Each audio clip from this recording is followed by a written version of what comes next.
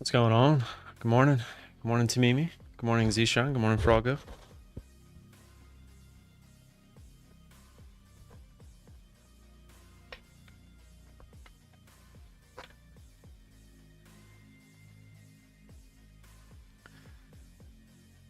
Oh boy.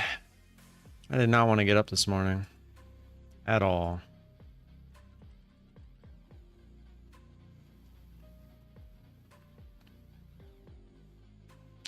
Yeah, I did that actually right before I clicked over for you guys. I was on the MNQ, but I caught it.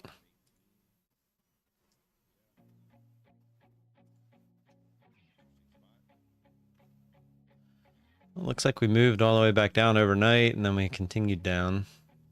We actually broke the lows on the daily.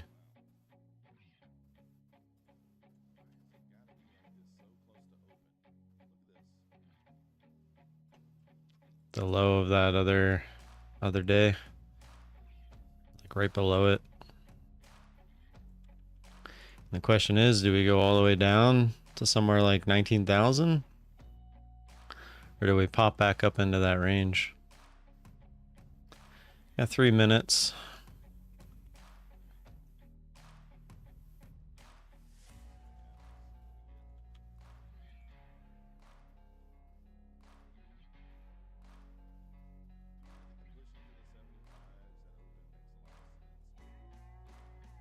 Just don't see us getting back up to there. Let's go down to the 1 hour. Oops.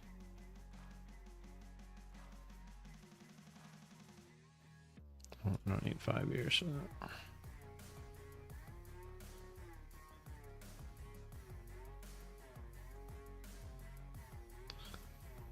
Pretty obvious spot here. 750. And there's really not much else.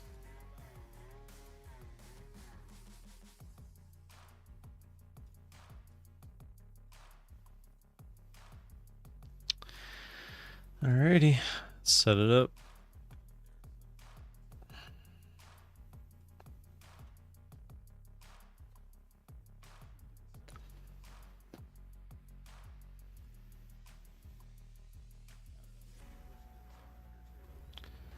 I think it's bearish till 19.5. Where did I draw that line? 19.1. Yeah. Yeah, we'll see.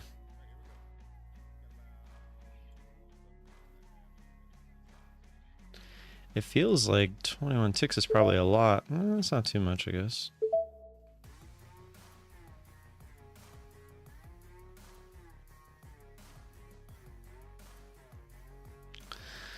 Got 1 minute here. It'd be nice for it to just kind of stay right here around 640. Because then we could front run this low and then try to somewhat front run this high.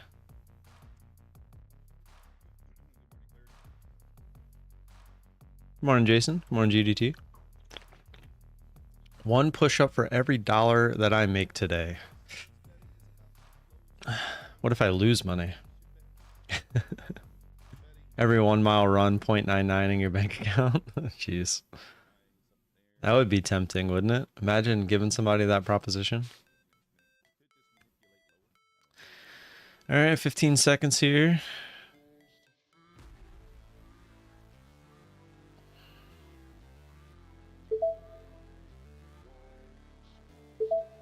That's what we're going with.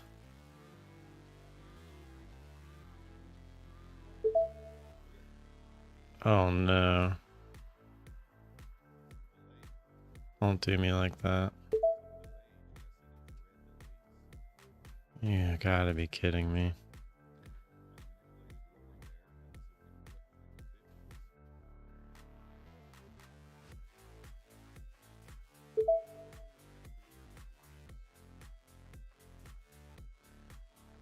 Gotta be kidding me.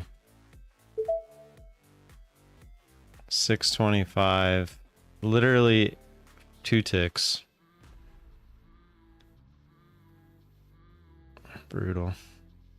The old 2 ticker. Gonna come back down. This would be a miracle.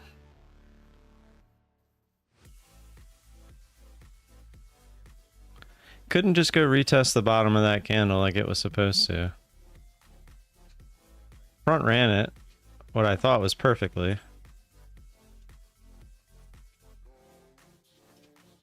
Come on, one more little push. It just does not want to do it. It just came down to tease us a little bit. Just wanted to tease us. Yeah, we're definitely getting stopped out here. Just gonna shoot up. What a joke, man. 2 ticks. 15 ticks would have worked. So the 21 ticks got us that time. Alright, so I did that just in case we faked out like that. I feel like we probably get like that little bit more if it does come down. Maybe if it does work out, we can try to make a little bit more, but this feels like it wants to go higher. Yeah, damn it. Alright, well, I guess we're going to be fighting back today.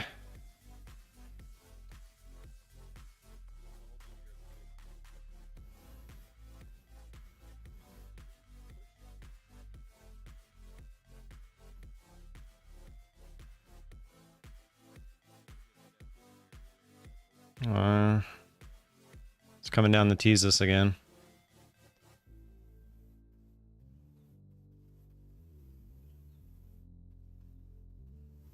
Come tease me, come tease me.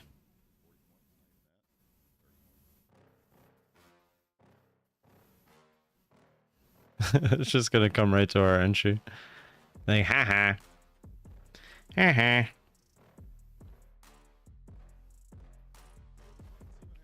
Break it, break it. Hey! Alright. We actually got it. Alright, let's switch over to the MNQ.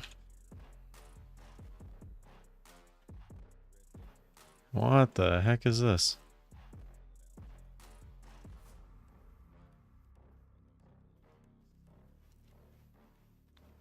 What is going on here? Am I on the wrong MNQ? Front month, MNQ. Why? What is going on here? I'm gonna disconnect and reconnect. Morning, handy ma'am. Alpine pattern is coming back. Definitely not tempting. It would be tempting for somebody out there.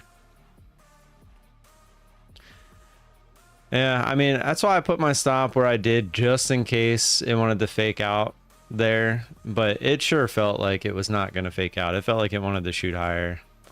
So we got lucky. There's no doubt about that. That was just luck. All right, MNQ. We're back up above starting. Let's go. All right. Now we're on the MNQ. We're gonna start trading like we were yesterday.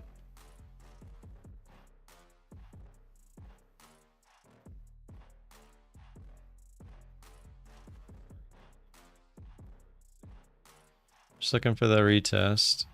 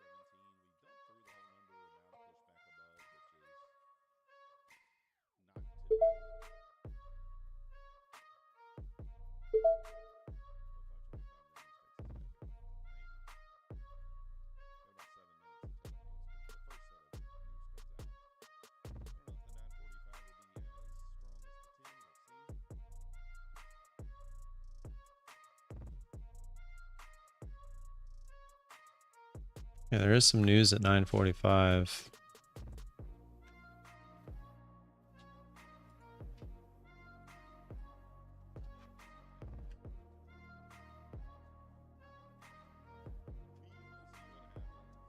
Not really getting that, like, that quick push back up like I would have hoped for here.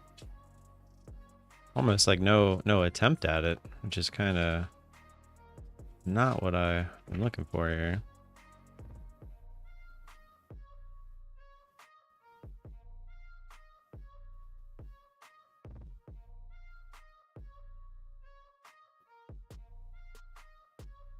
Yeah, I saw the news at 9:45.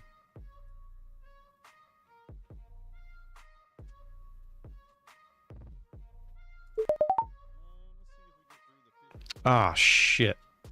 I forgot I was on 5 there.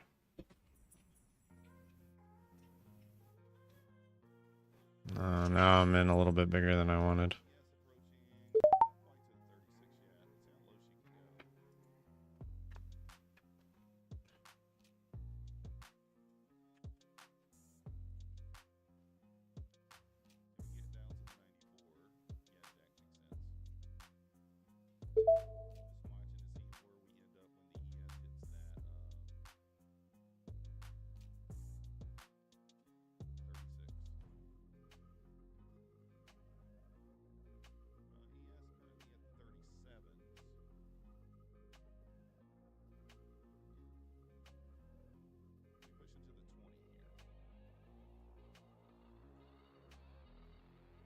In all honesty, I should have just cut the trade when it broke there.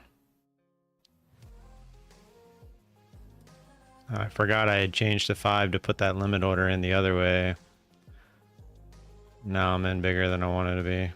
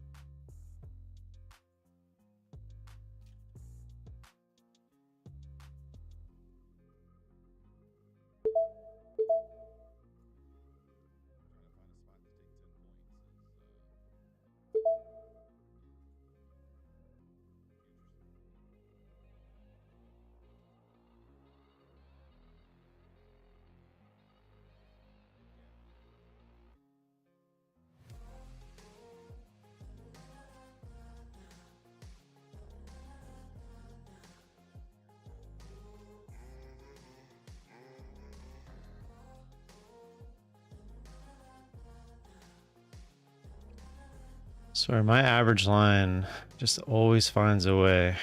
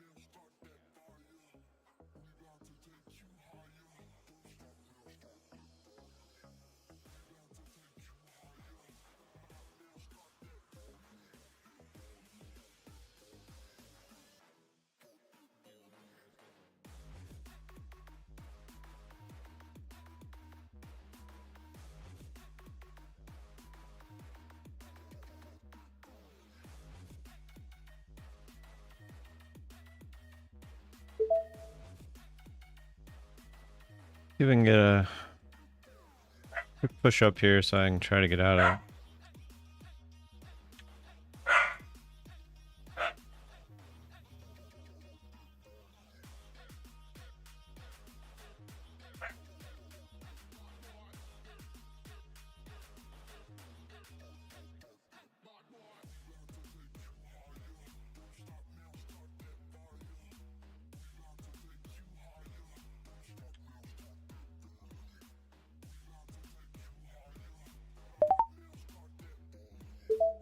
Oh shit.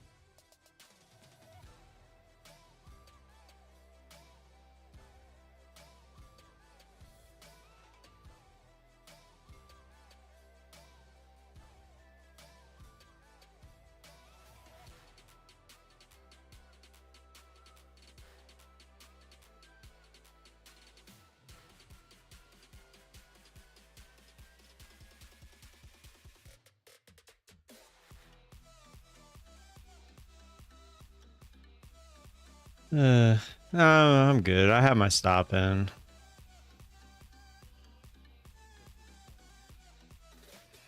Just can't get any kind of a bounce. I was really convinced we were going to come up and retest this 600 area, but every time it tries, it's getting stuffed right here at 560. And that's 1, 2, 3, 4, 5 times it tried, and it got stuffed each time.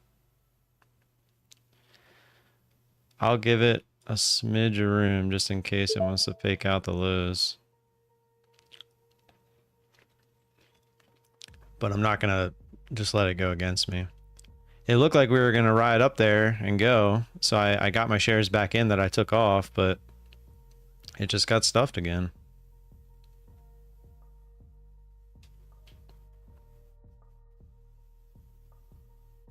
I mean, when it's just not working, it's just not working. All right, well, this isn't our setup now, so. Wow.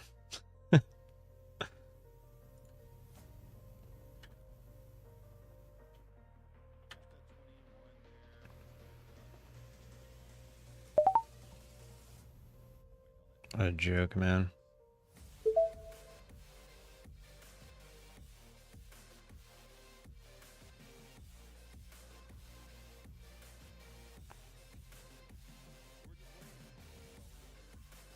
Just didn't have my stop low enough. Faked it out. Needed it a little bit lower.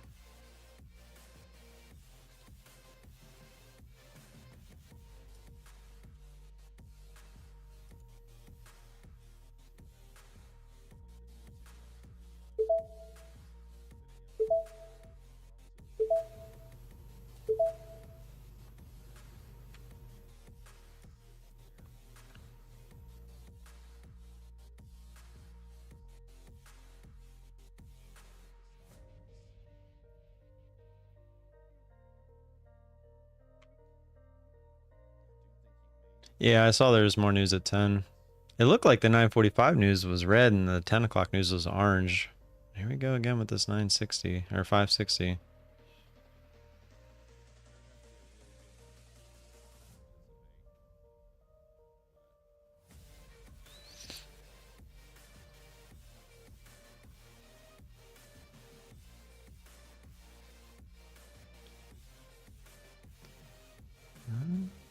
All right, we're through it a little bit. Let's see if we can continue now.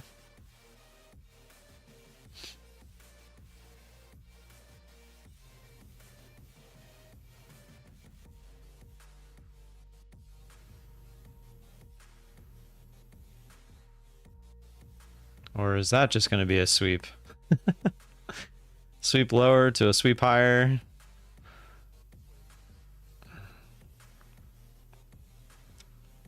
Crazy.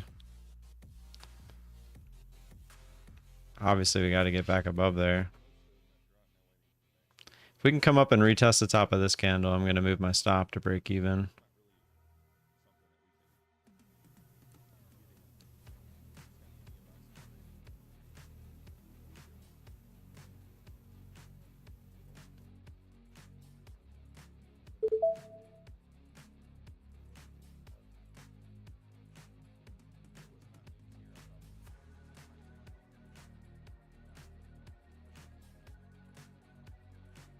Come on, get up and break there. If we can get up through and get a little bit of a push, we probably try to use this as support, right? Previous resistance, use as support. You know, you heard that a million times, but we need to get through it and push away from it. We just can't do it. It just keeps rejecting.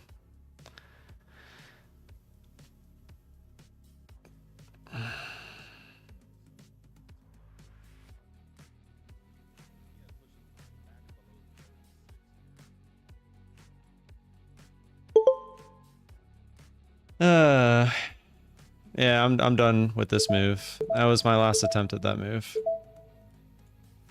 Now we just wait.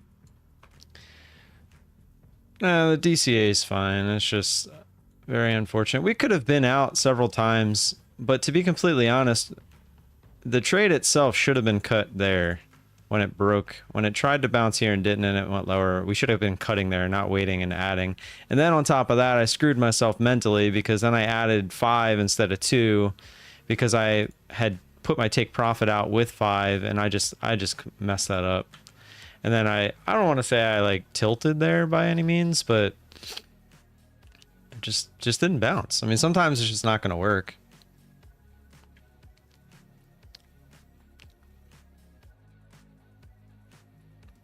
Oh yeah, I forgot the marbles thing. I kind of got out of bed late today. I mean, look at this. This is not a bounce. When we broke this area, a bounce would be to come back up and retest here.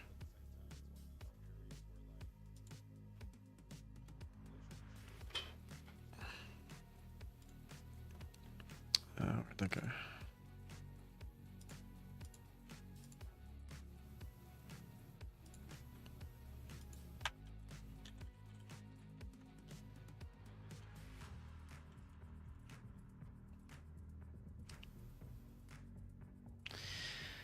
Of course, it was right after we had a good start. Well, we didn't have a good start. We got lucky with the start.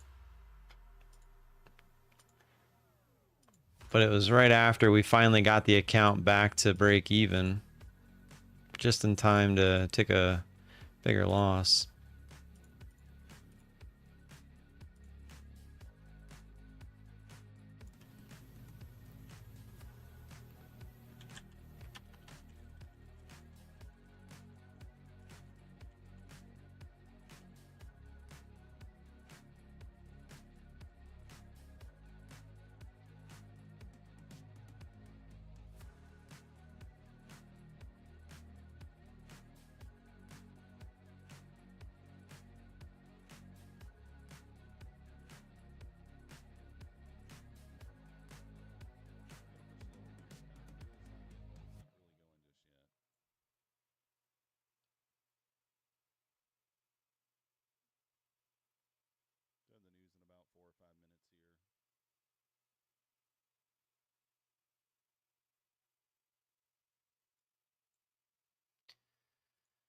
Nautical sounds like he's worried about this news, but I'm pretty sure this news isn't going to do anything.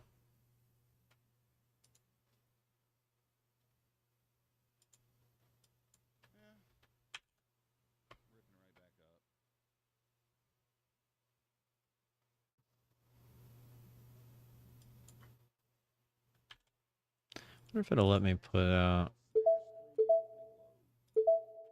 I was just testing something. Alpine went red on that short? What do you mean we went red? Oh, because he plays the... He gets in long looking for it to come back up, right? Yeah, for some reason it gave me different music this morning. I have to figure out what's going on there.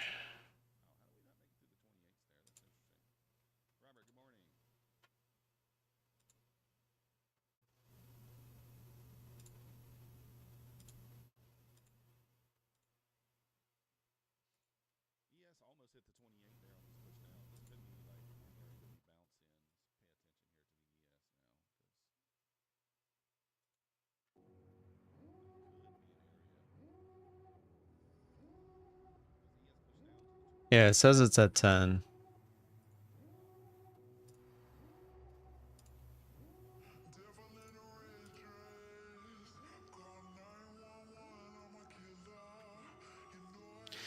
Exclamation point marbles in the chat. Not great, Knives. We got caught in this long that did not bounce. So yeah.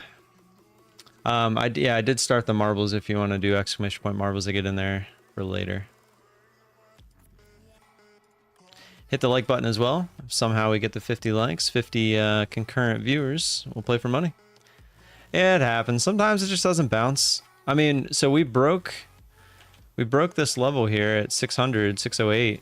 I was expecting a retest of it, and as you can see, it didn't even attempt. We just straight up never even tried. And does that have to do with the first 15 minutes? Maybe. And so that could be on me. I really do think I need to just cut out the first 15 minutes. It does not seem to do me any good ever. Yeah, it's because I went to micros. Just giving it a shot, the whole DCA thing.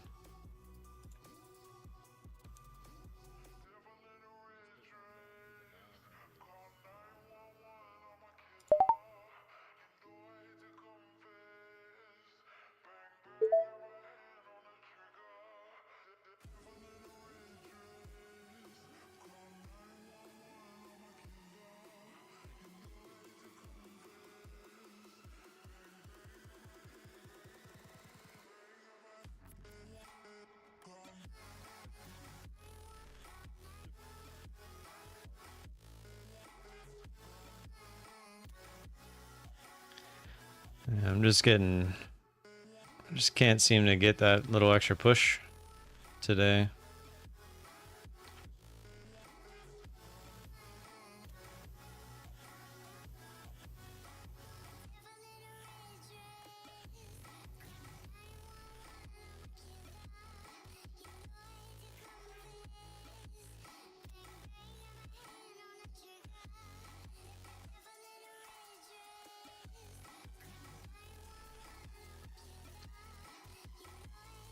It's on a downtrend, maybe play the trend, then again you do you. Yeah, I mean I've always been, I just wait for the big moves and look for just the pop back up.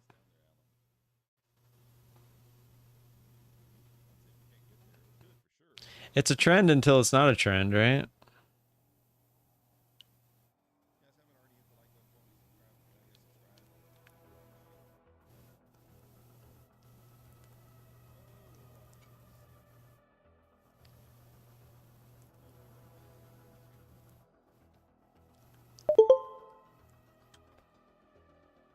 I mean, see, that's all this trade was supposed to be. In, come back up, retests, out. That's all it was supposed to be, but as you can see, what it turned into. RM is king? What is RM?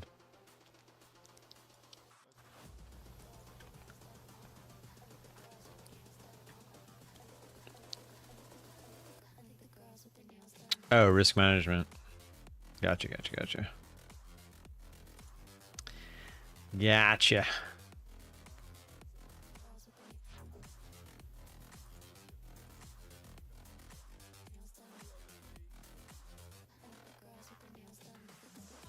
Can you remove it? No. It's hard-coded.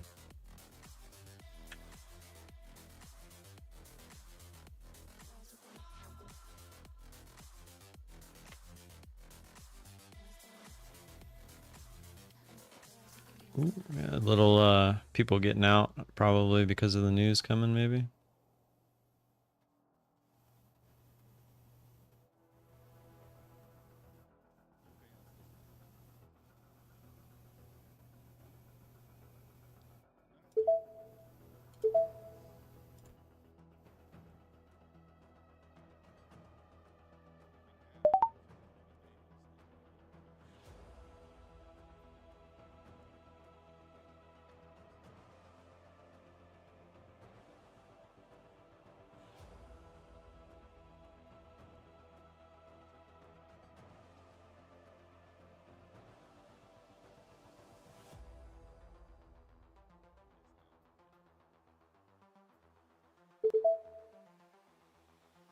You try to play the trend even with the news and we can't get anything going.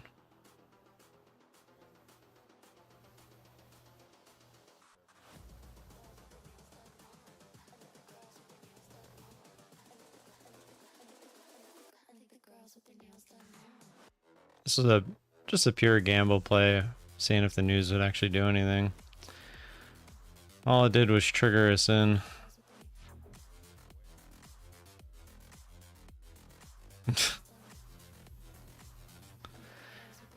We'll see if it can come back down. But I'm very not surprised that it is not gonna probably happen today.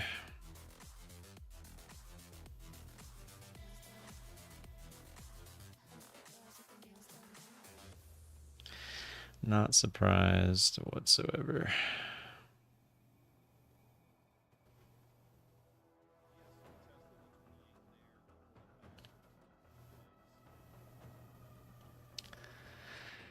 Is your band's auto trade off? Yeah, I turned it off for now.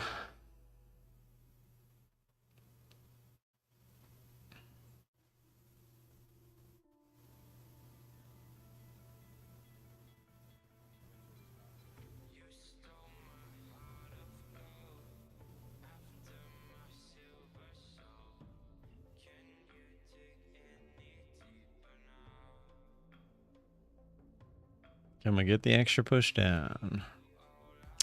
That is the question. Just trying.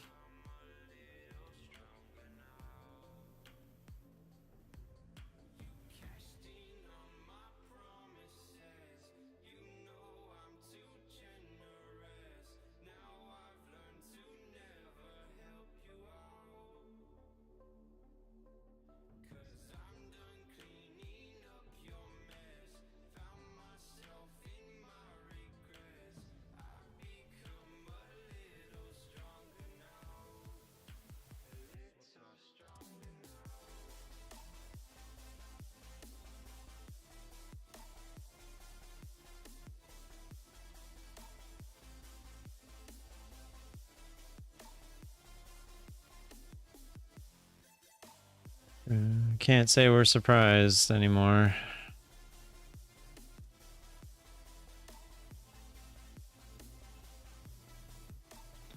I'm never surprised anymore.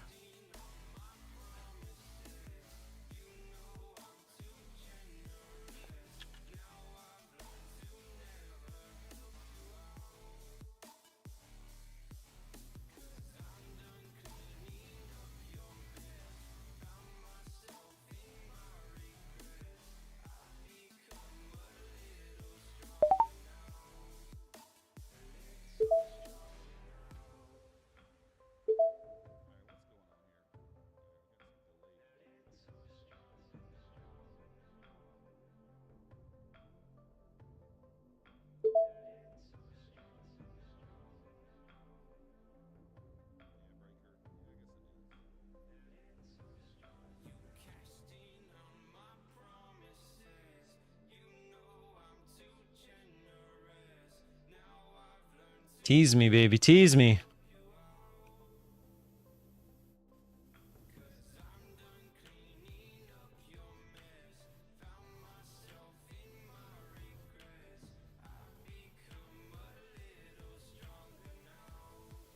Tease me.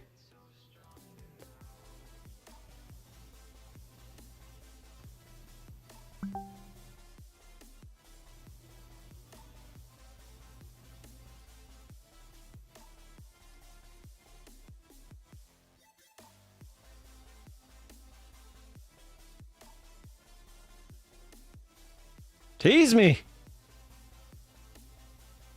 Tease me. Oh, I love it when it teases me like that. Love it when it teases me like that. Oh, man. You love it. I love it. I love it when it teases me. What's up, Star? You ready to win again for no money? Sounded like Ross with pivot. Tease me. Tease me.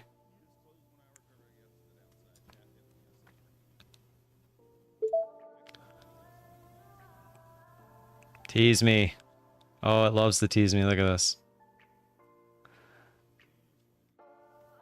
Tease me. All right, let me do what I was going to do real quick.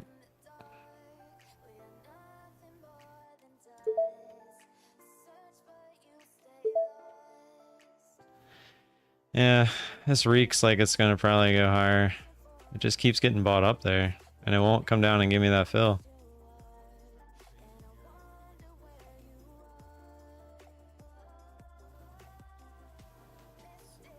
And if it can just poke through there, I mean, it's going to get us, right? But it won't poke through. That was the idea, is that it tries to poke through, and whether it sweeps or not is it's up to itself after that, but it just won't do it. You know damn right well if we were long, it would.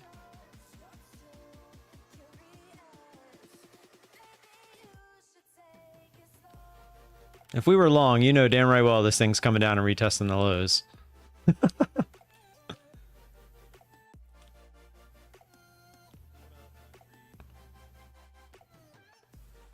It's just chopping everybody out right here. Like, is it gonna go lower? But they keep making little higher lows.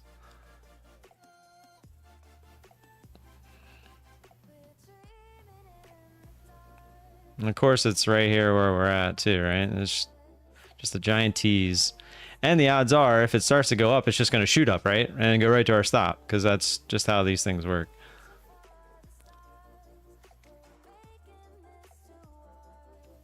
And came down and teased our take profit order there how many times? 3 at this point? Couldn't just go... It's been going up and down, what, 30 points, but it couldn't go the extra point?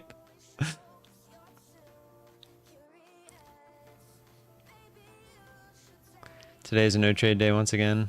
Yeah, I feel ya. Probably should have been that way for me. I mean, I don't disagree with how I started that trade over there, but it's kind of led me to where I'm at now, which is kind of annoying. Here it goes. Ready for the straight shot up?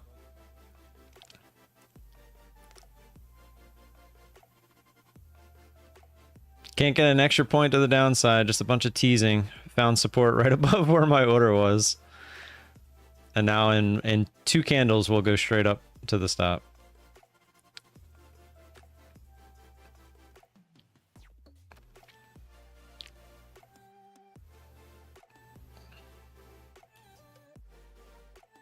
I'm half tempted if it rejects here to move my order down, but at this point, I just want it to get filled.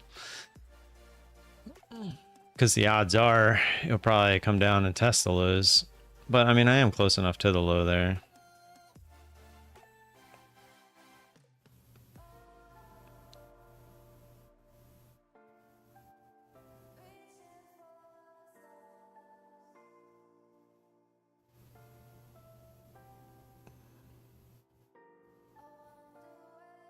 We actually gonna come try the lows? Or are we just gonna tease again here at 492?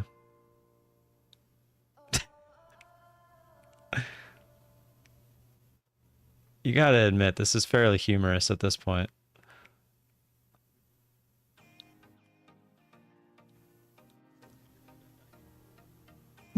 Even Methodical's laughing.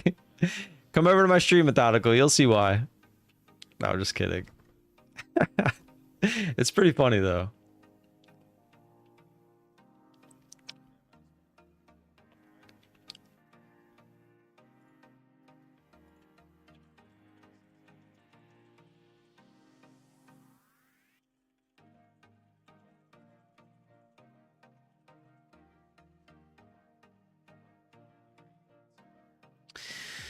Yeah, I think we're done this time.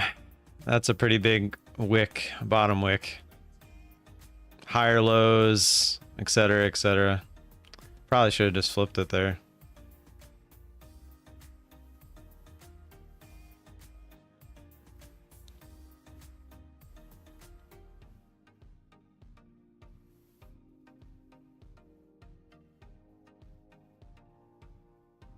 And you know, the moment that I would have brought my take profit order up to get filled, it would have flushed through.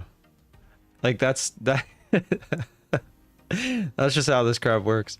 I feel like that happens all the time where I'm like, you know what, I'm just gonna take it, and then it just keeps going. But every time I'm like, you know what, I'm gonna just let it go, you end up with this kind of shit. Brought my tops 250 from below. Nice. Wait, from 250 from blown to, I need, oh yeah, okay, I thought I read that wrong for a second there. Nice, Pine Tree, good stuff. I'm not emotionally involved in this, Knives. I just find it humorous, like from the outside looking in. Honestly, I could care less sometimes about how the trade is going to play out. I know it's just one trade. That's why I'm not upset about that trade up there. I'm upset about that trade up there because I messed up the orders, not because the trade didn't work. The fact that it didn't bounce, like, that just happens. But the fact that I messed orders up in that trade, that's what I'm upset about. Which then has led me to emotionally trade, because I probably wouldn't even be in a trade right now if it wasn't for that trade earlier. Are they really going to fake that out by like a tick?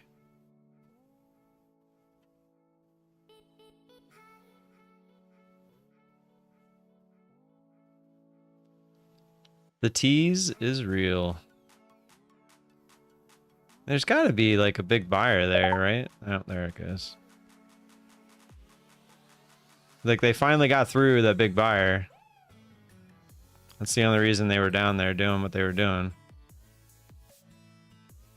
Unfortunately, I was hoping it would continue down through the lows when that happened, but they just bought it up.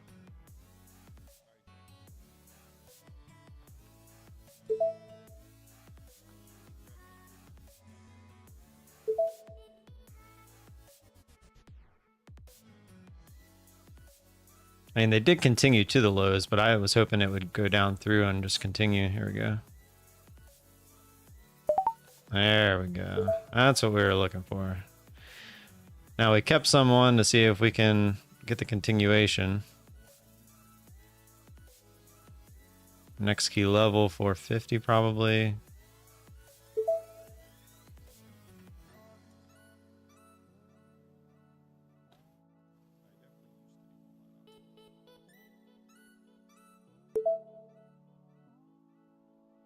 Damn.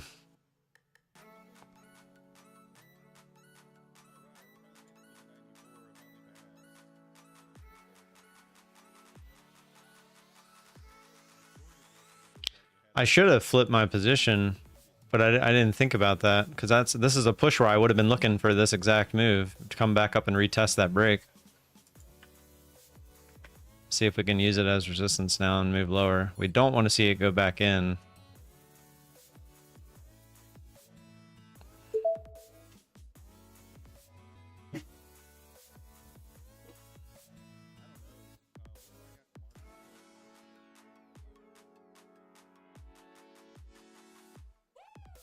Obviously not going to let this go back against us at this point.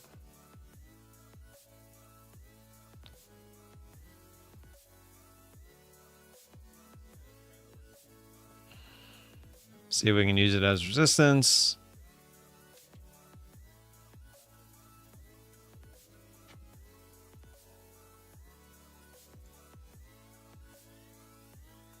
See if we can join the trend, as Knives would say. They're watching Alex P. I highly doubt that. I'm not stressed, believe it or not. I find it amusing. I really do. I find it amusing that I can come that close to getting fills pretty consistently. And that would have been a good flip. That would have been a perfect exit, retest, and out. And then we'd be sitting here waiting for another trade. But now we still just have our other position. Pretty clear stop now. We'll actually move it down a little bit. Not looking for it to go back up through here.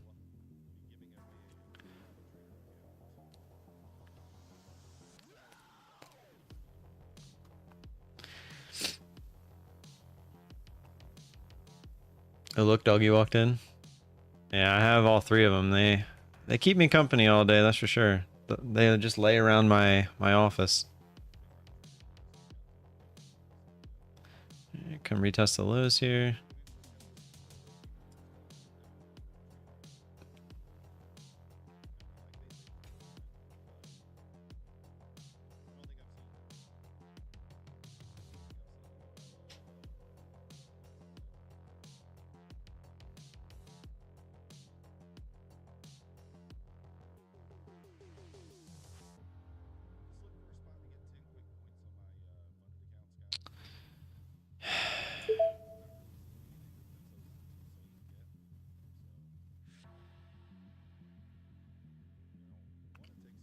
I thought we were going to at least get those three off.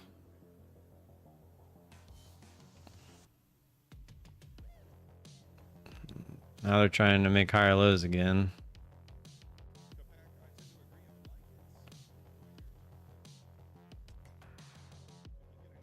Yeah, I think we're getting stopped out here.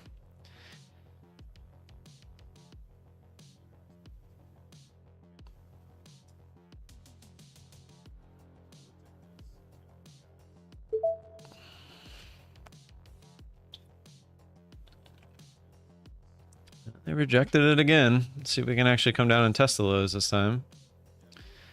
But they're still making higher lows. And each one of these candles is a higher low. So until we break that previous candle low, that's what it feels like it's trying.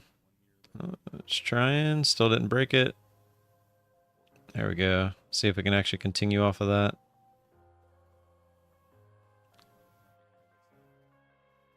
Come on.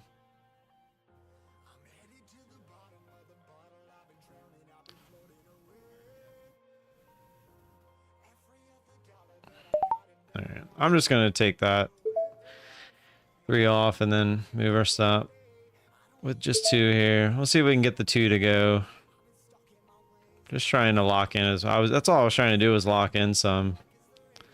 It's just showing some strength back to the upside.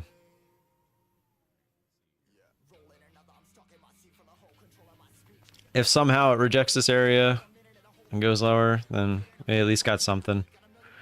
But it's feeling like it doesn't want to.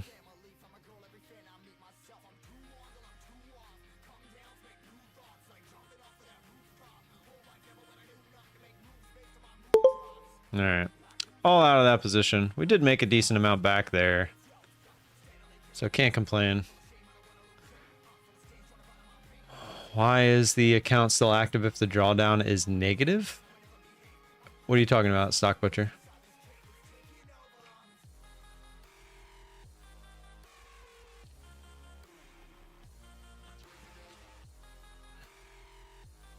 What you talking about?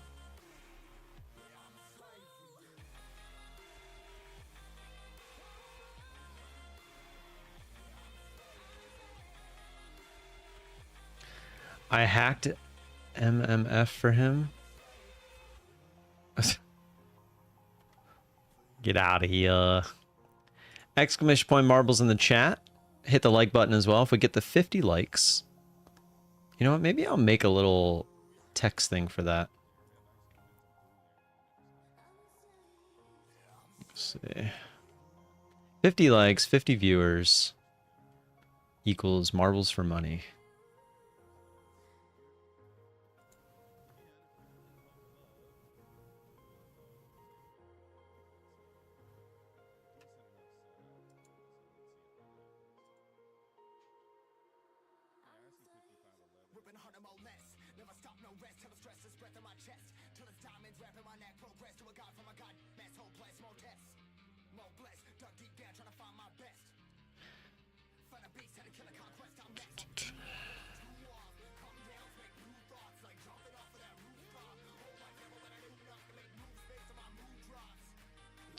50 viewers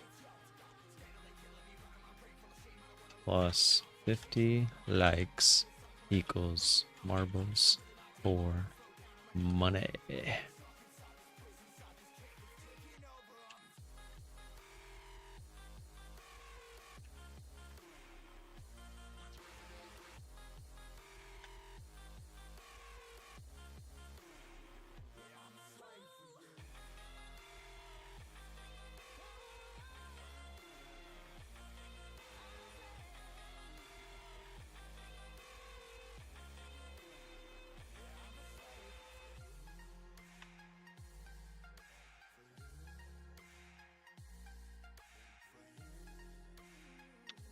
It sucks. It looks like we got faked out, but it's all good.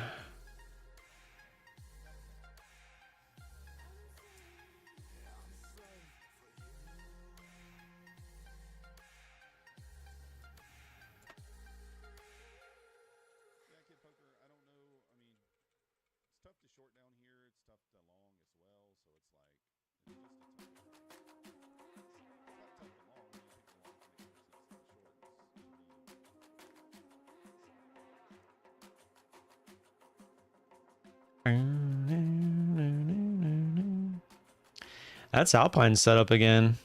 Did he right here? Oh, he didn't take it that time. I clicked over to check.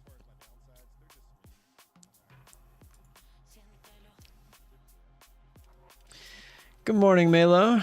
You just passed your evaluation, Charles. Good stuff, man. What's up, bro? How's it going? Grabbed a fuel Bulenox account with your code. Appreciate that. Thank you for the support. Put up 1500 times 10 on the... Is that the... Oh, no. The one you showed in Discord, that was Apex.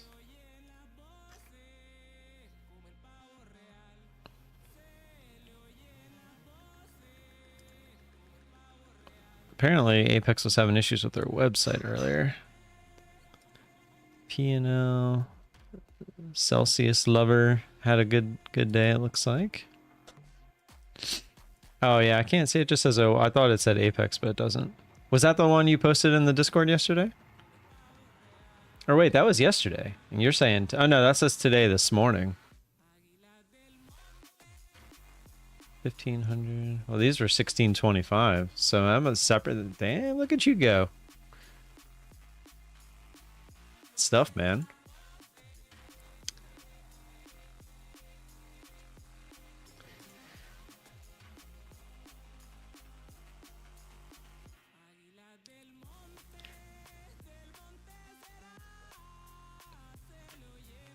Now we're just getting all choppy here.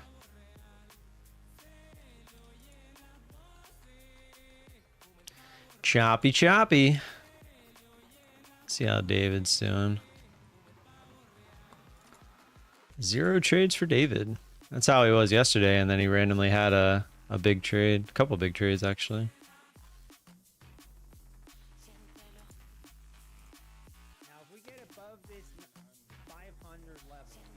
I don't know. Guys, I don't know how people listen to him. I'm not even saying he's a bad guy or anything, but I just can't listen to his voice. Is that part of why people like watching him? Like, I just can't do it.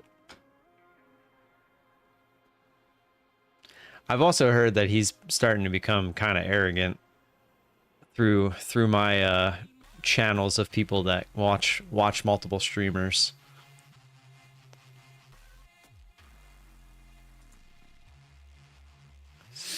Don't forget that like button while you're in here for a chance to win some money.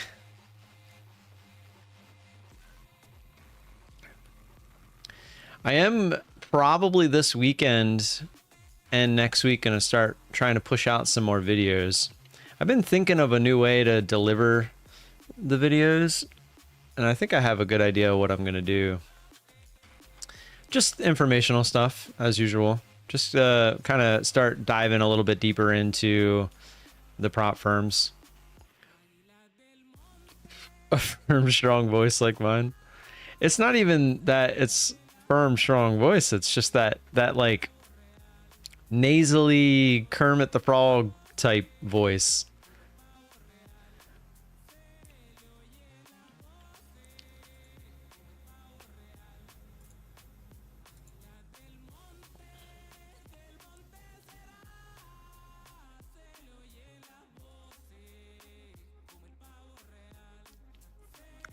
House grills the FBI over Trump assassination attempt. Is that who's talking today?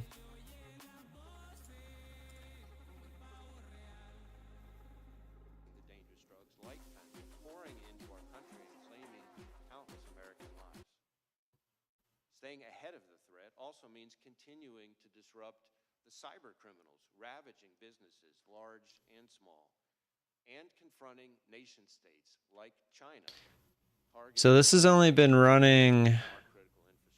Let's go back to the beginning and listen to it on 1.5.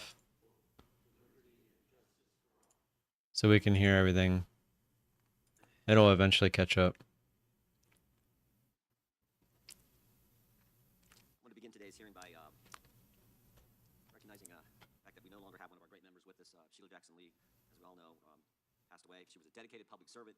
Her service on this committee, spanned nearly 3 decades and included shepherding through countless pieces of legislation. What do you think martingale strategy? 21 ticks stop loss and 21 ticks take profit to make your account last a bit longer?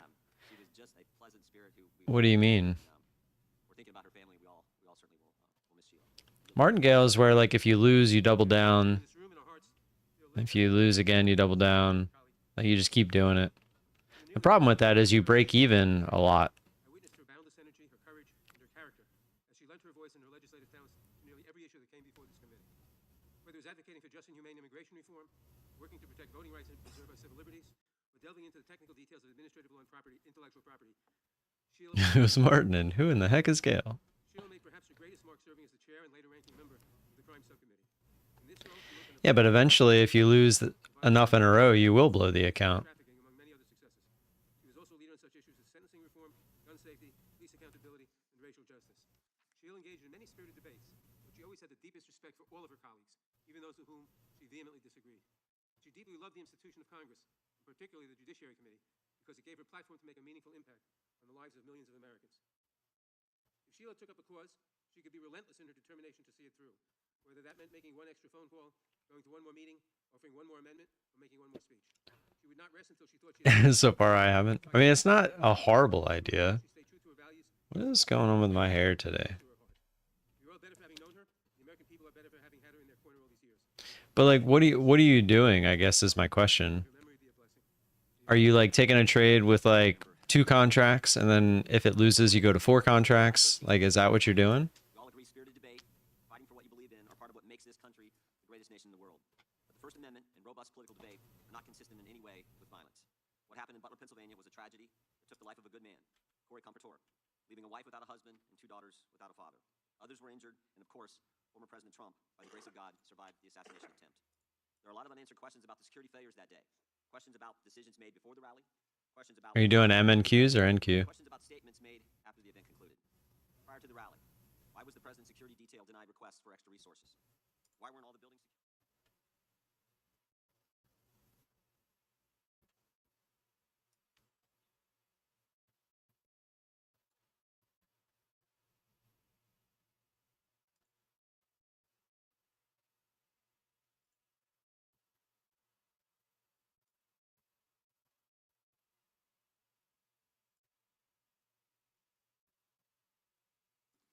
Fired several shots, injuring and killing one person, injuring others. At 6:12, the counter sniper took down the shooter, and at 6:14, President Trump was escorted off the stage by Secret Service agents.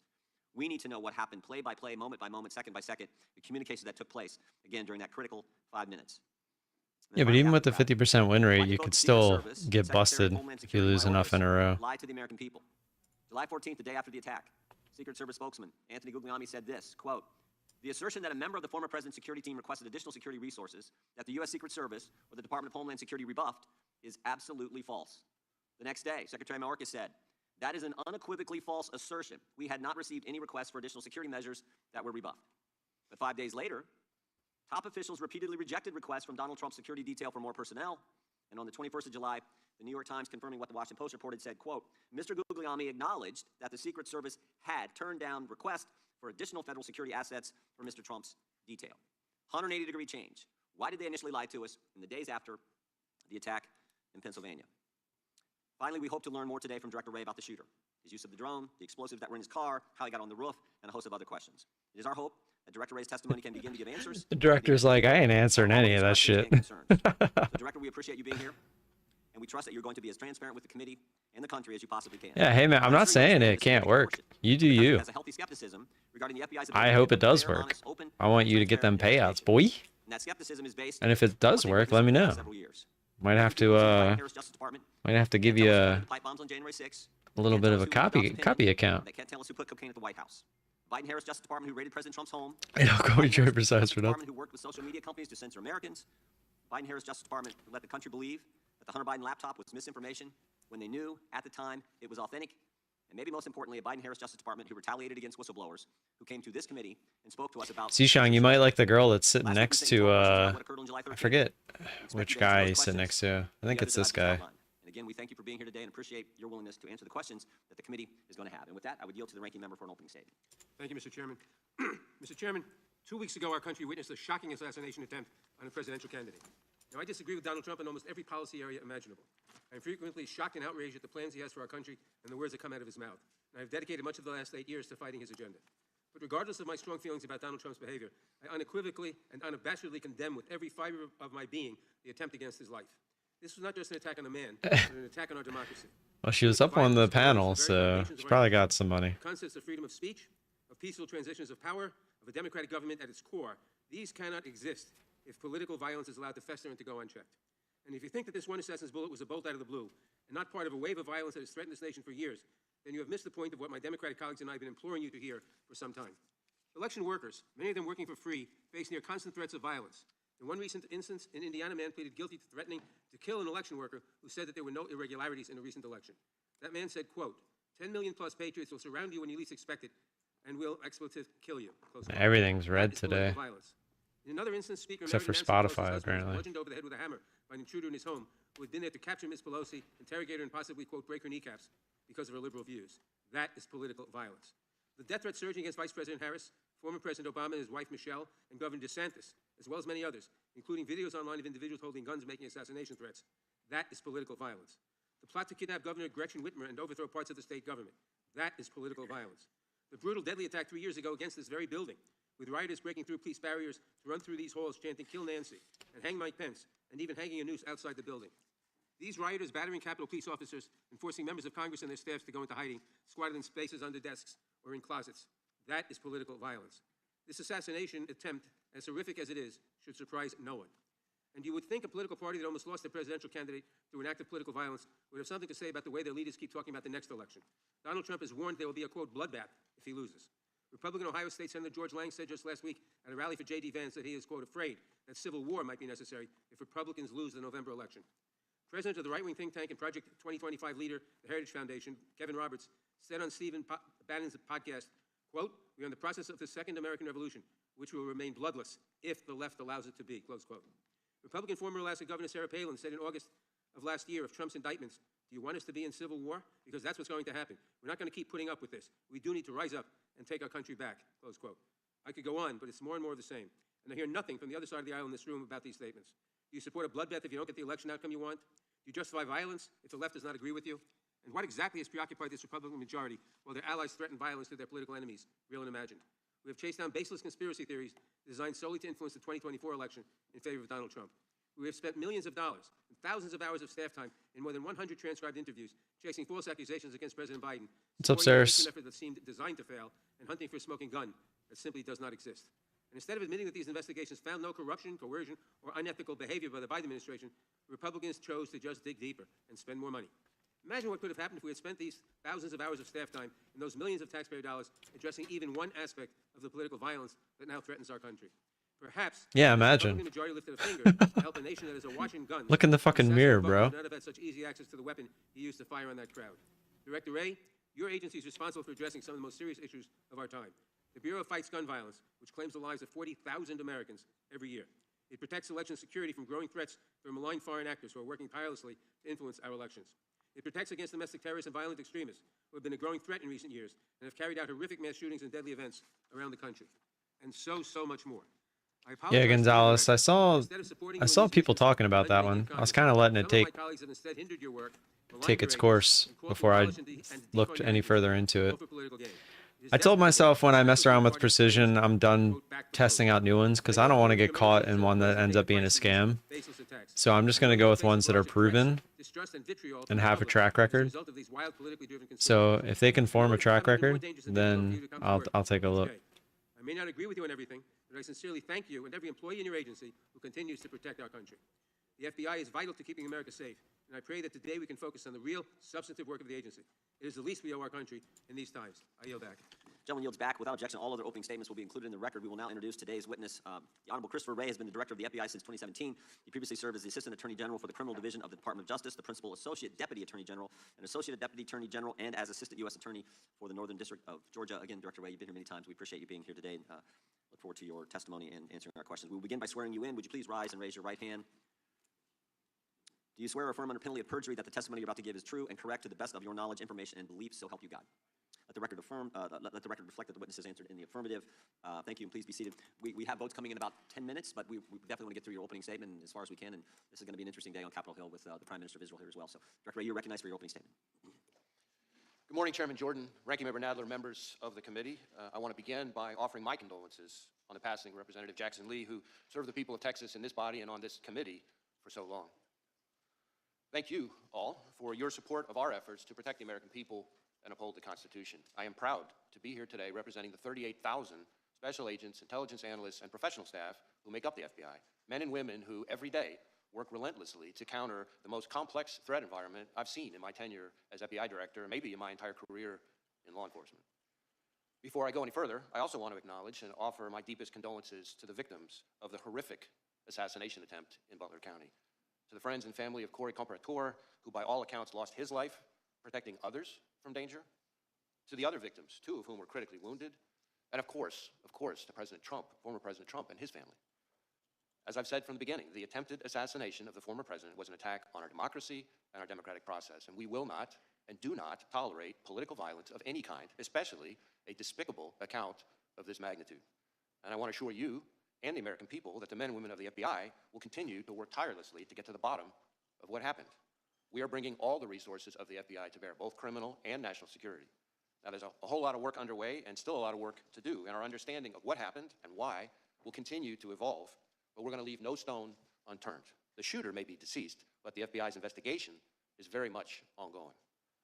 To that point, I also want to acknowledge that I recognize both the congressional and the public interest in this case and the importance of this investigation to the American Yeah, price action hasn't been and great I this understand week. there are a lot of open questions.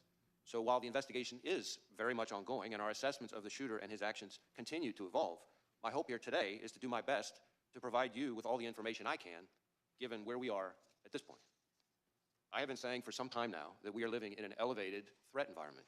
And tragically, the Butler County assassination attempt is another example, a particularly Tons of fake out. and very public one.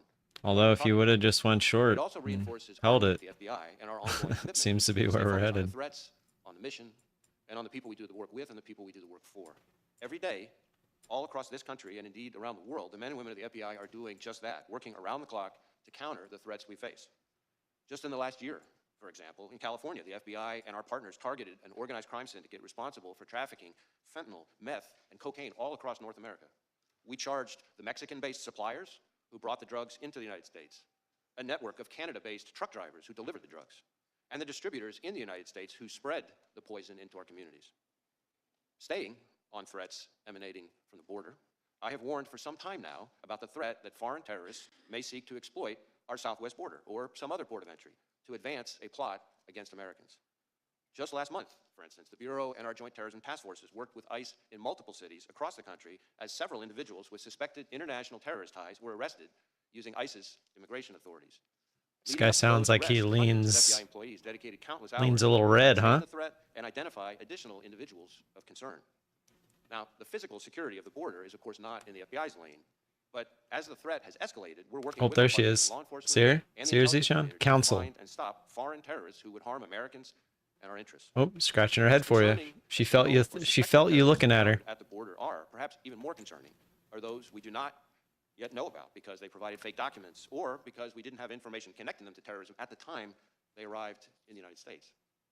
Staying look. ahead of today's threats demands that we Blonde's work like, hey, together. where's the bathroom? FBI, that means doubling down on our partnerships, especially with state and local law enforcement. Whether it's working through our hundreds of joint terrorism task forces, Look at the build lady out next force to her networks to in the identify red. those who slip through the cracks, we're targeting the worst of the worst responsible for the violence that still plagues far too many communities through our Safe Streets task forces, or taking the fight to the cartels responsible for trafficking the dangerous drugs like fentanyl, pouring into our country and claiming countless American lives.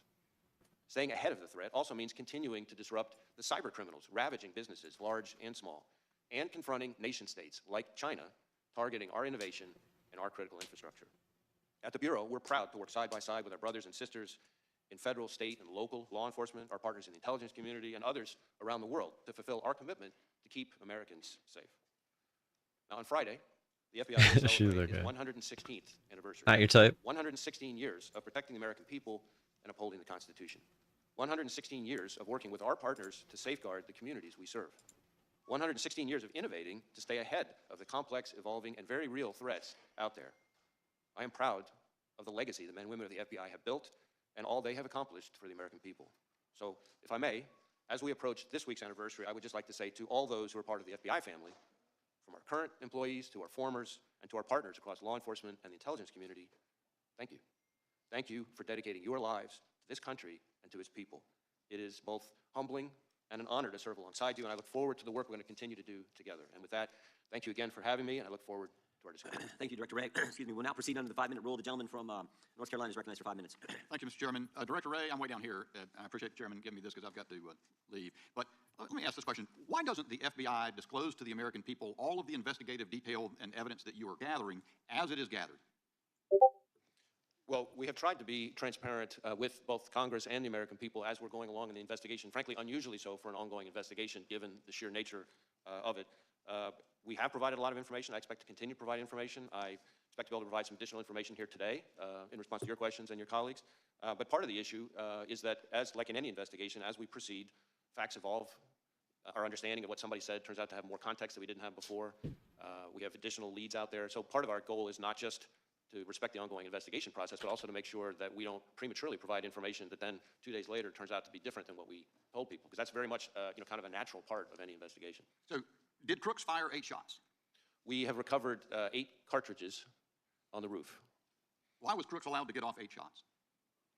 Well, that I think is something we're still digging into. Again, maybe this is a good place for me to make clear the different investigations that are going on. So, because certainly I understand. Well, given that I've only got 3 minutes left, and I know other members, I'm really interested because I appreciate your invitation. You said you're prepared to disclose things as questions are asked. So I don't want to waste time. I just want to get to the questions that might, and as many members as can, ask questions that you'll answer. I actually think I'd be glad for you to go on soliloquy, frankly, and tell us what you know. I think the American people want to know. Why was President Trump not kept off the stage? We don't know the answer to that, but I want to be clear, and this is important because I think it goes to questions that I can and cannot answer. Our investigation, the FBI's mandate, is focused on the shooter and all things related to his attack. Now, obviously, I understand very much the intense interest and focus on the Secret Service's performance, actions, decision-making, et cetera. There are 2 separate after-action reviews, the DHS Inspector General and the outside independent panel that's been convened that are focused on that. Now, our Everybody investigation understands will obviously that, overlap Director with Ray. that. Here's the problem. We're out 13 days. And you say we've been disclosing, we had the director, or the colonel from the Pennsylvania State Police in front of Homeland yesterday. He was quite candid. He disclosed to us that Butler, the Emergency Services Unit personnel, were posted into the windows on the 2nd floor of the AGR building, that they left there to go pursue the person that they spotted, Crooks, that they texted a photo of Crooks to the PSP representative in the command center. That information was relayed to the United States Secret Service. They asked that it be texted to someone else. That was many minutes before President Trump took the stand. What we don't know is why were they not keeping him off the stand? And to the extent, I know we always hear when there's a criminal investigation, you got to wait for that to develop. But do you have any reason to, do you have any other target of your criminal investigation other than Crooks, who's dead? We are investigating the shooter both to determine his motive and his preparations and activities before the shooting, but also to make sure whether or not there are any co-conspirators, accomplices. At this et cetera. point, have you developed any evidence to so suggest that there are any accomplices or cooperators or assisters? Not at this time, but again, the investigation's ongoing. So here's the thing. While we wait, maybe for months, and I hate to say this, I'm not trying to take a pot shot, but the country went for years with the understanding that the Hunter Biden laptop was Russian disinformation as offered by respected former intel officials, and the whole time the FBI had the laptop and let that happen in public until finally offering testimony in a case. To the degree we wait to hear as a country and as a Congress what has happened in this event, because the FBI is conducting an investigation, it provides quarter for the U.S. Secret Service not perhaps to reckon with the problems that are obvious to everyone. So let's get a couple in while I've got 13 more seconds. One more question, perhaps. Senator Grassley says that the records of the day show that there was a counter unmanned aerial surveillance operator on site. Was there? And why did that person not prevent crooks from being able to use a drone? So again, questions about the Secret Service's performance are better directed to those other reviews. What I can tell you when it comes to drones is that Crooks himself had a drone, and I'm prepared to answer questions here today about the shooter and his use of the drone, for example. My time's expired. Gentleman yields back to ranking members recognized for 5 minutes. Thank you, Mr. Chairman. As I said in my opening statement, political violence is a scourge and entirely I unacceptable. think a lot of people are pissed off. Last October, far-right conspiracy theorists broke into Nancy Pelosi's... That guy actually wasn't bad. Prominent Republicans mocked the attack and promoted conspiracy theories about it. Last August, an armed Utah man who threatened to kill President Biden was killed as FBI agents attempted to serve a warrant on him hours before... Are you short, Biden Faint Bar? entered the state. Some on the right claimed that the man was simply a, quote, Second Amendment enthusiast. In recent weeks and months, those on the right have repeatedly called for, quote, civil war, with an Ohio State senator saying that if Republicans lose the election, quote, it's going to take a civil war to save the country, and it will be saved. The president of the Heritage Foundation likewise said that, quote, we are in the process of the Second American Revolution, which will remain bloodless if the left allows it to be, close quote. Director Wray, it's obviously important that we respect First Amendment protections, but there is clearly a point at which some violent rhetoric crosses over into threats of violence or leads to actual violence. Could you describe how the FBI looks at this relationship between rhetoric and action and what you are seeing around the country? So I appreciate the question, and this is an issue that I've been talking about for some time. In our view, there is a right way and a wrong way under the First Amendment to express your views, no matter how passionate or even angry you are. And violence and threats of violence is not the right way. And we don't care what you're upset about or who you're upset with. When, from the FBI's perspective, when it turns to violence and threats of violence, that's when we have to draw the line. That's when we get engaged. And there is an alarming phenomenon that we've seen over the last several years of that kind of passion and heated rhetoric turning into actual violence and threats of violence. We've seen it against public officials of all sorts. We've seen it against law enforcement. The number of officers shot and killed in the line of duty in this country is, frankly, outrageous and alarming. And I know that because every time an officer is shot and killed anywhere in this country, since the day I started as FBI director, I personally call the chief or the sheriff to express my condolences and to talk to them about the victim's family. And the number of those shootings that are ambush-related, meaning somebody is targeting law enforcement because they're law enforcement, is particularly alarming. I have made around 400 of those phone calls. It's almost every 5 days that a law enforcement officer is killed in the line of duty. And that is an example of the kind of ways in which passions and heated rhetoric can bubble over into violence. Thank you. Members of Congress, their families, and their staffs have witnessed an alarming rise in threats against them. I appreciate the work your agency has done to investigate and address these threats, but I'm concerned that we do not seem to be stemming the tide. What is the FBI doing to ensure that members of Congress, their families, and their staffs are safe? So we have a very close relationship with the Capitol Police, and we have members of the Capitol Police, for example, who are on some of our task forces. We share intelligence information about things that we're seeing, trends that we're seeing with Capitol Police and others in law enforcement. Obviously, if we have specific information about an effort to target a member of Congress, then we're getting with Capitol Police in a much more specific way. But those are some of the things that we're doing. Thank you. Now, Director, your office is leading the investigation into the attempted assassination of Donald Trump. Republicans in Congress, including members of this committee, have repeatedly called for defunding the FBI. What impact would defunding or even just limiting your funding have on the FBI's ability to conduct this and other investigations? So I understand that there are heated views, opinions about us, just like there are about every institution in today's America, but cutting our funding is incredibly short-sighted, and the people it really hurts are state and local law enforcement and the American people we're all sworn to protect. Thank you. During my remaining time, I want to turn to a different matter. In recent days, Republican members of Congress have attacked presumptive Democratic presidential nominee Kamala Harris as a, quote, DEI candidate, which presumably is code for women and person of color. It's not a new theme for them. In May, Chairman Jordan wrote to you claiming that because of DEI initiatives, the FBI is no longer hiring, quote, the best and brightest candidates to fill the position of special agent. Missed this by With my remaining time, Director, point. please answer the following questions. Is it true that hiring women and people of color means that FBI is no longer hiring the best and the brightest to serve as law enforcement officers? Is there any evidence that women and people of color are less effective in law enforcement roles? And what message does it send to prospective applicants when the leaders demean them and make judgments about them based solely on the race or gender? Witness may respond. So any notion that we have lowered our standards, our hiring standards, is just not accurate. In fact, our standards are as competitive and selective as ever. We have tens of thousands of people applying, and our selection rate is about 3.1%, which is more selective than just about any university in the country. And most of our applicants, I think something like 50% of them are coming from military or law enforcement backgrounds. About 50% of them also have advanced degrees. The average age is around 31, which means they're bringing a wealth of personal and professional experience when they arrive. And to suggest that those people, because of efforts related to diversity or anything like that, are less qualified, frankly, is not at all consistent with what I see. Having visited all of our field offices and seen these young people in action, I think is an insult to those hardworking men and women who've signed up to dedicate their lives for this country. Thank you, Director. I yield back. Gentleman yields back. Director, let me go back to where Mr. Bishop was. Tell me about the drone. You act like you wanted to fill us in on that. Fill us in. So we have recovered a drone that the shooter appears to have used. It's being exploited and analyzed by the FBI lab. The drone was recovered in his vehicle. So at the time of the shooting, the drone was in his vehicle with the controller. In addition, our investigation has uncovered... Do you know what time of day he flew it, and if he flew it on the day of the shot? Yeah, Oh, I'm sorry, go ahead. so in addition, it appears that around 3:50 p.m., 4 o'clock in that window, on the day of the shooting, that the shooter was flying the drone around the area. 2 hours. About 11 minutes. I want to be clear, but when I say the area, not over the stage and that part of the area itself. I would say about 200 yards, give or take, away from that. We think, but we do not know. So again, this is one of these things that's qualified because of our ongoing review, that he was live streaming, viewing the footage from that, again, about 11 minutes in around the 3:50, 4 o'clock p.m. range. 2 hours before he's flying a drone in the vicinity of the route. About 200 yards away, yes. Okay, that's important information. What about the bombs that we've heard about in the shooter's car? So again, the FBI lab is exploiting those explosive devices. Yep. There were, we've recovered 3 devices, 2 in his vehicle and 1 back in his residence. Are these what you would call, your experts would call sophisticated operations, or this? I don't know.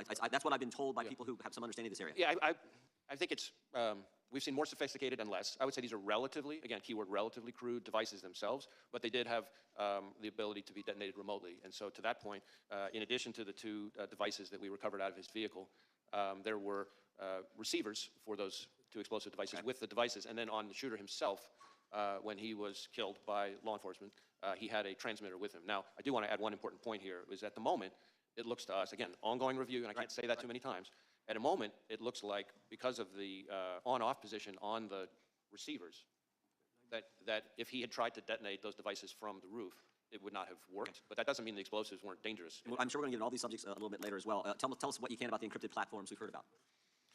So one of the things that we're drilling into hard with the shooter, in an effort to try to learn more about his state of mind, his motive, his ideology, his context, everything else, is to look at all of his devices, any social media accounts he had, et cetera. And one of the things we've learned in finally getting into his phone, which was also a significant technical challenge from an encryption perspective, but in addition, once we got on the phone, it turned out he was using some encrypted messaging application. And again, the same question relative to the bombs. Was this pretty sophisticated, or is this the kind of the norm you see with folks like, similar situation? How would you on this subject, I would say this has unfortunately now become very commonplace, and it's a real challenge for not just the FBI, but state and local law enforcement all over the Tell me exactly the scope of, does the scope of your investigation include what I call that critical 5 minutes from when the 6:09, when this is based, I think, on information you've given to Congress, 6:09 when the shooter's identified on the roof, and 6:14 when President Trump is ultimately escorted off, and all that happens, the shots that take place in between there. Do you have access to the communications that were going on at the time in that critical 5 minutes? So our investigation, when you say scope, our investigation includes that time frame, although focused again on the shooter himself and his day. Now, he's obviously involved in that time frame. Correct, and as part of that, as part of our focus, our investigation of the shooter and the attack, of course, we are interviewing law enforcement from the scene, because those are some of the most significant witnesses, and we're obviously getting access to their materials and that kind of thing. And the Secret Service has been fully cooperative. You have access to the communications that exist there. That exact question, as I sit here at the moment, I don't know the exact answer to that question, but I know the Secret Service has been cooperative with us. The Congress would like access to those communications as well. I mean, not just that 5 minutes, although I think that's the critical time frame. There's lots of communications we'd love to have access as well. I see my time is up, and they have called votes on the floor. I think there are about 6 minutes left in votes, so committee will stand in recess until approximately 10 minutes after votes conclude on the House floor.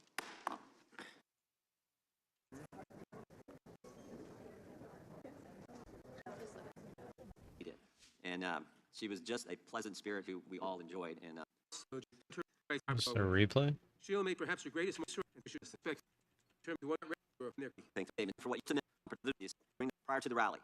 Why was the president's security detail denied requests for extra? Others were injured, and leaving a wife with tragedy are not consistent in any way with violence. What happened in Butler, Pennsylvania was a tragedy that took the life of a good man, Corey Quantower, leaving a wife without a husband and 2 daughters without a father. Reverse when the force split by 8 to 2. By the grace of God, survived the assassination attempt. Mark it right now. There are a lot of unanswered questions about the security failures that day. Questions about decisions made before the rally. Questions about actions during the rally. And questions about statements made. Is it moving over? Prior to the rally. To like, I don't, that doesn't make any sense. Why weren't all the buildings secured? There were a finite number of buildings that needed to be secured. Why wasn't that done? Why was the president allowed to walk out on the stage when there was a suspicious person on the property? During the rally, What exactly happened between 6:09 and 6:14, those critical 5 minutes? We know from briefings Yeah, it from looks like Director- it's trading as Director of the normal. FBI and other information we've gathered that at 6:09, the shooter was identified on the roof. Oh, the At reverse 6:10, 1-4 the split. counter-sniper was notified. Counter-sniper teams were notified about the shooter. 6:11, the shooter So when fired there's several a shots, split, you injuring can't. and killing one person. Yeah, you can't trade those 6:12, anymore. You can counter-sniper only took out the shooter. liquidate them. 6:14, President Trump I ran said, into "Well, that I'll say with Secret Service." We need to a know different what stock. happened, play by play, moment by moment, second by second, the communications that took place, again, during that critical 5 minutes. And then finally, after the rally, why did both the Secret Service and Secretary of Homeland Security Mayorkas lie to the American people? July 14th, the day after the attack, Secret Service spokesman Anthony Guglielmi said this, quote, "The assertion that a member of the former president's security team requested additional security resources that the U.S. Secret Service or the Department of Homeland Security rebuffed is absolutely false." The next day, Secretary Mayorkas said, "That is an unequivocally false assertion. We had not received any requests for additional security Yeah, I measures don't know. that were rebuffed." I don't remember how that all worked. Rejected requests from Donald Trump's security I detail actually, for I think I still personnel. have them. And on the 21st of July, the New York Times confirming what the Washington Post reported Yeah, said, quote, I still "Mr. have 'em. Guglielmi acknowledged that So the this Secret Service had turned down FSN, requests for FSR, additional federal security NQ. assets for Mr. It's Trump's literally just detail. been a penny. But Hunter I Biden was didn't like, change. well, Why I did might he as well initially just lie hold us on to it. days after the attack in Pennsylvania? Finally, we hope to learn more today from Director Wray about the shooter, his use of the drone, Yeah, explosive DME is car, not looking how he got on great. the roof, and a host of other questions. It is our hope that Director Wray's testimony can begin to give answers to the Starting American to people think about about getting all rid of these this questions and covered call. I concerns. mean, no matter what, I'm We going to appreciate make you at being least here. We trust that you're going to be as transparent with the $422. committee and the country as you possibly But can. hopefully it I'm sure doesn't you go understand that a down significant portion below of the country has a my healthy break even skepticism on the shares regarding the FBI's ability to themselves. conduct a fair, honest, open, Because then transparent I'm investigation. starting to give some That of it skepticism is back. based on what they've witnessed over the past several years. I was kind of American hoping it people looked like it Biden was going to Harris start Justice Department bouncing yesterday, can't but tell us who planted the pipe bombs it's on not. January 6th. They can't tell us who leaked the Dobbs opinion. They can't tell us who put cocaine in the Yeah, I White have House. 100 shares. Biden Harris Justice Department who raided President Trump's home. Biden Harris Justice Department who worked with social media companies to censor Americans. Biden Harris Justice Department who let the country believe that the Hunter Biden laptop was misinformation when they knew at the time 2370. it was authentic. And maybe most importantly, a Biden Harris Justice Department who retaliated against whistleblowers But who came to this committee and spoke to us about these issues. I'm going to make As we money proceed to off of questions about this what occurred on July regardless 13th, unless it crashes expect to answer those down, questions what, and the others that have 2370 outlined. And again, we thank you for being here minus today and appreciate that your willingness to answer the 422. questions that the committee is going to have. And with that, I would yield to the So ranking my member for break Homeland even Thank you, Mr. is Chairman. Mr. Chairman, 2 weeks ago, our country witnessed a shocking assassination attempt 1948. of the presidential candidate. Now, I disagree with Donald Trump. So it would have to drop all the way down I'm here. frequently shocked and outraged at the plans he has for our country and the words that come out of his mouth. And I've dedicated much of the last 8 years to fighting his agenda. But regardless of my strong feelings about Donald Trump's behavior, I unequivocally and unabashedly condemn with every fiber of my being the attempt against his life. This was not just an attack on a man, but an attack on our democracy. Political violence erodes the very foundations of our nation. The concepts of freedom of speech, of peaceful transitions of power, of a democratic government at its core. Yeah, I don't want infinite. I actually tried to get out of it at 28, And if you think that this one assassin's but bullet then was pulled out of the it blue, was going up to not one of the 29 and I ended up rolling it. It wouldn't have mattered anyway This is because what my Democratic 28 colleagues wouldn't have and I worked have either. been I would have still been in, but it would have Election workers, expired many of already. them working for free, face near But I constant thought I threats was of violence. unlocking more money, Incidents but in Indiana it was right and before it Kansas dumped. threatening to kill an election worker who said that there were no irregularities in a recent election. But I made more on That the man said, roll, quote, so 10 million plus patriots will surround you when you least expect it and will expletive kill you, close quote. That is political violence. In another instance, Speaker Emeritus Nancy Pelosi's husband was bludgeoned over the head with a hammer by an intruder in his home who had been there to capture Ms. Pelosi, interrogate her, and possibly, quote, break her kneecaps because of her liberal views. That is political violence. The death threats surging against Vice President Harris, former President Obama and his wife Michelle, and Governor DeSantis, as well as many others, including videos online of individuals holding guns making assassination threats. That is political violence. The plot to kidnap Governor Gretchen Whitmer and overthrow parts of the state government. That is political violence. The brutal, deadly attack 3 years ago against this very building, with rioters breaking through police barriers to run through these halls chanting, "Kill Nancy," and "Hang Mike Pence," and even hanging a noose outside the building. These rioters battering Capitol Police officers and forcing members of Congress and their staffs to go into hiding, squatted in spaces under desks or in closets. That is political violence. This assassination attempt, as horrific as it is, should surprise no one. And you would think a political party that almost lost their presidential candidate through an act of political violence would have something to say about the way their leaders keep talking about the next election. Donald Trump has warned there will be a, quote, bloodbath if he loses. Republican Ohio State Senator George Lang said just last week at a rally for J.D. Vance that he is, quote, afraid that civil war might be necessary if Republicans lose the November election. President of the right-wing think tank and Project 2025 leader, the Heritage Foundation, Kevin Roberts, said on Stephen Bannon's podcast, quote, "We're in the process of the second American Revolution, which will remain bloodless if the left allows it to be," close quote. Republican former Alaska Governor Sarah Palin said in August of last year of Trump's indictments, "Do you want us to be in civil war? Because that's what's going to happen. We're not going to keep putting up with this. We do need to rise up and take our country back," close quote. I could go on, but it's more and more of the same. and I hear nothing from the other side of the aisle in this room about these statements. Do you support a bloodbath if you don't get the election outcome you want? Do you justify violence if the left does not agree with you? And what exactly has preoccupied this Republican DRS with majority while their computer allies threaten sharing violence to their report? political enemies? I don't know All what that over the country. means. We have chased All down baseless screenshots of conspiracy GME theories fractional designed solely to influence shares. the 2024 election in favor of Donald Trump. We have spent millions of Nice. dollars, thousands of hours of staff time, Hey. and more than 100 transcribed Willa. interviews, chasing false bark. accusations against President Biden, supporting an impeachment effort that's designed to fail, Willa. and for a smoking gun that simply does not exist. And instead of admitting that these investigations found no corruption, coercion, or unethical behavior by the Biden administration, Republicans chose to just dig deeper and spend more money. Imagine what could have happened if we had spent these thousands of hours of staff time and those millions of taxpayer dollars addressing even one aspect of the political violence that now threatens our country. Perhaps, had this Republican majority lifted a finger to help a nation that is awash in guns, the assassin Butler would not have had such easy access to the weapon he used to fire on that crowd. Director Wray, your agency is responsible for addressing some of the most serious issues of our time. The Bureau fights gun violence, which claims the lives of 40,000 Americans every year.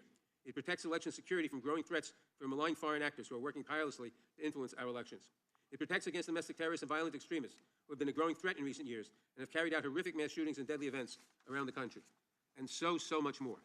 I apologize to you, Director, that instead of supporting you in these missions in the 118th Congress, some of my colleagues have instead hindered your work, maligned your agents, and called to abolish and to defund your agency, all for political gain. It is despicable, especially from the party that claims to, quote, back the blue. And I know that you and your many agents and employees have paid the price for these baseless attacks. I know you have faced a barrage of threats, distrust, and vitriol from the public as a result of these wild, politically driven conspiracies. I know it has become even more dangerous and difficult for you to come to work each day. I may not agree with you on everything, but I sincerely thank crap, you it's for every 11 employee in your o'clock agency already. who continues to protect our country. The FBI is vital to keeping America safe, and I pray that today we can focus on the real, substantive work of the agency. It is the least we owe our country in these times. I yield back. Gentleman yields back. Without objection, all other opening statements will be included in the record. So that was just a statement. It wasn't even. Christopher Wray has been There's director no of the FBI questions. since 2017. He previously served as the Assistant Attorney General for the Criminal Division of the Department of Justice, the Principal Associate Deputy Attorney General, and Associate Deputy Attorney General, and as Assistant U.S. Attorney for the Northern District of Georgia. Again, Director Wray, you've been here many times. We appreciate you being here today. Gotcha, Tom. Look forward to your Yeah, I'm not really. answering our questions. We will begin by I starting don't with want to Please be in rise, raise your GME. right hand. Do you swear or affirm under penalty of perjury that the testimony you're about to give is true and correct to the best of your knowledge, information, and belief, so help you God? Let the record affirm. Let the record reflect that the witness has answered in the affirmative. Thank you, and please be seated. We have votes coming in about 10 minutes, but we definitely want to get through your opening statement as far as we can, and this is going to be an interesting day on Capitol Hill with the Prime Minister of Israel here as well. So, Director Wray, you're recognized for your opening statement. Good morning, Chairman Jordan, Ranking Member Nadler, members of the committee. I want to begin by offering my condolences on the passing of Representative Jackson Lee, who served the people of Texas in this body and on this committee for so long. Thank you all for your support of our efforts to protect the American people and uphold the Constitution. I am proud to be here today representing the 38,000 special agents, intelligence analysts, and professional staff who make up the FBI, men and women who every day work relentlessly to counter the most complex threat environment I've seen in my tenure as My FBI market director, outlook maybe in my is entire look career. back to November of last year Before I go and any further, I also the want to election acknowledge this and offer November. my deepest That's condolences my to the outlook. victims of the horrific assassination attempt in Butler County. To the friends and family of Corey Quantower, who by all accounts lost his life protecting I think others in the from short danger. term, To the other victims, probably who like were critically wounded. 18-7. And of course, to President Trump, former President Trump. and But his I think come November, as I've said from the beginning, the attempted assassination of the former president. I was an attack honestly on see us democracy back and the down democratic in the process, and we will 16s not and do not somewhere. tolerate political violence of any kind, especially a despicable account of this magnitude. And I want to assure you and the American people that the men and women of the FBI will continue to work tirelessly to get to the bottom of what happened. We are bringing all the resources of the FBI to bear, both criminal and national security. Now, there's a whole lot of work underway and still a lot of work to do, and our understanding of what happened and why will continue to evolve, but we're going to leave no stone unturned. The shooter may be deceased, but the FBI's investigation is very much ongoing. To that point, I also want to acknowledge that I We're recognize almost caught both the up. congressional and the public interest in this case and the importance of this investigation to the American people. And I understand there are a lot of open questions.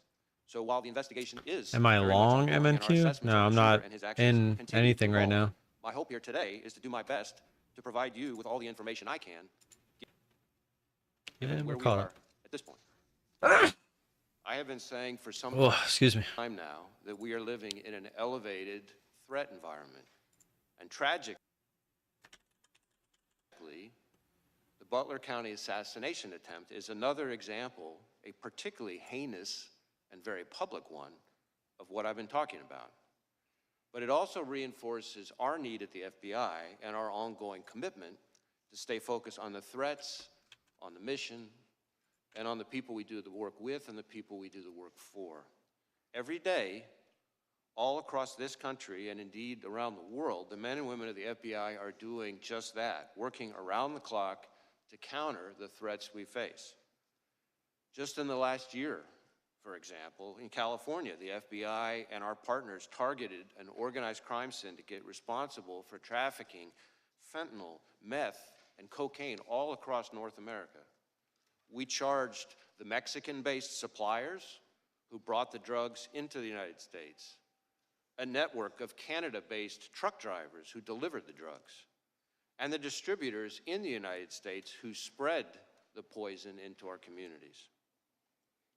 Staying on threats emanating from the border, I have warned for some time now about the threat that foreign terrorists may seek to exploit our southwest border or some other port of entry to advance a plot against Americans.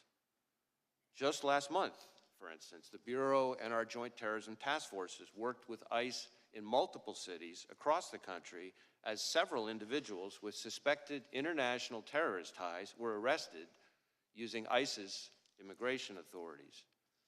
Leading up to those arrests, hundreds of FBI employees dedicated countless hours to understand the threat and identify additional individuals of concern. Now, the physical security of the border is, of course, not in the FBI's lane, but as the threat has escalated, we're working with our partners in law enforcement and the intelligence community to find and stop foreign terrorists who would harm Americans and our interests. As concerning as the known or suspected terrorists encountered at the border are, perhaps even more concerning are those we do not yet know about because they provided fake documents or because we didn't have information connecting them to terrorism at the time they arrived in the United States. Staying ahead of today's threats demands that we work together. And for the FBI, that means doubling down on our partnerships, especially with state and local law enforcement. Whether it's working through our hundreds of joint terrorism task forces, to build out source networks, to identify those who slip through the cracks, or targeting the worst of the worst responsible for the violence that still plagues far too many communities through our Safe Streets task forces. And We're Tom, taking the fight Tom, to the I'm cartels surprised responsible for it's taking this trafficking long. the dangerous drugs What's like your last fentanyl name? pouring into our country My and dad's claiming name is Tom, and our countless last name American is lives. starts with a V. Staying ahead Dad? of the threat Is that you? also means continuing Nah, he to doesn't know anything disrupt about the market like cyber this. criminals ravaging businesses, large and small, and confronting nation states like China, targeting our innovation and our critical infrastructure. At the Bureau, we're I proud am to your work side father. by side with our brothers and sisters in federal, state, and local law enforcement, our partners in the intelligence community, and others around the world to fulfill our commitment to keep Americans safe. Now, on Friday, the FBI will celebrate its 116th anniversary. 116 years of protecting I lost too much American betting people against this bubble. and upholding the Constitution. 116 As in years you of working bet with on the our way up partners to safeguard for it the to go communities down? we serve. 116 years of innovating to stay I feel like a ahead lot of the of foreign complex, countries, evolving, the and way very that they've real been doing threats it out there. is I'm by proud of buying the legacy medals. the men and women of the FBI have built and all they have accomplished for the American people. So, if I may, as we approach this week's anniversary, I would just like to say to all those who are part of the FBI family, from our current employees to our formers and to our partners across law enforcement and the intelligence community, thank you. Thank you for dedicating your lives to this country and to its people.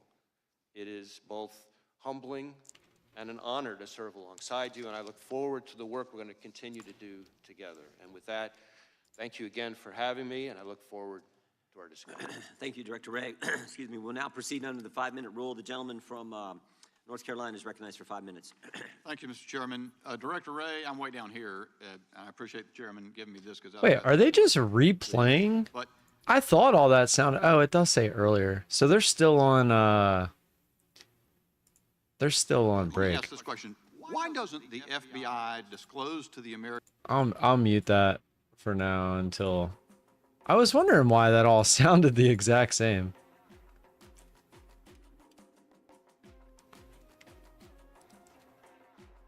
So they're still waiting for the votes. That was what threw me off, is they talked about the votes. Yeah, let's play a game of marbles. Give me 1 second though.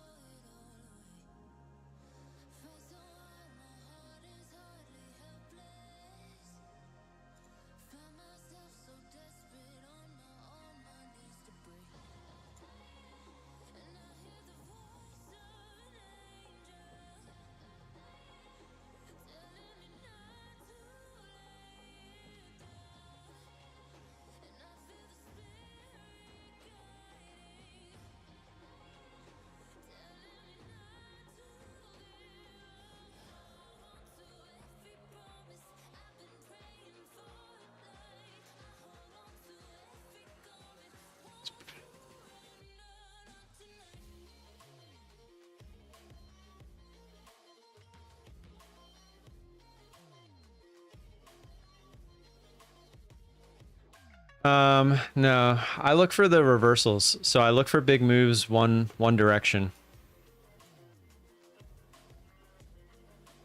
So wait, there hasn't been a big move. It's just overlapping candles at this point. So until we get the big moves, I just sit on the sidelines. At least when I'm being smart and patient.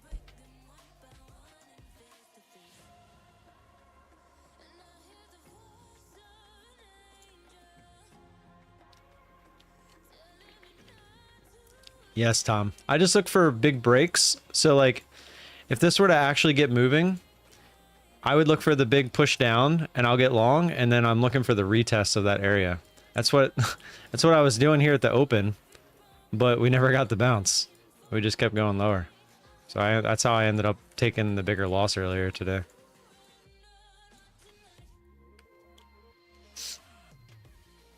All right, let me finish this and then we'll play a game of marbles real quick. Exclamation point marbles in the chat if you would like to participate.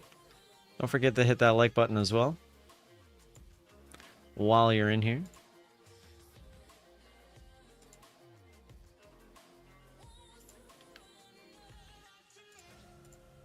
I am just finishing up one more thing real quick for my kiddos.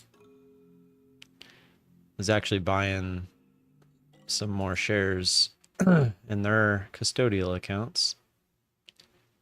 I meant to do this prior, but I forgot. I actually need to contact Interactive Brokers because for some reason their system keeps telling me that something's entered wrong, and I don't know why. I've checked over it several times.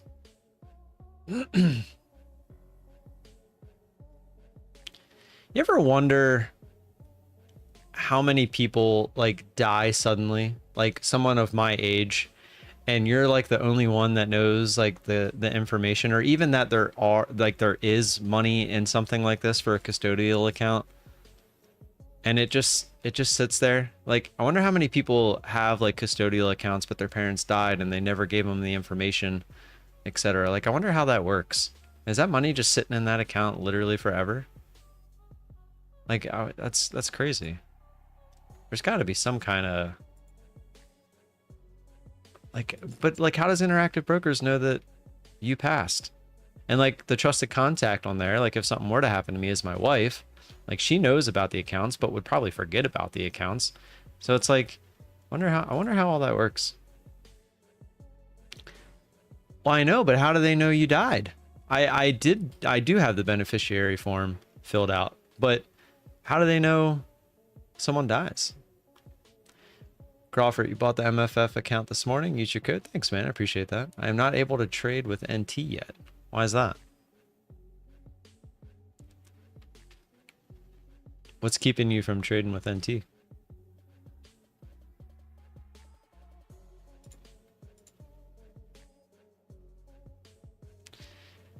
Yeah, I've thought about doing a written will, just for like that reason. I don't know.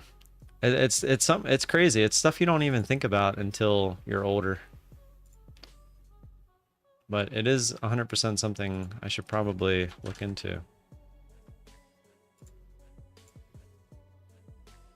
Just to have it out there so that it doesn't go missing. They passed a law in the Patriot Act that forces liquidation of financial accounts that sit dormant. But how do you know it's sitting dormant? That's what I'm saying. It's definitely interesting. It's definitely interesting, like how all that works. Like I'd be curious to know how that works. And if they liquidate it, where's the money go? They can't just keep it, can they?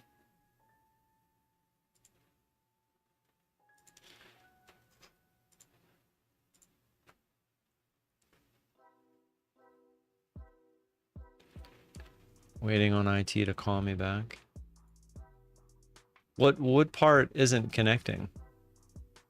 Like, do you have NinjaTrader loaded up? I might be able to help you. Because I had an issue with NinjaTrader myself. And I think I figured out why it wasn't letting it work. Because I wanted to start learning how to use NinjaTrader just in case. Because apparently my fund of futures, if you are in their Discord, they said, I posted it in my Discord too. They said that they will no longer be using Rhythmic accounts as of this Friday. So if you want a Rhythmic account with my fund of futures, you would need to get it by Friday. All right, here we go. We're making a little bit of a down move. Oh, we broke 400 there.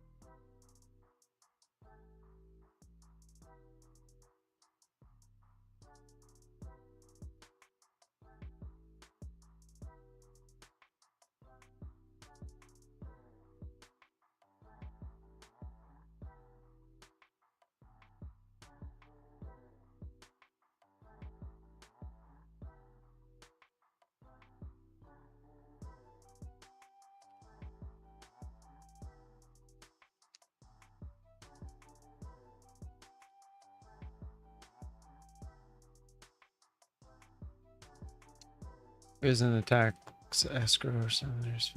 I got you. Someone was saying that there might be a lawsuit against Rhythmic and they're trying to pull out of the prop business. Interesting. I thought it might have been because they just wanted to go a different direction. Max Payne, stay safe, everything. Shit's getting real. I mean, shit needs to get real, right? All right, so got a little bit of a trade there. I was about to add, but didn't quite go down far enough for me to get my ad. Would have worked out nicely. All right, let's get a game of marbles in real quick. Did you answer me about Ninja? I'm at work right now, so I can't. Okay, I trade it on the web version. Okay. Exclamation point marbles in the chat if you would like to participate. Should pop up. There we go.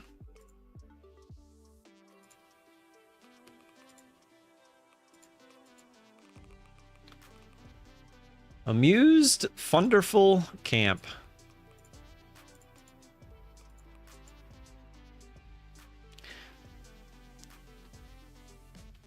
Mm-hmm. 26. Crawford was in. Jason, I think you were already in. Yep.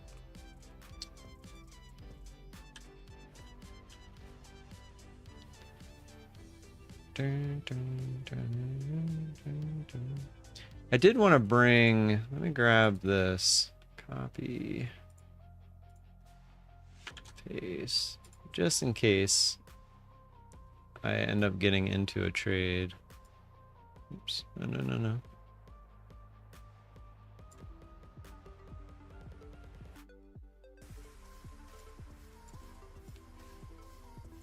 There we go. All right.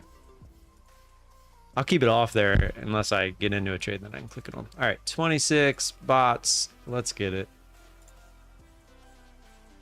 Forgot the name of it already.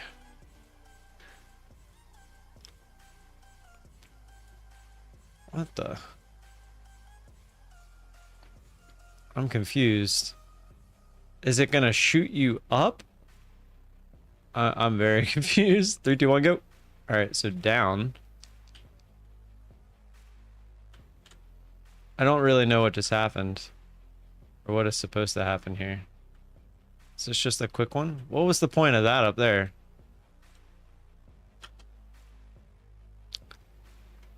Speaking of Crawford, you wanted to get on the outside of this.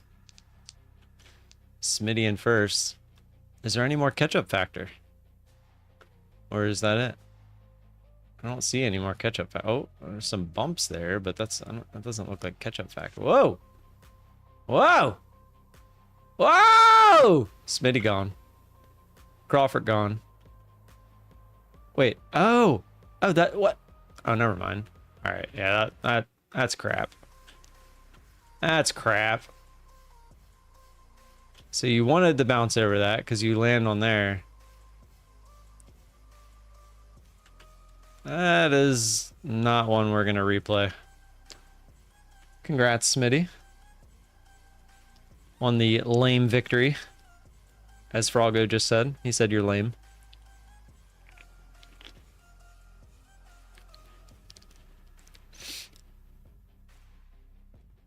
Pine tree bringing up the rear. All right, let's try a different one. Definitely won't be playing that one again. Sometimes I wonder how some of those get so many plays. All right, 0% elimination on this one. Clean aligned activity. Clean align activity. The same colors. I see absolutely 0 catch-up factor. Except for that, and that's literally just spikes. They do have that cool... I do like this finish where it rolls around. You don't just drop in. But I don't know. So whoever gets out into the lead here to start basically has a great shot at winning. So 3, 2, 1, go. We'll run it, but I'm not happy with it.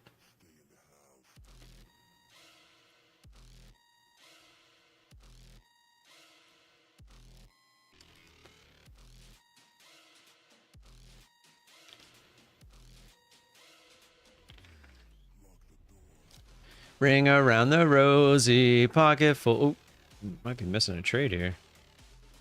I probably would have wanted it a little lower anyway. All right. Let's see if I was right. We'll follow Jason S down the track here. See if there's any kind of catch-up factor. Or if it just kind of stays. I mean, I guess if you hit the sides there, it slows you down a little bit. Yeah, I guess that's really the only catch-up factor is not going straight. If you go straight, you could catch up to somebody who's not going so straight, see? But it seems to just kind of be going back and forth. They're probably going to end up where they were anyway.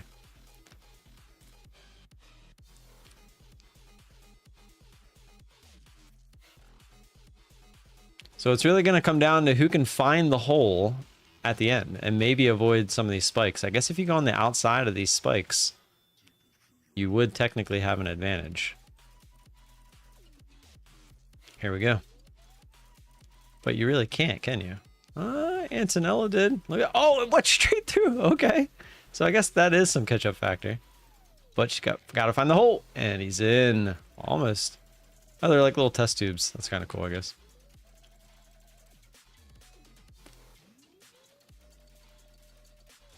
Wait, Froggo, you were like stuck. You like weren't going in. That's funny.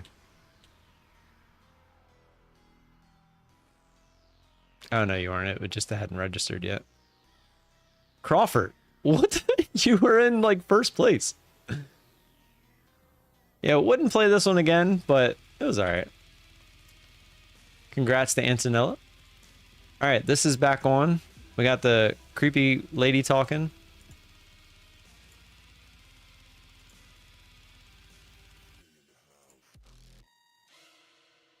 And I'm about to start a position here.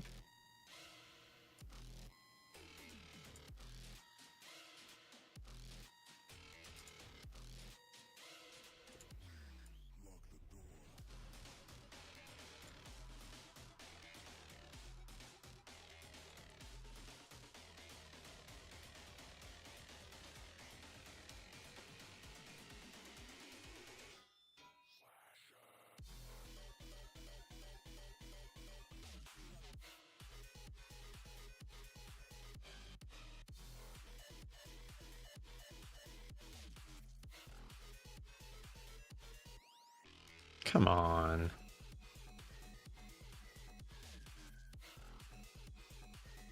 I'm really good at picking my... There we go. I was really good at picking my take profits today.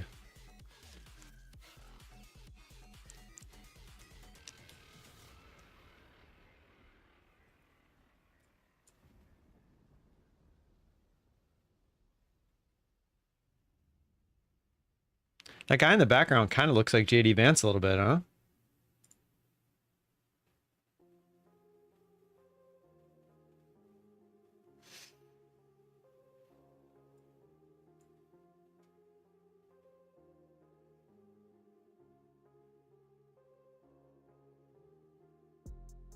Thought what was for a minute. Oh crap, you guys can't hear this, can you? It's fair to say that we do not yet have a clear picture of his motive. And I think Here, I'll it's go important back for to me where it explain, 'cause I came back understand, live. Of course. One of the things that more about his California.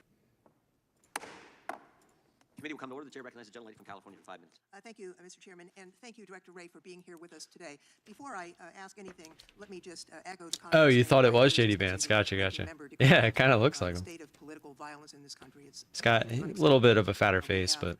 a democratic system that allows for us to disagree, but not to take those disagreements to violence. That's what we have elections for. And I want to also thank you and all of the FBI for the work that you do. This lady and just frankly, looks the like a abuse, Democrat. unwanted abuse and criticism that have been directed to you by conspiracy theorists and others. She's to wearing make your red, hard though. job any easier. It's And I confusing. want you to know that many of us notice that and appreciate the work that you and your team are doing. Let me just ask a couple of quick questions. First, many of us are interested in the motives of the shooter here. When it's an assault on a political figure, you immediately assume there's a political motive, and that may be the case here. We don't know yet. But I was interested in what you're seeing on his phone. The press has reported that he had pictures not only of Mr. Trump, but of Mr. Biden and various other members, political figures. Can you discern, was there an element of mainly Republicans, maybe Democrats? Was it all over the board? Can you Oh, enlighten nice us about that? bounce here. Well, this is a place where it's particularly important for me to reiterate the caveat that I've included before, because in this instance in particular, we have a lot of legal process out for additional accounts and things like that that the shooter is associated with. So we're hoping to learn more, and we're still exploiting a number of the digital devices. Right. I think it's fair to say that we do not yet have a clear picture of his motive, and I think it's important for me to explain, because I understand, of course, why everybody wants to know the answers to those questions. Often in an investigation, from interviewing people that the subject was in close contact with, looking at the individual's social media accounts, his messages, often things, physical evidence in the person's residence, you might see a manifesto, things like that. We're not seeing that yet, but we are digging in hard, because this is one of the central questions for us. What I can say is that the shooter appears to have done a lot of searches of public figures in general, but so far we're seeing kind of news articles and things like that, and so the images that have been reported about, really what we're talking about there are when you do a news search of an article, the image appears in the cache, as opposed to like a search for that specific individual. But again, I really want to be clear that that's a place that we're doing a lot of work right now, and so more to come on that. Well, I thank you for that clarification. We're interested also in the role of access to weapons when it comes to this terrible crime. The shooter used a semi-automatic rifle, really a weapon of war, that sadly has also been used in mass shootings around the country, including in my own district. It seems to me that the assault weapons ban that was once in place has to be a part of the national answer to curbing the epidemic of gun violence in America. I wonder if you could, with your help, Director Ray, understand a few aspects of the investigation. It's my understanding that the Bureau of Alcohol, Tobacco, Firearms, and Explosives, ATF, was quickly able to trace the gun's purchaser, the user using records from an out-of-business gun store, records that the government is required to correct. Some of my colleagues on the other side of the aisle have suggested that collection should stop. There have been efforts to digitize it, which have been resisted. Can you tell us about how the origin of this gun purchase was discovered and the technology used? I guess what I can say is we located a number of firearms associated with the shooter and his family. I think it was a total of, 14 in the house. The weapon that he used for the attempted assassination was an AR-style rifle that was purchased legally, that he, is my understanding, acquired, bought actually from his father, who was the one who originally bought it, again, legally. Thank you, Mr. Chairman. My time has expired, so I yield back. Gentlelady yields back. Gentleman from California is recognized. Thank you. Director, I'll try to ask questions that are answerable too. I think that's been done pretty well on both sides. You do the advanced threat assessment and deliver that information as to the general threat and then specifics as to protected people to the Secret Service. Is that correct? Well, sort of. The Secret Service does a threat assessment, but they're doing that based on intelligence that they receive from a number of sources, including, of course, the FBI. So we share, whenever we have threat information related to a particular individual or protectee, then we share it with the Secret Service at a number of levels. So you're a participant, but ultimately the responsibility for threat assessment as to these individuals belongs to the Secret Service? Well, again, the threat assessment for the individual belongs to the Secret Service, but we are an important part of that because we share threat information. If we have any, they get threat information from a variety of sources. So, and you get them from that same variety of sources. They've got no sources that are excluded from the FBI, do they? Well, I don't know. I'm not aware of any that are excluded from the FBI, but they may receive information that comes directly to them that didn't come to us. Sure. Okay. Director, do you believe that former President Trump was a high-risk threat under your assessment? Well, I believe that former President Trump, really, frankly, like any president or former president, is a very high-profile figure and attracts a lot of, unfortunately, the kind of risk we've been talking about. It's fair to say, not on a scale of 1 to a million with little nuances, but on a scale of 1 to 10, President Trump's risk was very similar to a current president, very similar to, because he was the presumptive nominee and leading in the polls and so on, that he was a high risk by any standard. Is that correct? Certainly, there's a reason why he has so much protection around him. Okay, Robert F. Kennedy Jr., the son of assassinated senator and the nephew of an assassinated president, would you say he was also, as a presidential candidate, at significant risk? Again, I think any presidential candidate raises some level of risk. It might vary from candidate to No, but it's clearly a risk. Okay. In a nutshell, the day before this attack, President Trump was documented not to have gotten on multiple occasions from the Secret Service what they asked for. The day after, it looks like they're getting more. The day before, RFK had been denied by the president multiple times, Secret Service protection. The day after, he now has it. So now my question is the actions of a 20-year-old with a lone gunman on a roof sufficient to change the risk assessment in your mind for President Trump and RFK? Or are we just realizing the threat that was always there and being more appropriate in matching it? And I know that's a little vague, but you've been at this for a long time. Hindsight is 20/20. Now that we have hindsight, is it fair to say that giving Robert F. Kennedy Jr. security, upping the security, including drones, overhead support for the president, former president, these are all things that in hindsight should have been done the day before? Well, let me try to answer your question this way. Of course, as I said, the assessments of the level of security to be provided to individual protectees. No, I understand it's a Secret Service decision. But what I would say to you is that, and I've been saying for quite some time, including in front of committees of this Congress, that we are in an elevated threat environment, and we have been for some time. And that comes from a variety of quarters. It is, quite frankly, a dangerous time to be a prominent public official. And in regards to that, the other side has spent a lot of time talking about what people on the right have said. But there was an attempted assassination on a Supreme Court justice. We have had the highest-ranking senator on the other side of this body saying that there were actions, that they were accountable. We have had multiple members of Congress in both the House and the Senate berating the character of members of the Supreme Court as a result of their Their decisions made, both, sometimes 6-3, sometimes unanimous, whatever. Are those comments, not any one of them, but are those comments and the generation of that sort of, oh, this guy's bad for democracy, this Supreme Court justice is a threat to democracy, is that the kind of thing that raises the threat level, and would you caution against that? Well, I do believe that we've seen an increase in threats of violence, which again, that's the FBI's lane, not rhetoric, no matter how despicable or heated it is, but violence and threats of violence. We have seen an uptick in threats towards judges, among other prominent public officials, including, as you say, a case that we helped investigate involving a threat to a sitting Supreme Court justice. An attempt. An attempt. Yeah, thank correct. you. Right. And I think it's a reflection of a broader phenomenon that we are seeing in this country where people, again, very passionate, I respect that, very angry, I respect that, but there's a right way and a wrong way to express yourself when you're angry. And violence and threats of violence just can't be it. And that's where we fit in.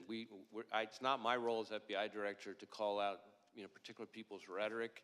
There's a place for that, but that's not my role as FBI director. But when it turns to violence and threats of violence, that has to be treated as unacceptable, and that's the way we look at it. Thank you, Mr. Chairman. I yield back. Director, when did the FBI learn that Iran was threatening President Trump's life?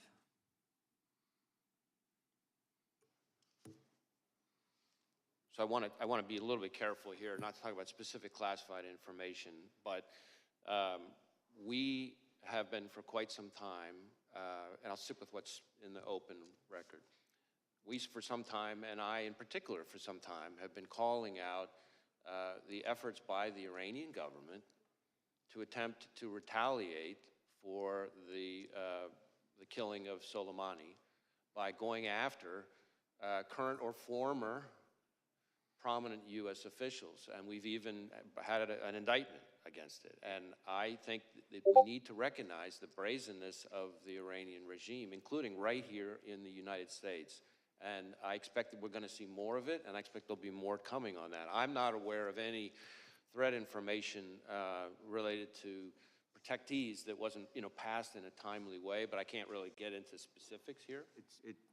It's minority's time here, but I just felt that was a question the committee needed to understand, and it sounds like you've known that for a long time, and that information was conveyed to the Secret Service?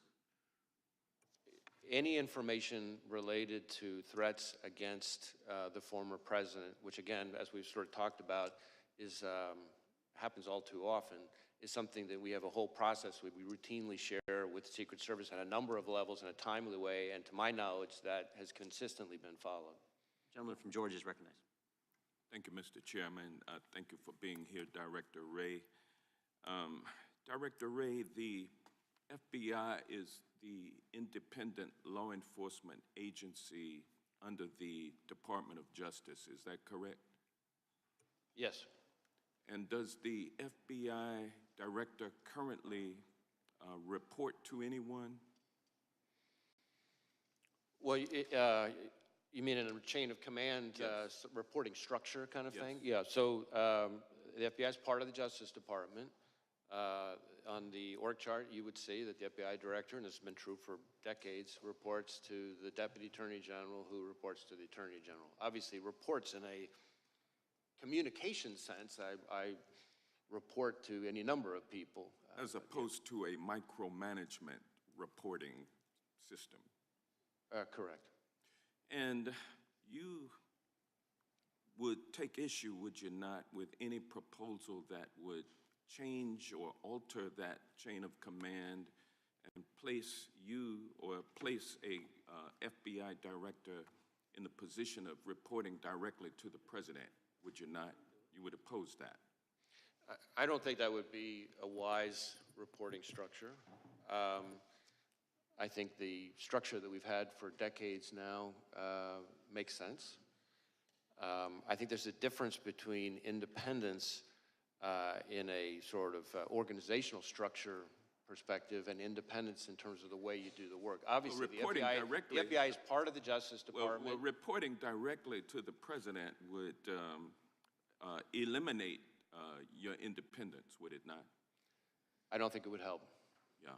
And you're familiar with Project 2025, are you not?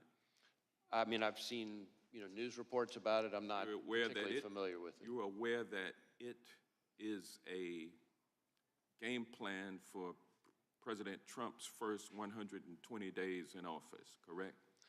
I'm really not familiar with the details. Again, I've seen reporting about it. It is, and what he proposes to do is to force the FBI director to report directly to him. That's what he wants to do within the first 120 days. He also wants to eliminate the position of FBI General Counsel. That is also set forth in Project 2025. How would you recommend that?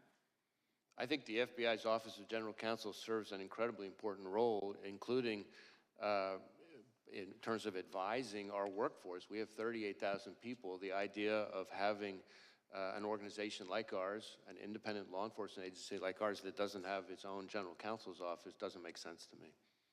Well, it would seem like... And once my dad starts talking, he does not stop. ...that would force the director to report to the president, and then... Jason. No sorry for assuming. Director of the FBI. That seems like it's an attempt to neuter. Why do I choose being Republican over Democrat? I'm not either. I'm not affiliated. Only to the president. Isn't that correct? I vote based on policies that I agree with that year, or that election, I should say. And right now, I agree with a lot more Republican policies than I do Democratic policies. And that's part of our system. I was Headed back to the lows. by President Trump. I respect that. I think that's a part of our structure. But independence in terms of how we do our work is what matters to me. And we need to be able to do our work in a way that is free from political interference. Congrats, Antonella. Antonella. Antonella. 15-minute hammer on slightly larger volume. Correct. I'm just looking at the hourly, and it just looks like we're going to continue down. It just looks like we're dumping. Replace many of those 38,000 dedicated civil servants who work for the FBI, replace them with a MAGA group that has pledged its allegiance to Donald Trump. What danger would that bring to the FBI if that were to happen? Well, again, I haven't read or reviewed this thing that you're assuming referring what to. I say is but, true.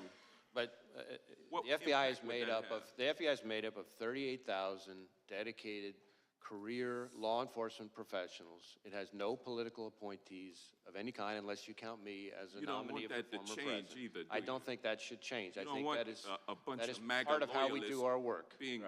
being the employees of the FBI.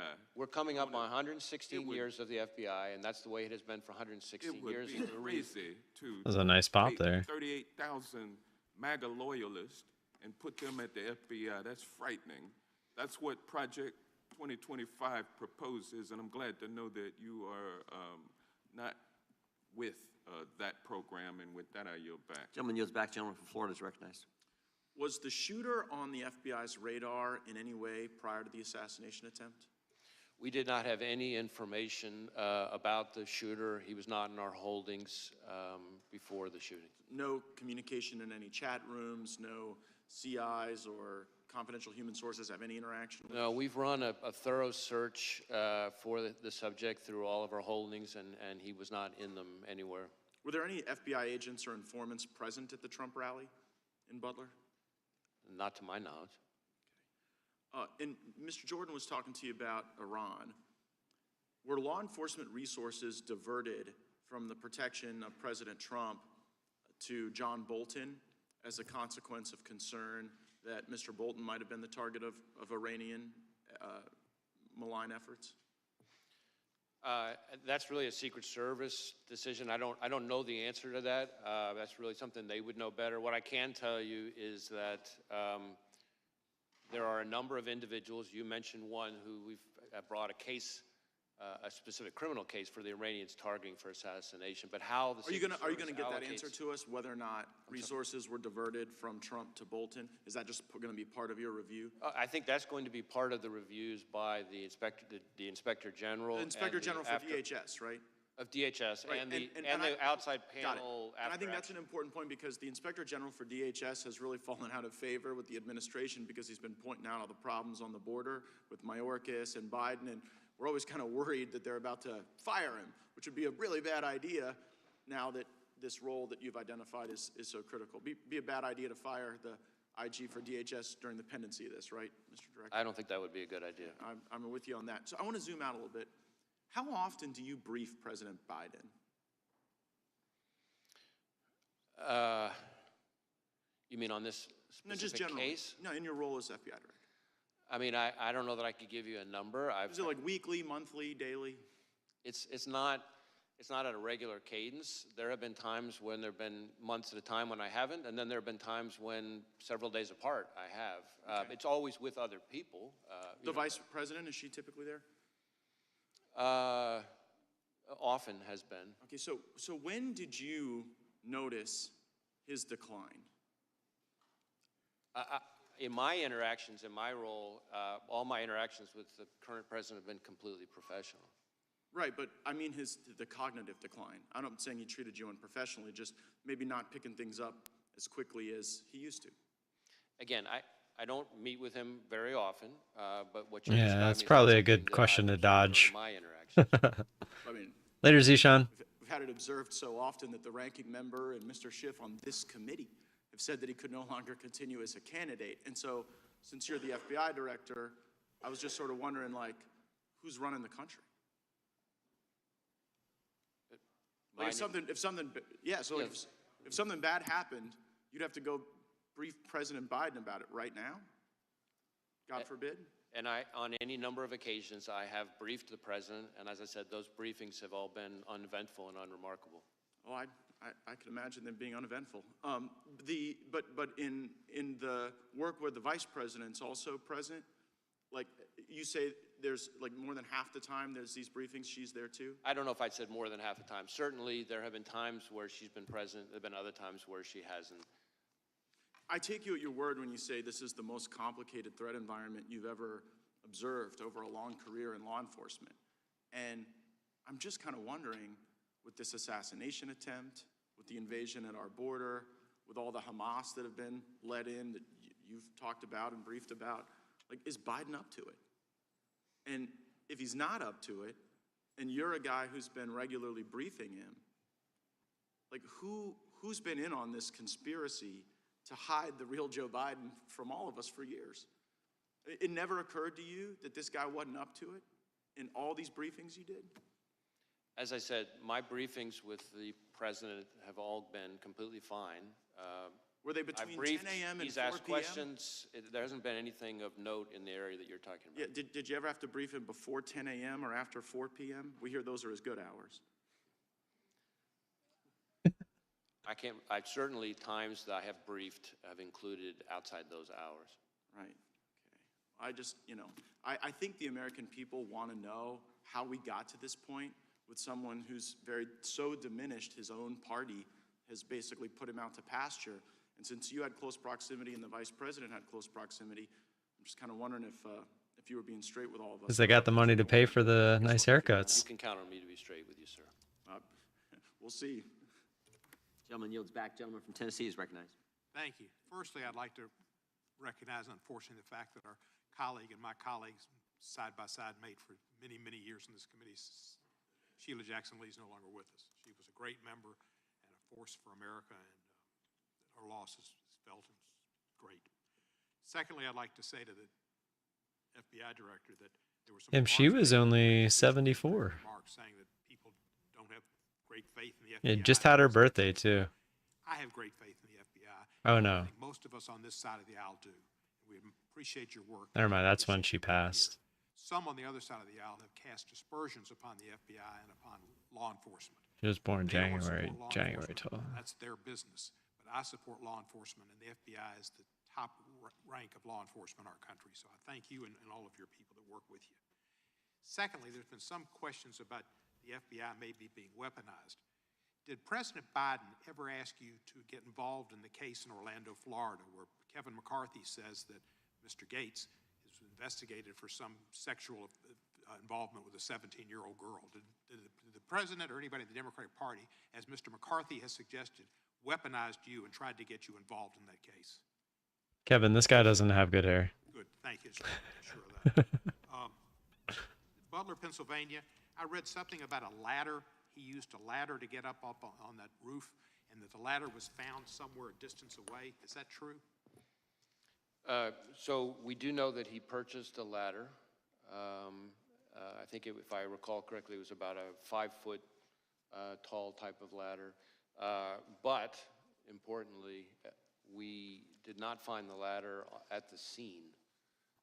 So it's not clear that he used the ladder to get on top of the roof. So you don't think we're the ladder... still digging into all that, things related to the ladder and his access to the roof. But he did buy a ladder.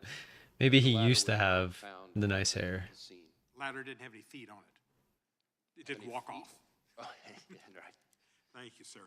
There have been a lot of threats against public officials. We've seen Mr. Scalise terribly shot, and we saw Gabby Gifford shot, and other Congress people, and many of us have had death threats. And the FBI has been made aware of those to help protect us, and I appreciate that greatly. Looks like we're going to try lower here. Election officials and poll workers threatened. What is the FBI doing in consultation with other Silky smooth. to ensure every eligible voter can safely and confidently cast a ballot this year? So when it comes to threats to election workers, That does look like a cheaper suit, doesn't it? You know, we participate in the election threats task force that DOJ set up. We also, and there have been quite a number already of arrests and convictions under that task force. We have got a number of investigations underway that involve all kinds of threats to election workers, ranging from online threats to, there was even some mailings that included fentanyl. So there's been a number of types of threats to election workers, and these are, after all, people who. Well, I guess we're not making a new low. Just wanted to test it. At least not yet. Help us have a functioning democracy, and so the idea that they would be targeted with violence is just outrageous. We are sharing information with election officials about things to be on the lookout for. We have election crime coordinators in all 50 states. You'll be prepared for Election Day with additional. FBI will be looking out for. Yes. Thank you. Jeffrey Epstein, been in the news a lot lately about involvement with certain people high in politics involved. Did the FBI conduct the raid on his townhouse in New York when he was incarcerated in New York? There was a raid on his East Side townhouse. Well, I don't know about a raid. I know we executed a number of searches in the course of our fairly extensive investigation related to Mr. Epstein. Can you tell me during that search if you came across and have within the possession of the FBI tapes of him with other individuals that he might have taken in people in compromising positions? Yeah, I don't know that there's anything I can share related to that. I can see if there's information. Starting to look like a W. Maybe get back to you on it. If there were tapes of people in Do we go higher now off of this? Posed for pictures with, possibly in compromising positions, it would be the public, I think, has a right to see those. Well, I mean, how we handle evidence recovered in a criminal investigation has all kinds of rules that apply to it. I recognize the intense public interest in the subject, but we'd have to follow our rules. But I'm happy, like I said, I'm happy to follow up with my team on it. Thank you, sir, and I appreciate your service, and thank you for being here today. Gentlemen, yield the last 5.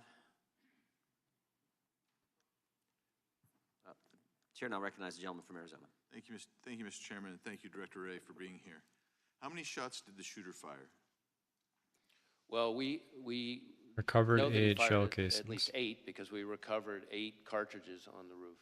Okay, and are all the cartridges and the unspent bullets, have they been, you know how many there are, you've accounted for all of those? I assume, yeah. We believe we have. Again, there was lots of work still ongoing, but yes, we believe we have accounted. And did the recovered shells, the cartridges, match the shooter's rifle? My recollection is yes. And you conducted analysis that confirms that? Well, we work with ATF, but yes, so some of the work has been divided up. But. And how many shells casings were recovered from the location of the counter snipers? I'm sorry, I couldn't hear the last part. From the counter snipers location? That I don't have the answer, at least here at my fingertips. Okay. Did the blood and tissue pattern of the shooter, did it match the stories or the witness testimony that you've heard so far? Can you, well, I'm not sure I'm following the question. Well, I assume you've interviewed the counter snipers, or you have that evidence, and other witnesses describing the kill of the shooter. And I'm wondering if the blood and tissue and brain matter is consistent with the testimony that you're receiving. In other words, is the physical... In terms of the manner of death? Exactly. Is the physical evidence consistent with where the shot from the counter sniper took place? Yeah, so the autopsy is being handled by, as is not unusual, the state authorities. My understanding is thus far, I don't think it's fully complete, which is not, again, not totally unusual. But so far, nothing remarkable on that front. That's from the body itself, but from actually the scene where the shooter was found, is everything consistent with the testimony, the physical evidence at the scene? Is that consistent with the testimony you've seen, that you've heard so far? So far, yes. Again, ongoing investigation. Were you able to determine whether the shooter took the gun up with him when he climbed up to the top of the roof, or was it already placed there somewhere? So that is something that we're drilling into right now that we don't know the answer to yet. I can tell you, which may be relevant, though, to your question, that, and I don't think this has been reported yet, that the weapon had a collapsible stock, which could explain why it might have been less easy for people to observe. You know, because one of the things that we're finding is people have observed him.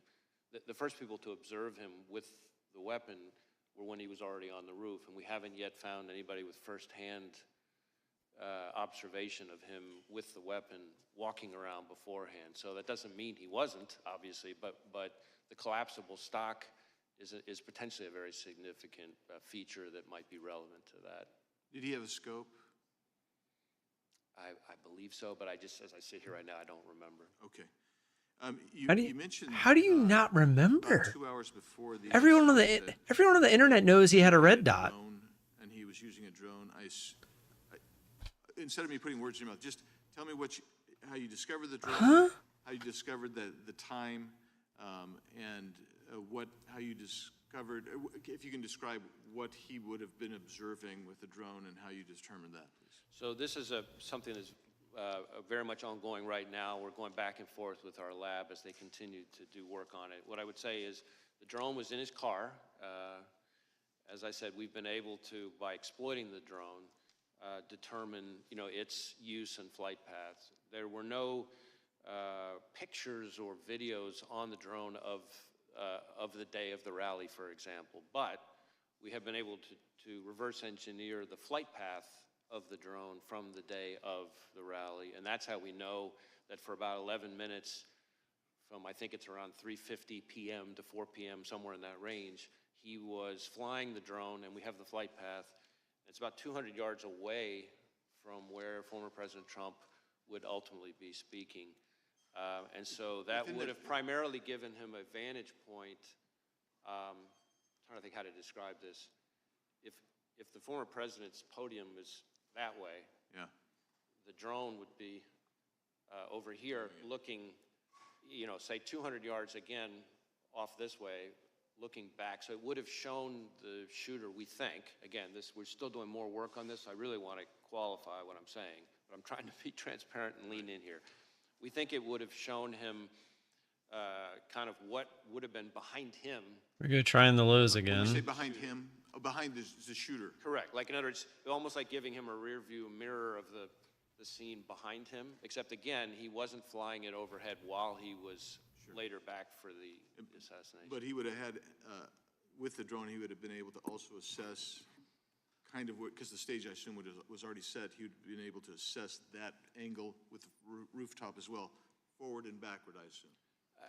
Well, certainly going towards the towards the podium. Again, we're still trying to figure out exactly what he saw because we're having to, in effect, because there's no recording. There's of what definitely he saw some during stop those losses 11 there. minutes. You know, our hypothesis at this point, the experts think he would have been live streaming it. And so we're trying to, in effect, say, okay, if this was the flight pattern, given these capabilities of the drone, what would you have seen? What could you have seen for those 11 minutes? And again, it wasn't over the stage or the kind of the hub of the rally. It was about 200 yards away, but it looks like it would have been looking, let's say, you know, length of a football field or so, more, you know, kind of towards the podium. Great, thank you, Mr. Chairman. How many separate times was the shooter on the premises? So again, with the caveat that we're continuing to do work on it, we believe that the first time he traveled to the grounds was, I think, a week before, and he spent roughly 20 minutes there. Then he went to the grounds again on the morning of the event, it appears, for about 70 minutes, I think, but again, I qualify that. I'd have to go back and look to be sure of that part. And then he came back in the afternoon, so that would be, I guess, a third time for good.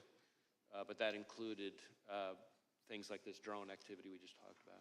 Gentleman from California is recognized. Thank you, Mr. Chairman. Director, thank you for appearing. Thank you for the extraordinary job that you're doing. Please convey our thanks to the men and women at the Bureau for their incredible work. I've worked with them since I was an assistant U.S. attorney more than 30 years ago. Let me start with a threshold question I'm curious about. When I applied to be an assistant U.S. attorney, I had to go through a background check. Do candidates for the FBI have to go through background checks? Yes. Would someone with dozens of felony convictions survive a background check for the Bureau? No. So they would never be hired by the Bureau? No. Well, clearly the Bureau has, you don't have to comment on this, I know you won't, but clearly the Bureau has higher standards for their hiring than one of America's great political parties. Let me turn to the events of the tragic shooting. Have you been able to gain access to the shooter's electronic communications, social media, and with the caveats that you mentioned that the investigation is still early, have you been able to make any deductions or are there any indications of the shooter's motivation from those electronic holdings? So in terms of our ability to access it, we have been able to get into and exploit a number of electronic devices, digital devices, but not all of them yet. And then within his various accounts, we've been able to get access to some of them, but some of them we're still waiting on. Some of them we may never get access to because of the encryption issue that it presents an increasingly vexing barrier for law enforcement, not just the FBI, but for law enforcement all over the country. But we're still drilling into that. We have some information. Some places we've been able to look. Some places we will be able to look. Some places we may never be able to see, no matter how good our legal process is. But that's what we're looking at right now. In terms of what we've been able to find so far, a lot of the usual repositories of information have not yielded anything notable in terms of motive or like ideology. Having said that, it does appear fairly clear that he was interested in public figures, kind of more broadly, and I think this is important, that starting somewhere around July 6th or so, he became very focused on former President Trump and this rally. And so one of the things that I can share here today that has not been shared yet is that we've just in the last couple of days found that from our review, to your point about devices, analysis of a laptop that the investigation ties to the shooter reveals that on July 6th, he did a Google search for, quote, how far away was Oswald from Kennedy? And so that's a search that obviously is significant in terms of his state of mind. That is the same day that it appears that he registered for the Butler rally. And when you say that his electronic holdings indicated an interest in different public figures, without revealing anything you're not comfortable revealing about those public figures, can you tell us anything generally about them, either the offices they hold, their political party, or was it simply people of a high profile? Well, a couple things. First,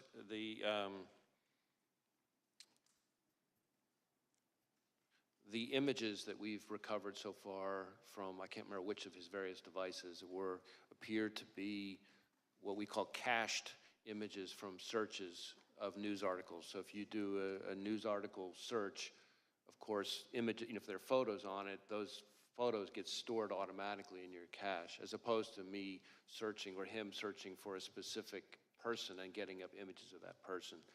As far as the pictures that are like that, there doesn't seem to be a whole lot of rhyme or reason to it so far, other than these are all prominent public people, but they cover both parties, they cover both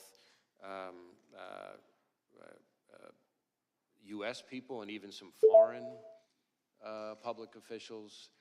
So that part doesn't appear to, that one repository of information doesn't appear to be overly indicative of motive, other than interest in public figures, but that could be just because he was reading news stories. So we're still trying to drill into that. That's why all of these outstanding free ticks, by the way, returns that we're waiting on for various accounts, came from my take profit platforms, order. et cetera. Any one of them could be one that would have very indicative, very important information. If I could be permitted one very short additional question, Chairman. From that, any indication of any other particular target, that is someone who was not just sort of generically the subject of the searches you described, but for which there was more of an interest than others? There's the information I just described at the moment does not appear particularly indicative of targeting in its own right. But again, that dot, once we get other information, could connect in a way that might be more meaningful. But I'm sharing that piece of information with this committee and with the American public, but I think it's important that we put down a qualification. This does not appear to be some kind of target list or something like that. This is cached images from running searches of news stories. And again, there's nothing at the moment, there's no pattern from that particular piece of information that is overly remarkable so far. Thank you. Thank you, Chairman. Gentleman yields back. Gentleman from California is recognized. Mr. Director, you previously told us that you consider the situation on the southern border to be a massive security threat to our country. Is that still your assessment? I stand by my prior testimony, and in fact, just in the last month or so, we've done, conducted a significant series of arrests. I say we, our Joint Terrorism Task Force is working with ICE of a number of individuals with suspected international terrorism ties. And I have also been very vocal about the fact that and this is really since the last time I appeared before you, that we are increasingly concerned about the possibility, not just of a foreign terrorist-inspired attack, which is very much a concern, but even the potential for a coordinated foreign terrorist attack, perhaps like what we've seen against the concert hall in Russia, for example, but just here in the United States. Well, the 19 suicide bombers who overstayed visas were responsible for 3,000 American deaths on 9/11. What's your best estimate of the number of foreign terrorists who are now in our country?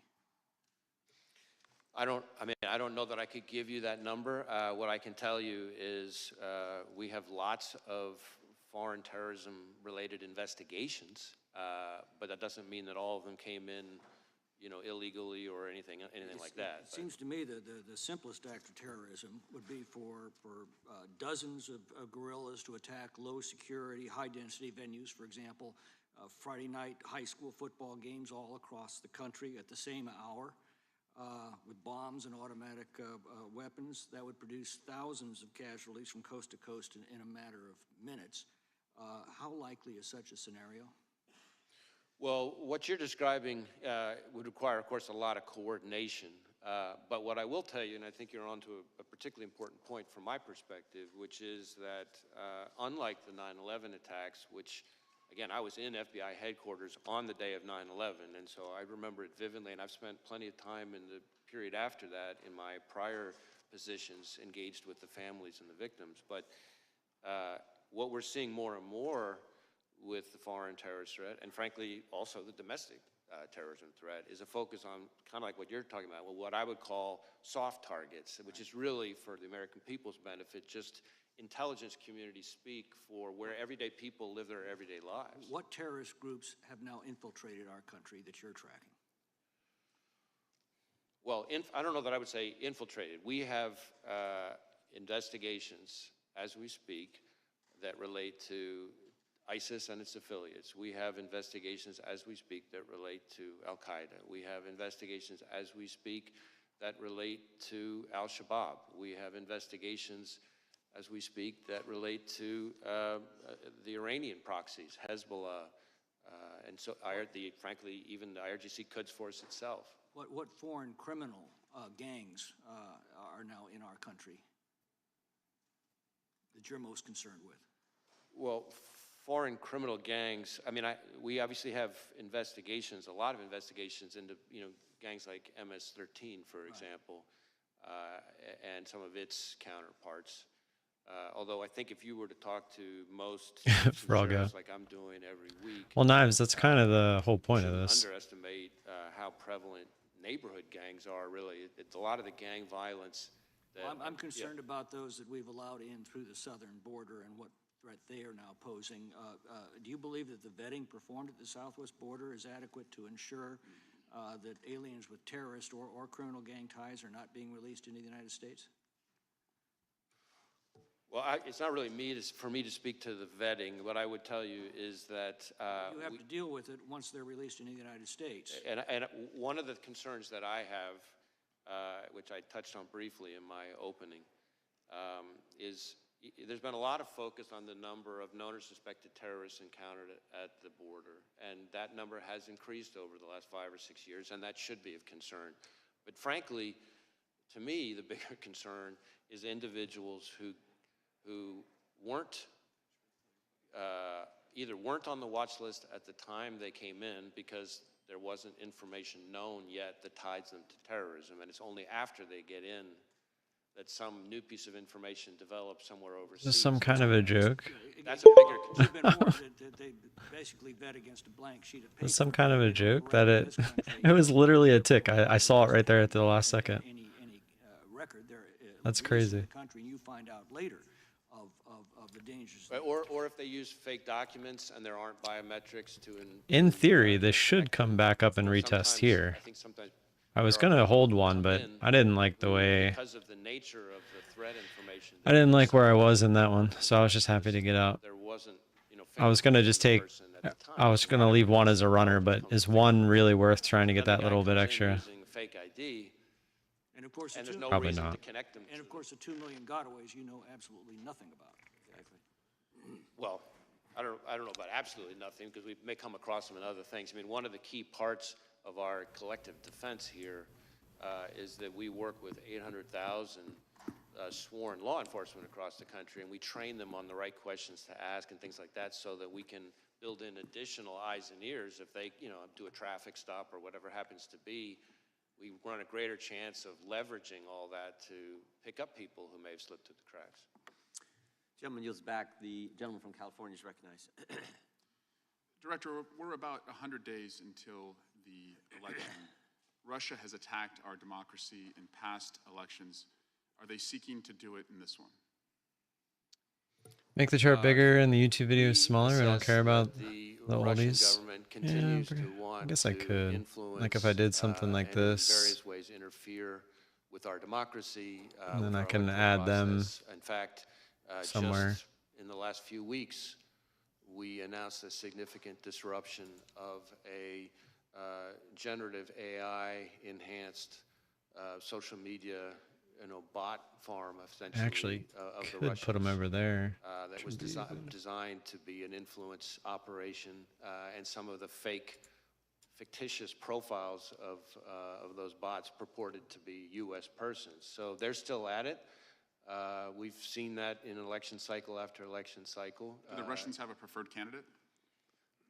I'm not sure that I could speak to that here, but certainly what I would tell you is it's not just the Russians, and I think that's important for people to know too. There's a lot of attention to the Russians, as there should be, but we also know, you may recall that in 2020, Director Ratcliffe and I announced an effort by the Iranians to try to interfere. And more recently, we've had indictments related to China. 34 Chinese MPS officers creating fictitious personas, posting false information online, full of narratives designed to sow divisiveness, discord, undermine. You're right. It's actually how I should have done it to begin with, anyway. Pushing, again, purporting to be I didn't even think about Americans, that. but actually Chinese MPS officers.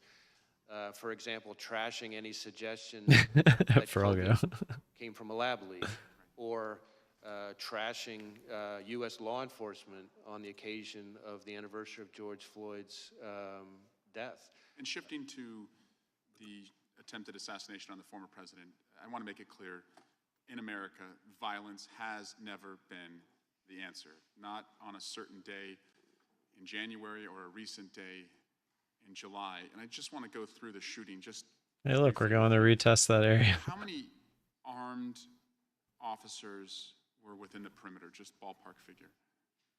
You know, that really goes to the security posture, which is the subject of the DHS Inspector General's review and the outside.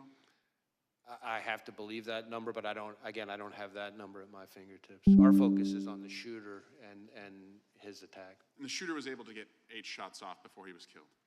That's what it would appear, yes. Type of weapon used by the shooter was an assault rifle? Was an AR-style rifle. So that means 1 trigger pull, 1 round. Is that right? Essentially. Do you like to shoot? Do I? Yeah. Yes. Do you know the difference between an AR and a bolt action rifle? I'm not going to try to sit here and engage on sort of firearms expertise, but I've fired a variety of weapons. But had the shooter used a bolt action rifle, would that have been one trigger pull, 1 round? That's my understanding. Would there had to have been more? Well, on an assault rifle, trigger pull round, bolt action non-assault rifle. What's the difference? Is it faster, slower? He was able to get more rounds off more quickly than he would have with other kinds of weapons. And that's my point, is that we can add additional. Oh, is it going to get short here? We're actually back up towards the top of the bands as well as the retest. Who went to that rally deserved to be protected from gun violence, just like the students at Parkland deserve to be protected from gun violence, just like the babies at Sandy Hook deserve to be protected from gun violence. So we'll devote more resources. We've added a presidential candidate who is also now protected. But if we're being honest with ourselves, we have armed this country to the teeth. And we have allowed the most dangerous people to have access to the most dangerous weapons. I say that as a parent of a 7-year-old and a 5-year-old and a 2-year-old. It's very annoying that these congressmen and women are using this platform to push an agenda. And I say that as an elected official who believes that my colleagues deserve to be as safe as I deserve to be when we are at political rallies. And so we really need to step back and think, if we allow these weapons to be in our country, can we truly protect our elected officials, and can we truly protect, most importantly, our children and the next generation? I yield back. Gentleman yields back. It is good to have Mr. Massey back with us today. Some of us had a chance to go to Kentucky over the last few weeks and visit with Thomas and his family and hear all kinds of wonderful stories about Rhonda. Amazing lady, gentle spirit. So we are bouncing off that previous touch as suspected, but the move wasn't fast enough into there for me to get short. I would have wanted it to be a more snipers were present at more of a fast move. And which of the counter snipers took the shot that took out the would-be assassin? I don't have the number of counter snipers. I know it was the Secret Service counter sniper who took the shot that eliminated the shooter. and we've conducted a number of interviews, including of him. So was it one of the two that we see in the videos on top of the roof, or was it a different location that was shot? I'm afraid I don't have that at my fingertips here. Okay. You mentioned that the would-be assassin bought a 5-foot ladder. You have credit card evidence of that. But it looks like on the scene there was a larger ladder that he might have used. Do you know which ladder he used to get to the roof? And do you have possession of that 5-foot ladder and the other ladder? And do you know how the taller ladder got to the scene? So this whole business about the ladder is something we're drilling into more. We do have possession of the 5-foot ladder that he purchased close in time to his attempted assassination, that we've traced the purchase of that ladder from a receipt, a bloodied receipt that he had on him at the time his body was recovered on the roof. We do not yet know for sure how exactly he got up on the roof. We're looking at, various forensic pieces to try to kind of piece that together. So more to come on that. Do you know where the 5-foot ladder was found or retrieved? Was it near the roof, or was it still in his vehicle? Neither. I don't have it in front of me, but I know that it was not. I know that it was not on scene, and I know that it was not in his vehicle. But we can circle back to you and get to that. Is there any evidence at all that he may have been in contact with somebody else before this occurred that may have had any prior knowledge or may have helped him plan this event? Well, needless to say, that is a question that we're intensely focused on, because that would obviously be incredibly meaningful. So far, underline, so far, we have not found any evidence of any accomplices or co-conspirators, foreign or domestic. And you're using geolocation data to see if his cell phone was near another cell phone, I presume?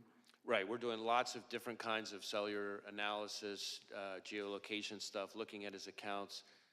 He, from everything we've seen, which is consistent with what we've learned in interviews, a lot of people describe him as a loner. That does kind of fit with what we're seeing in his devices. His list of contacts, for example, is very short, compared to what you would normally see from most people. So it doesn't appear to be a whole lot of interaction between him, face-to-face or digital with a lot of people. Okay, thank you. That doesn't mean there's not any, and that's why we're drilling into. We're trying to talk to anybody who's had any engagement with him whatsoever, digital, in person, classmates, coworkers, right, et cetera. Appreciate that. And now I want to talk about another possible assassination attempt, and I'll start by showing a video of President Biden, and this is from recently. This is in the last month, if we can play that. Gallows erected to hang the Vice President, Mike Pence. I think it's fair to say it's one of the darkest days in the history of America. Okay, and he's referring to January 6th. Were there gallows erected to hang Mike Pence, as the president says here? I'm not aware of any physical gallows. I can't remember whether, from a demonstration perspective, there may not have been some kind of replica or symbol of something like that. That's my impression. Can we show, can you raise that up so you can see it? It looks like there was some kind of prop that was built. The construction doesn't look like it lends itself to actually hanging somebody. It's more of a prop, I think, as you suggested, that was erected on January 6th. But if the president were correct, that these gallows were erected to hang Mike Pence, that would be a very serious allegation, wouldn't it? I would take it very seriously, yes. Has anybody been arrested, or do you have any leads in conjunction with the erection of this gallows? We had a picture here on the screen, if you can show it again. It was just up there. There's an individual here who's seen near these gallows. Has he been arrested? Have you identified this person? I don't know that I could speak to this specific person or the gallows that are pictured on the image. We have had, I think, 850 people who have pled guilty to federal crimes related to January 6th, and I think, another 180, I think it is, convicted at trials.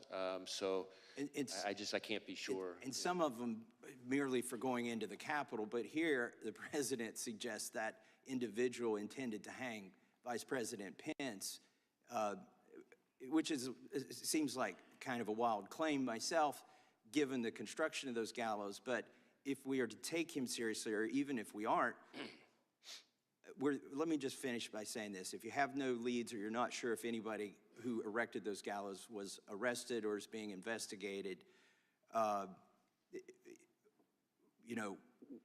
were there any confidential human sources involved from the FBI or any other agency in the erection of that prop, those gallows? I'm not aware of anything like that. All right, thank you. I yield back. Gentleman yields back. Lady from Washington is recognized. Thank you, Mr. Chairman. Welcome, Director Wray.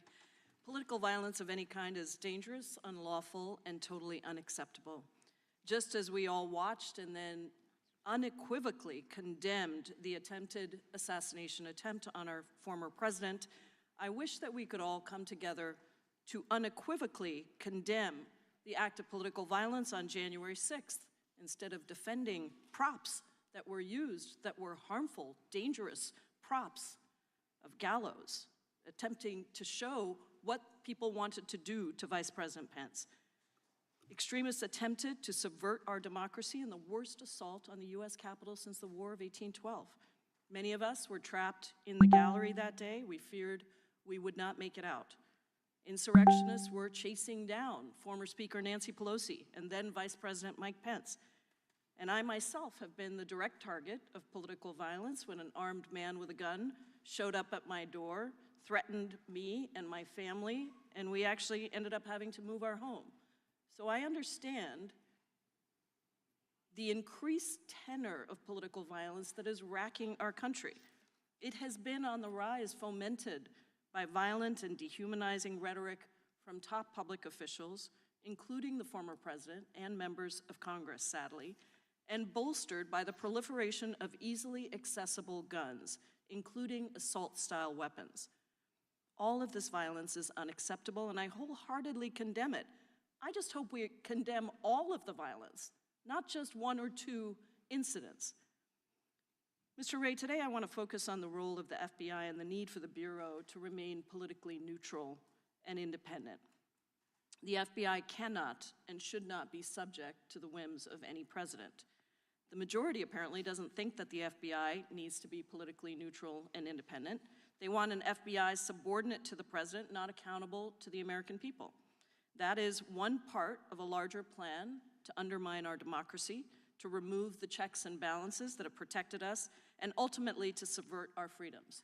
That agenda, promulgated by the former president, his loyalists, and their And 76 total. is called Am I the only one finding the market difficult today? No, I mean, I'm red on the day, so no. I encourage everyone who's watching this to Google it. It includes plans to 76 is the final amount, unless you blow the account. That's it. Pay 76, you get the eval. If you pass the eval, it turns into a funded, all for that same price. Once you pay the 76 up front, you do not pay anything more. The president orders.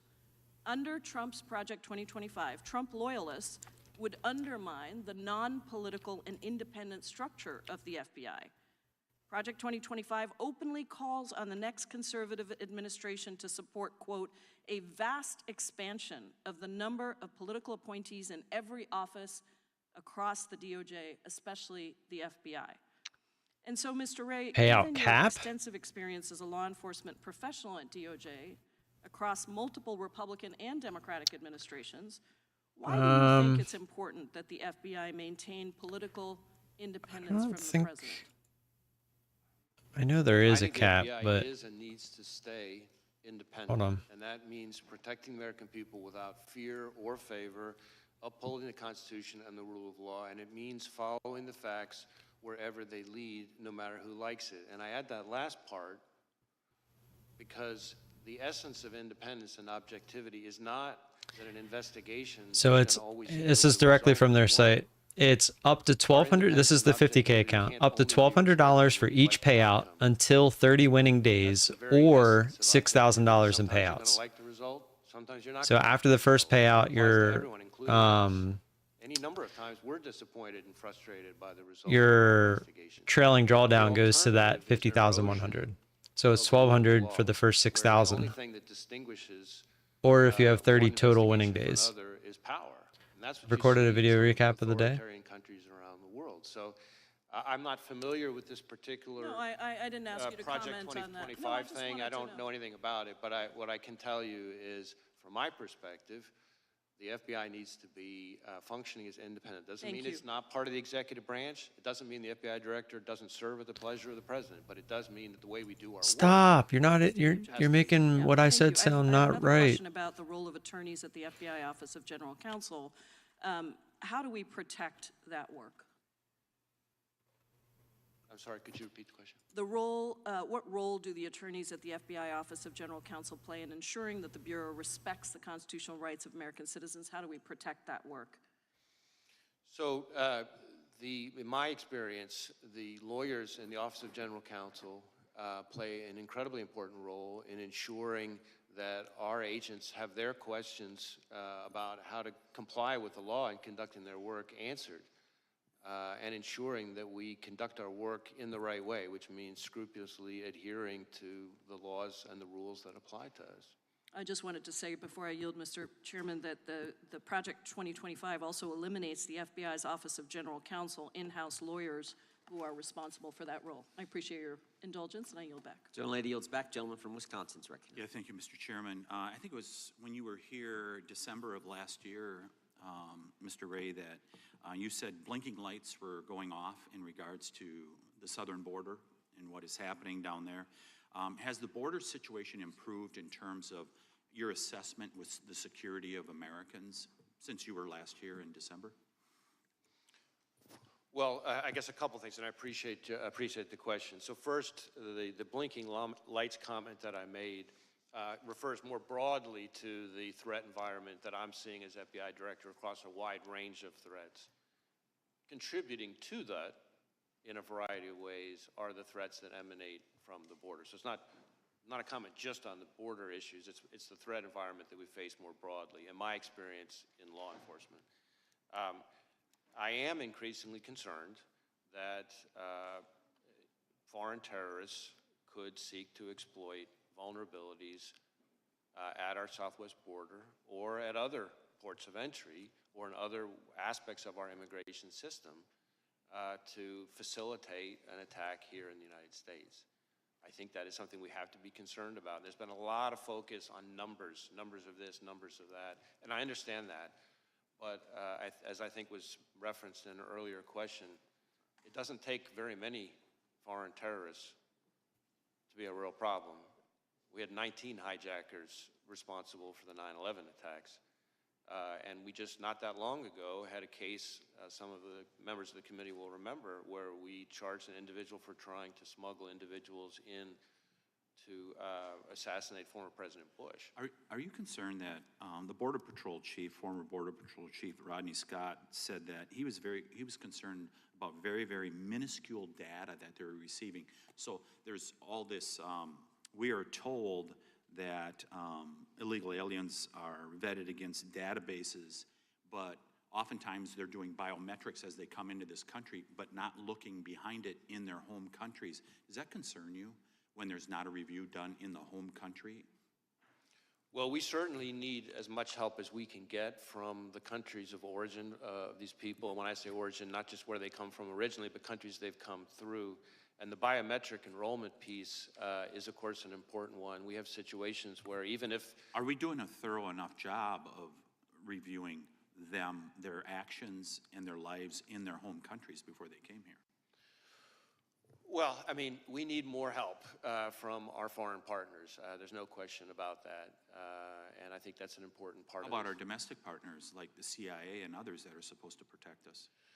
So there's been a lot of discussion, of course, over the last several years about the pivot to what's called the hard targets, right? The understandable focus, which I support, of of focusing on the threat posed by China and Russia and Iran.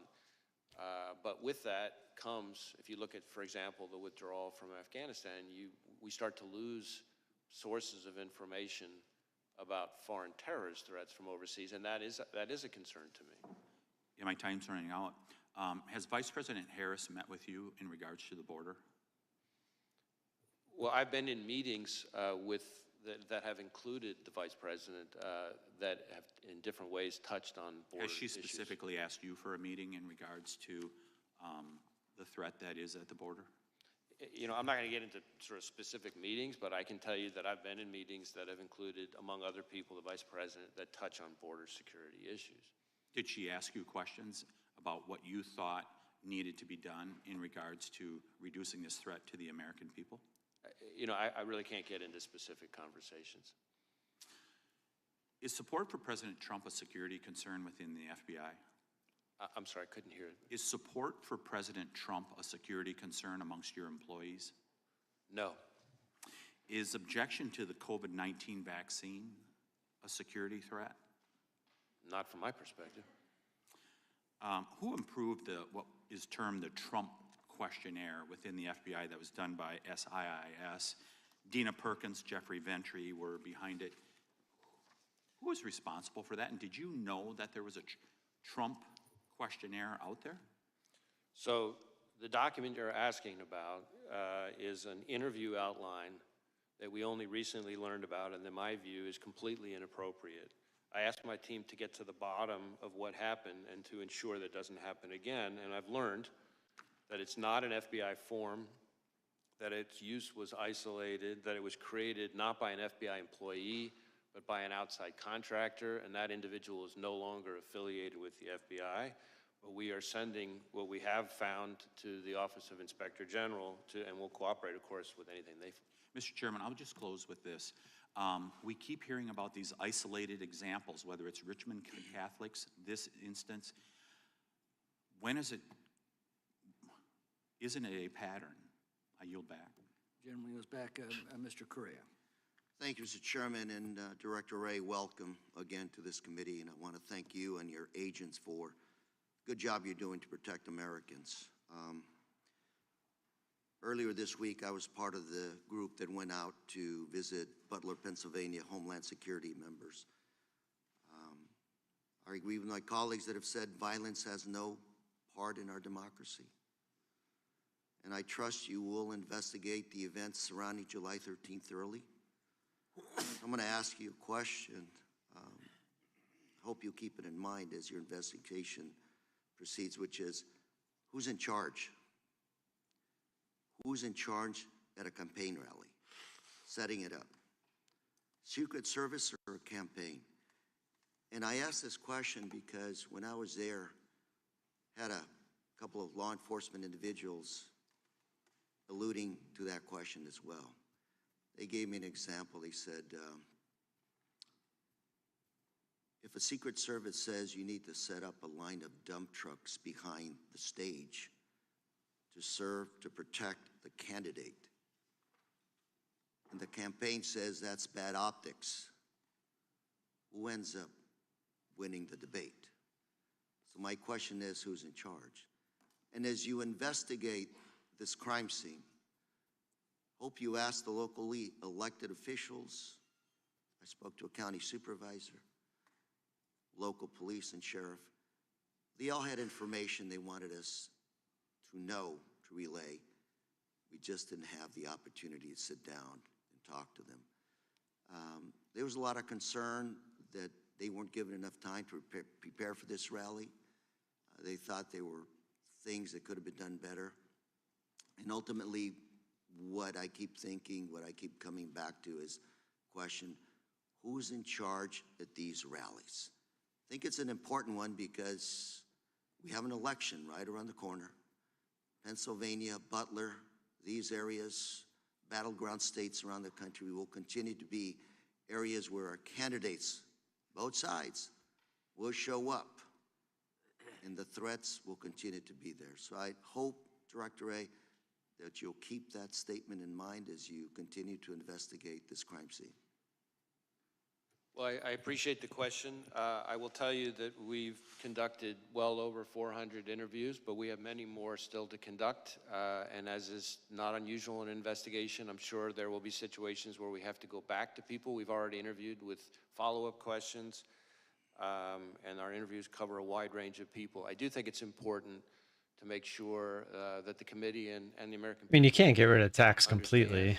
the scope of our investigation versus the scope of others. Our investigation is focused on the shooter and his attack.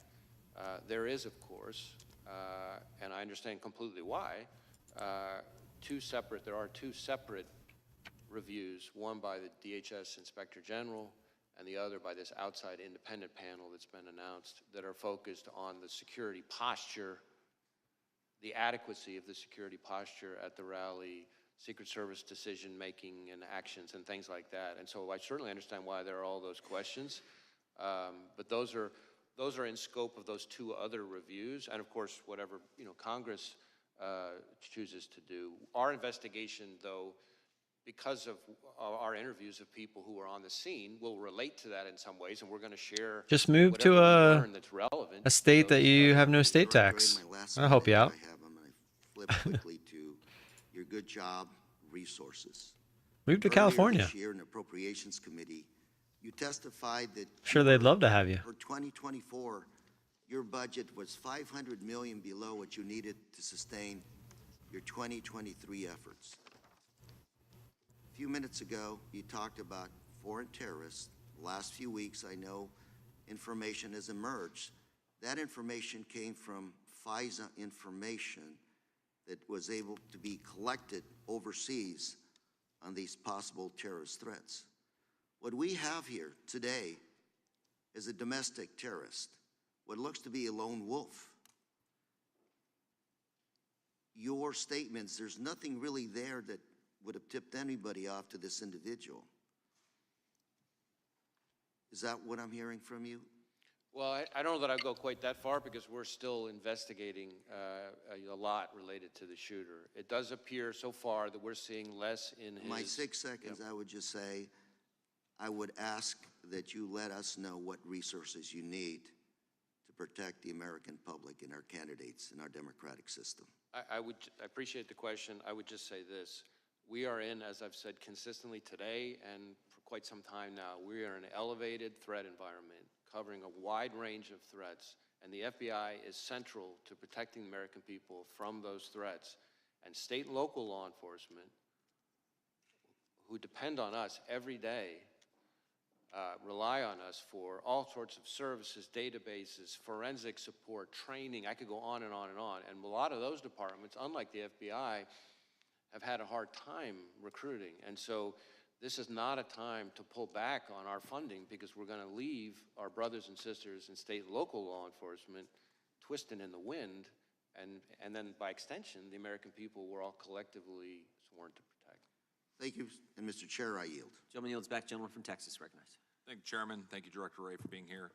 When did you last speak with President Biden? That would be interesting.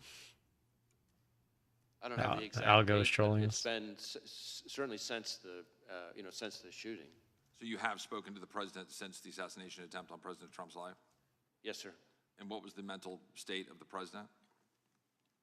We had a perfectly professional conversation. And are you, do you have any scheduled briefings of the president upcoming? Not at the moment specifically scheduled, no. In 2016 and 2015, top FBI officials infamously texted about, quote, their insurance policy to make sure Trump was never elected or inaugurated as president. Have any FBI agents texted, emailed, or expressed disappointment that Trump survived the assassination attempt or otherwise editorialized about the assassination attempt?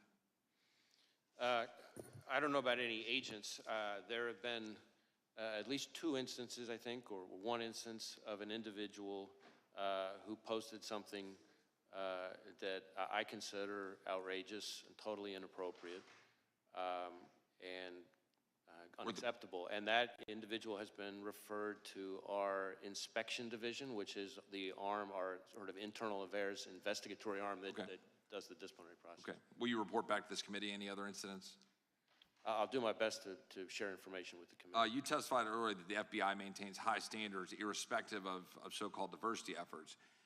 Is it true that in December of 2016, former Director Comey lowered the passing standards for Phase 1, allowing an influx of previously unqualified applicants to continue in the hiring process who normally would have been stopped back in December of 2016?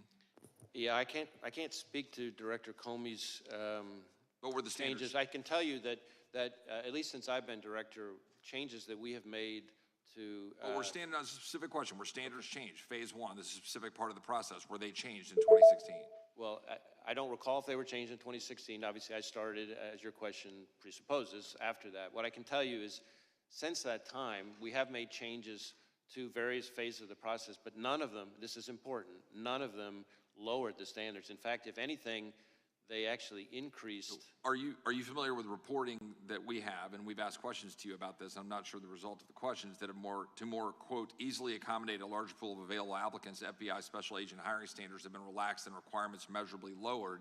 This according to a group of former agents who have testified about this and written a report and submitted it to Congress.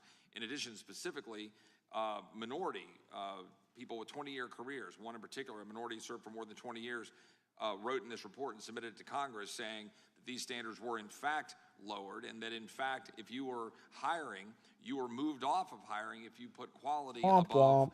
Did these that kinds work? of DEI requirements. I don't think I have those sounds on this computer. Do you have comments on this? I think ever since I got the new computer, I did. I'm aware of the report. I know that I've read Put this every back on. detail of it, but I can tell you Yeah. that the Probably should do claim that, huh? that we have lowered our standards to be less selective and less competitive is not. Yeah, I don't think I ever put it So on do the you new believe computer. These former agents are lying to Congress when they submit a report to Congress stipulating and suggesting otherwise? Or are you saying that they are lying? I'm saying that. I'll fix that. Okay, but they're affirmatively on the record. They're telling us and submitting a report to Congress saying that those facts are directly in contradicting what you're testifying here today. So I just want to be clear so we know we're saying that they are submitting evidence to our record to the contrary that you say is untruthful.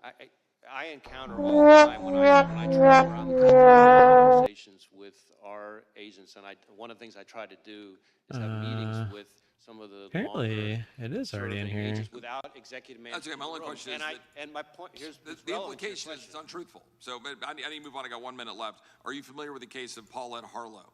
She's a 75-year-old elderly woman from Massachusetts with a debilitating medical condition. She was prosecuted for violating the FACE Act and sentenced to 2 years in prison. She has to go to Texas in 2 weeks. She was praying at an abortion clinic in Washington, D.C. The FBI interrogated and investigated her. Do you think it is appropriate for a 75-year-old woman who is praying at a clinic in D.C. to be put in prison for 2 years for that activity? Just a simple question. Do you think that's appropriate? I'm not familiar with the specific case. You're not familiar with that case. It's been significantly Try it now. So, but you don't know how to comment on that case, that it's appropriate for a 75-year-old woman to be put in prison for 2 years. A big pop there. Again, since I'm not familiar with the case, I don't want to start weighing in because I don't know all the facts. But what I can tell you is that when it comes to FACE Act enforcement and abortion-related violent extremism, I think one of the things that gets lost, and I appreciate the Remember, I can't hear it, so you'll have to let me know. I wasn't looking really, when you since did the it. Dobbs decision, actually more of our abortion-related violent extremism Right, give me 1 sec. investigations have focused on violence against pro-life facilities as opposed to the other way around. And we've had a number of investigations. We're using FACE Act resources and our JTTFs. We're still waiting on responses on letters that we've sent indicating the data to the contrary. There's been significant amount of efforts in targeting of people who are pro-lifers who go to clinics, and that they've been prosecuted, like this case, a 75-year-old woman who is now going to jail in Texas for 2 years because she was praying at a clinic in Washington, D.C. And we've submitted questions on that, and I'd appreciate a response on it. I yield back. Gentleman yields back. Gentlelady from Pennsylvania is recognized. Thank you so much, and thank you, Director Wray, for being here and for the work that your team does, as well as for sharing the information that you've been able to today. You just got a couple questions about that seem to imply that there was some problem with the FBI's diversity efforts, and certainly the 1950s version of the FBI was singularly Caucasian male agents, et cetera. Is the FBI a better force for having a diverse range of employees and agents? I think diversity makes us better, but like everything else, it has to be done the right way. I think we can have a more diverse workforce and do it without lowering our standards, and that's, in my view, what we It can. should And work. you haven't lowered standards at the FBI. We have not. I repeatedly come across people who are confused about different parts of that, and I appreciate the opportunity to set that straight. Thank you. Yeah, I think we're all concerned here as we've seen the rollout of this Project 2025 that purports to try to eliminate any reference to diversity efforts across the entire federal government. So it is sort of a top-of-mind concern as it's threatening to become reality. So what I did want to talk about today is something some of my colleagues have mentioned, which is the normalization of threats and violence against public servants at all levels, whether it's election workers or school officials, elected officials and their families, judges, federal law enforcement agents, and others. To be clear, I think it's very clear that the majority of Americans wholeheartedly condemn any sort of political violence and understand that it's not legitimate discourse and that it has no place in our civic life. But words do matter, and they have consequences, particularly when uttered by people in positions of leadership. So that's why I remain very concerned by the willingness of some members of Congress to repeat disinformation and conspiracy theories that undermine trust in our public institutions which serve all Americans. And when elected officials embrace overheated or fact-free rhetoric, it becomes dangerous. I have been heartened, as many national leaders have unequivocally condemned calls to violence, and I would urge all members of this body to do so and continue to do so regardless of the party affiliation of the perpetrators or the targets of such threats. You and our other national security officials have repeatedly warned us that foreign actors are actively working to spread disinformation, to influence our elections and discredit our public institutions, and we shouldn't be aiding and abetting them. So to live in a country that we aspire to, where our most valued democratic processes like free and fair elections can be carried out unimpeded, and people can run for office, serve their communities, and exercise their right to vote without fear of violence, we've had some concerns about violence around our elections. In 2020, the endorsement and promulgation So it did the text. about the election results by the former president and his Did it do the campaign sound? threats I didn't and see it. attacks against election officials and poll workers in Pennsylvania. And those falsehoods also wasted millions of taxpayer dollars on frivolous lawsuits and extraordinary security costs. So as we're again approaching November, we want to ensure that Did you hear it there? can do that important work. I just manually did it. Conspiracy theories and threats. So we know our local law enforcement across Now Pennsylvania it did? are preparing Okay, yeah, I for manually some did that. disruption and threats. Because while Pennsylvania may be a battleground state in the upcoming election, that battle should obviously be a war of words over Well, it policy, should work vision, then. or charting I wonder if for it's our on country's cooldown. future, not an Wait, actual hold on. civil war. So how is the FBI working with state and local law enforcement to prevent and respond to election-related violence, particularly against election workers? So in a variety of ways, we're partnering with state and local law enforcement. Obviously, the physical security in the first instance, in most of the respects you're talking about, is in the ordinary course, the responsibility of state and local law enforcement. But we play an important role in a number of ways. So we share, threat bulletins, information like that about things to be on the lookout for, things we're seeing. If we ever have specific threat information, then we work to get it to the right people. We have election crime coordinators, which we've had for decades in all 56 field offices who have existing relationship with Okay, let's try it one more time. officials, especially focus on security and threat-related issues. And then, of course, we're participating in the election threats task force that DOJ set Yeah, up, which I don't is understand. focused The on text is working, threats but of violence it's not. or actual violence against election workers specifically, and we've had a number of arrests and even some convictions already on that. Thank you for your input. I yield back. Gentlelady yields back, Director. It's my intention to go approximately another half an hour. Then we will break for the Prime Minister of Israel's address to the Congress on the floor, give you a chance for lunch, and then resume after that. But we'll keep pushing through for the next half hour if we can. Gentlelady from Indiana is recognized. Thank you, Mr. Chairman. Thank you. I think you have a little bit better tone in conversation, so I appreciate it, and answer some questions, so I appreciate it. Hopefully you'll answer also on 2 letters that I sent you over a year ago. All right, Froga. One related to Durham report. Yeah, what's for lunch? And the other one related to Russian infiltrated SBU that collaborated with FBI. So hopefully we'll get these answers, and hopefully we'll I don't understand why it's not working. It should be. Help us to get better answers. Congress should be probably working authorizing your agency. Don't you agree with that?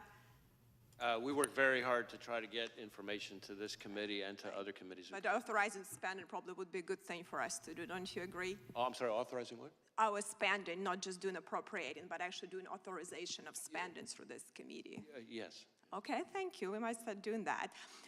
But we can talk about, and a lot of my colleagues on other side, AR-15 gets a lot of bad rap, like to bring it up, this issue. But really, there are a lot of hunting rifles that probably, maybe even more accurate than a lot of ARs. And don't you agree? We have like millions, right? Don't you agree? We have millions of rifles owned by law-abiding Americans. So do you think we should be taking them? Millions of rifles from law-abiding Americans? What do you think about that? Would that be something feasible, and really we should be doing that? Well, again, I'm not going to be addressing anybody's specific legislative proposal. From our perspective, from the FBI's perspective, the concern is any dangerous weapon in the wrong hands. But all weapons in the are hands dangerous. of the wrong person. But all weapons are dangerous, right? I'm sorry? All weapons are dangerous. Knives are dangerous, Sure. Explosive are dangerous. There are a lot of weapons are by their very but are we going to be definition confiscating, hunting rifles and rifles for millions of Americans? Do you think it's feasible to do something I think like I figured that for out law-abiding why. citizens? It's not something I'm advocating. Okay, well, thank you. I appreciate that. So we have to go back. That was a catastrophic failure of security. That's what's happened, recently with attempted assassination. Don't you agree with that?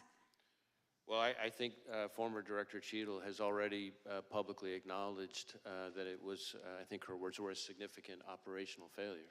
Then we had, similar situation, a different. Pretty positive I figured it out. I just have to remember how to Pelosi at do that time it. didn't want to have bad optics on January 6th, and we didn't have proper security here on January 6th. That was a catastrophic failure too. Are we looking at that? Any one conclusion was made from that? Have we made any adjustments? Because I know a lot of people, got hurt now just being here. It was a lot of cases bringing up the Department of Justice, and a lot of them were really just law-abiding Americans that really just upset with the government, and they have a reason to do it. So I think we need to think about it before we prosecute, or instead of actually, looking how we can deal with real criminals and how we can have a proper security when we have events with so many people there. So did you have confidential human sources? I think you never answered that question on January 6th in the Capitol. Did you have some? I'm sorry, what's the question? Confidential human sources. Did you have them on January 6th in the Capitol? Well, again, I'm never going to be getting into when and where we Okay, have or have not used confidential human sources. But are you willing to stand the record that you had no confidential human sources that went into Capitol on January 6th? as I've said consistently, I'm not going to get into where we have or have not used confidential human sources. I can tell you that if you are asking if the violence at the Capitol on January 6th was part of some operation orchestrated by FBI sources or agents, the answer is no. No, I didn't ask you that. I asked, to so did you investigate any confidential human sources? Did you do any investigation and looking at that? So you're not answering if you had any or not. So if you had potentially, did you do anything you needed to make sure to investigate that none of your sources did anything wrong? If they did wrong, they were prosecuted the same way, like you're trying to prosecute a lot of people that really, even in Supreme Court rule recently that some unconstitutional charges. I think I need to do one more thing. Let me just add that there have now been, I think, 180 individuals who've gone to trial, in addition to the 850 who've pled guilty. Right, but I think the problem is you put these charges, a lot of people would put guilty. But let me say just quickly, because I only have 10 seconds, really. So I hope you will take seriously what you're doing. You know, related to the border security is also a crisis. you know, your vice president was a lead-in on that. Has she initiated meetings with you to lead, like weekly or monthly meeting where she actually get briefings from you as a lead-in board czar that had that function? Have you had that? Has she initiated any meetings on a regular basis with you? Again, gentlelady's time has expired. The gentleman can respond. Right.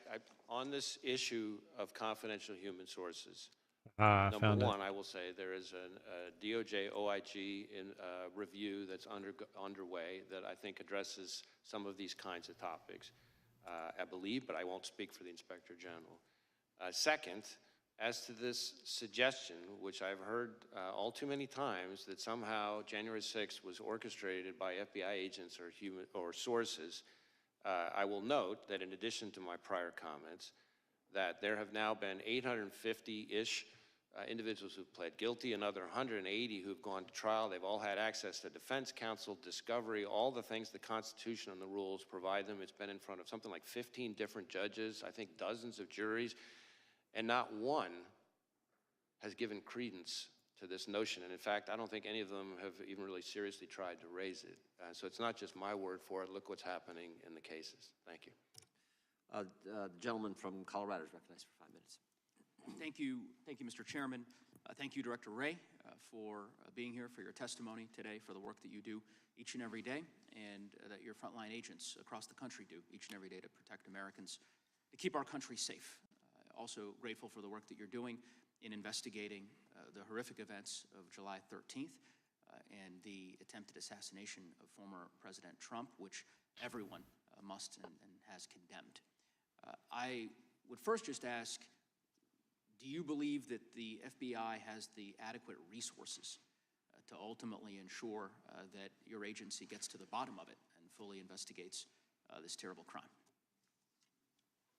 Well, we are devoting massive amounts of resources to this specific investigation. We have easily several hundred FBI agents, analysts, and professional staff working on it. It involves over half of the FBI's 56 field offices, almost every headquarters division. We even have some of our overseas offices working on it. You might say, well, why is that? Well, because some of the companies that involve accounts or purchases or communications or what have you that the shooter used are foreign companies, so we have to get evidence from overseas from those companies. I've talked about our lab a little bit earlier today. We've got our Office of Technology Division working on the digital devices. We have our Behavioral Analysis Unit, our BAU, working on helping us build out a profile of the shooter. I could go on and on and on. So it's all hands on deck on this case, as I think is appropriate. Now, when you ask about our resources, I've been public about the fact that the fiscal year 24 budget put us $500 million below where we needed to be to sustain current operations. And on FY25, the current House mark would put us significantly further back behind that and would result in significant risks across every program and our state. We arrested something like 50 violent criminals per day, every day, last year. The current mark would mean more violent criminals on the street, more neighborhoods at risk. We have about a 1,300% increase in our investigations related to China and its targeting of us. And I can assure you, China's not cutting its budget. This would mean more threats from China. We have something like 300 to 400 investigations just into cartel leadership. And about hardly a week goes by when some FBI field office isn't seizing enough fentanyl to wipe out an entire state. Those cuts means more fentanyl on the street, more people dying. So the people who suffer the most are state and local law enforcement and the American people we're sworn to protect. And so I look forward to working with Congress, but we really need to be smart about what we're doing, and I think that would be a step in the wrong direction given the threat environment that we face. And I couldn't agree with you more, Director Wray, and of course we've talked about this during previous hearings in which you've testified, and to be clear, that I think the budget that House Republicans have proposed, which is about a $325 million cut to the FBI, would do precisely what you've described and have deleterious impacts for public safety across our country. And House Democrats are certainly working to prevent those cuts from taking place. You've talked at great length. Did you hear the cash register? It didn't look like it made the noise. Justifiably, a lot of public interest in the investigation. Spit on that thing. I wonder if you might, if there's anything that you'd like I'm gonna to do it. disclose or provide to the committee or to the public that perhaps has not It, yet been it, gleaned you heard the over course cha-ching? of this hearing. Okay. Just give you an opportunity, because there's a lot of folks related to the investigation. One thing I can give an update on, which is pretty fresh here. We had some conversations with some of the members about the access to the roof and the ladder and so forth. And our evidence response teams and their forensic collection, we now believe that the subject climbed onto the roof using some mechanical equipment on the ground and vertical piping on the side of the AGR building. In other words, we do not believe he used a ladder to get up there. One question, if the chairman might indulge me with just a few extra seconds. There's an article recently regarding several former Trump administration national security officials who had received a duty to warn briefing from the FBI regarding the potential threat from Iran.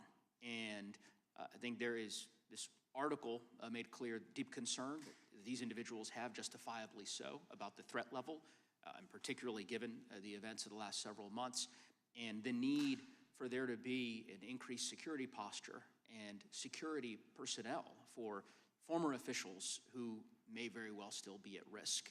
And I don't know if you're familiar with that article. I'm trying not to use names here, but I think would perhaps follow up with your agency and with the Department of Justice more broadly to ensure that any individuals who... you gotta give him that hawk too and spit on that thing. You get me? ...actor in a foreign nation have the resources they need, That's great. available to them. So again, without reference to any specific individual, I want to be very clear about this because I've tried to be vocal on this, but it sometimes doesn't. You gotta give him that hawk too and spit on that thing. You get me? You gotta give him that hawk too and spit on that thing. We have seen in the last few years an attempt, I'm speaking just from public information now, an attempt to assassinate a former U.S. National Security Advisor on U.S. soil. We have seen an attempt first to kidnap and then to try to murder an American dissident / journalist who was a critic of the Iranian regime, right smack in the middle of New York City. We have seen a cyber attack against a children's hospital in New England that ties back to Iran. We have seen, as I've testified before, as Director Ratcliffe and I announced, an effort by the Iranians to target the 2020 presidential election. And that's all before you even get to the fact that the Iranian government is the leading state sponsor of terrorism. So if that's not enough to convince people that Iran is a threat, I don't know what is. But Director, was there a distinction between what the gentleman from Colorado raised and what you just said, this general concern in these specific instances you talk about, and a direct specific threat on President Trump that's distinct from what you've been describing as this general concern with Iran? Well, again, I can't get into specific pieces of class. And if so, when? If it was a distinct threat on President Trump, when did that take place? Yeah, all I can tell you, certainly in this kind of setting, is targeting of U.S. officials for the Soleimani strike is something that is a reality that the Iranian government has at times called for very publicly.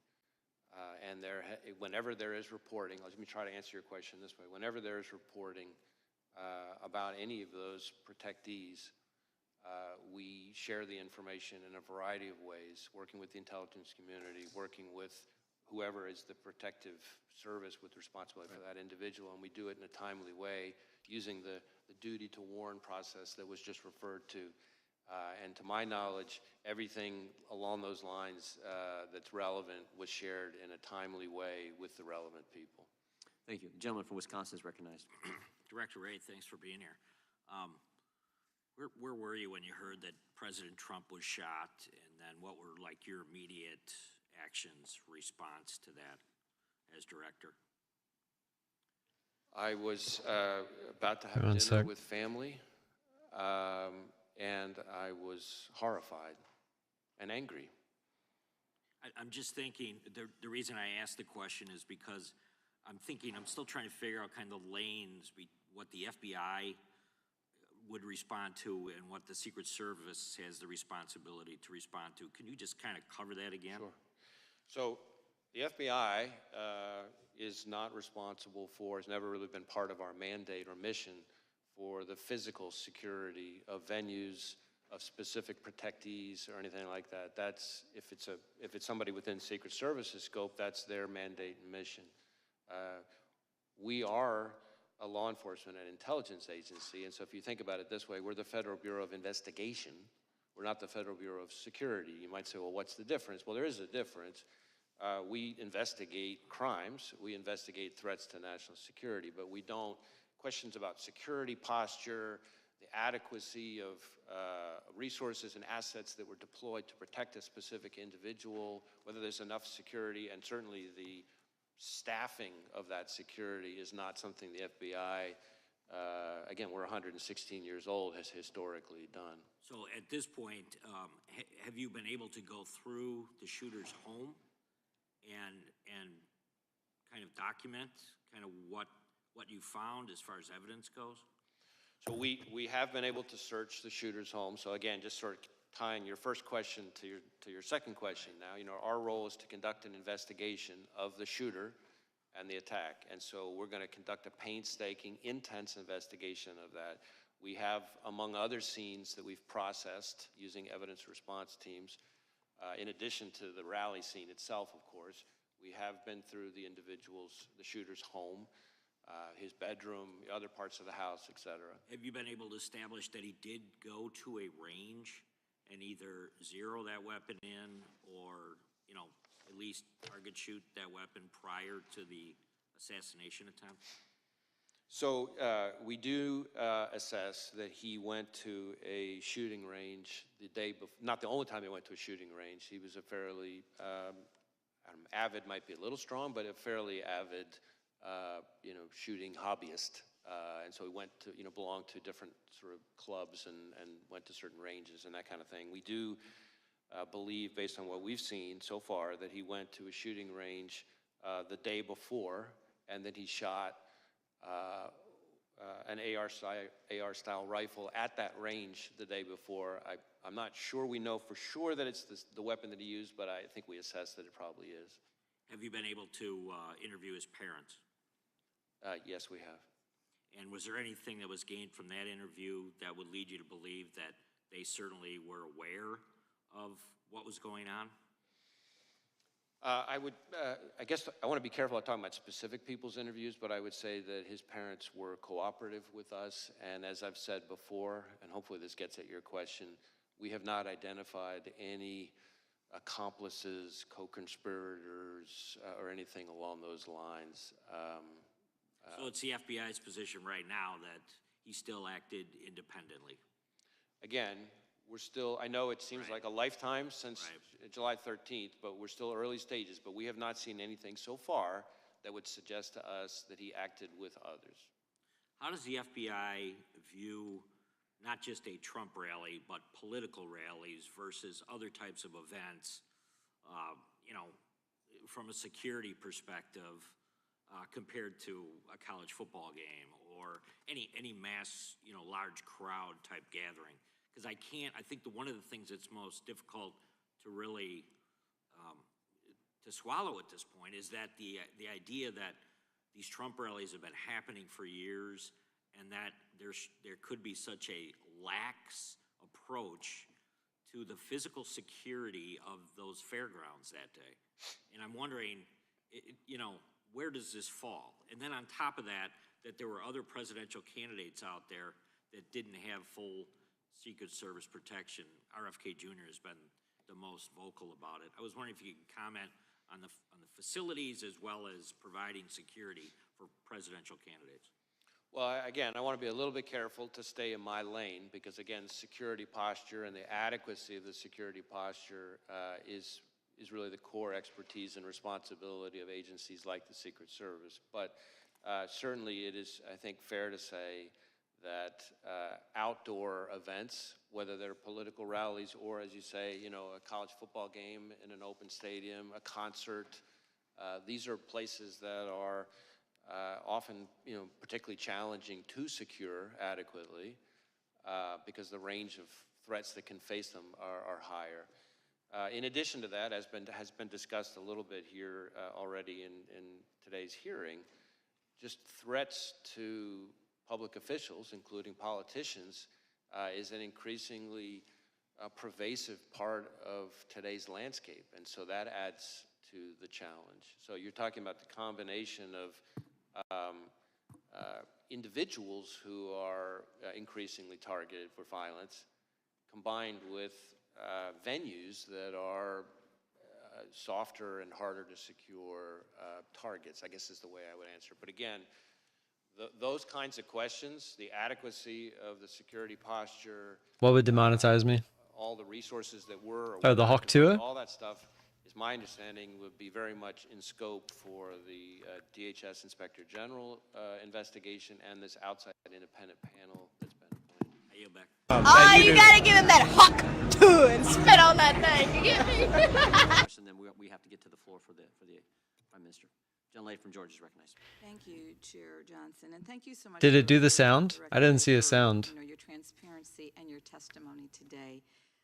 First, I want to say my friend, my mentor, Congresswoman Sheila Jackson Lee was. Yeah, it known by did. many Was it as the lined up voice pretty of good? reason here in Congress. Let me watch it back. She was my friend before I even came to Congress.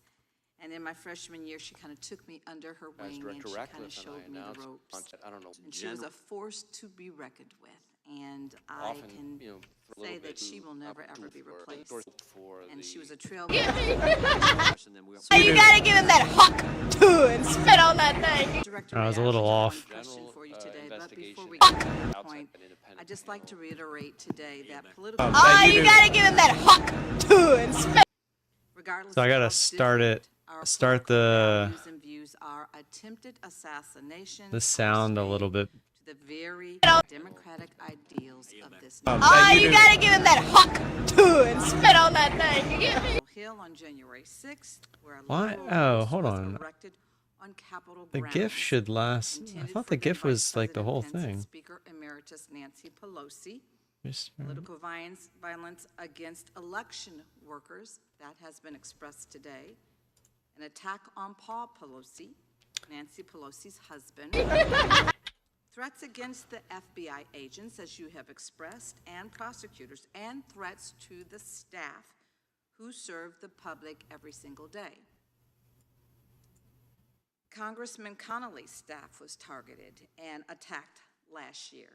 And now we have the attempted assassination of a former president of the United States. All of this within just the last 3 years. This violence simply needs to end.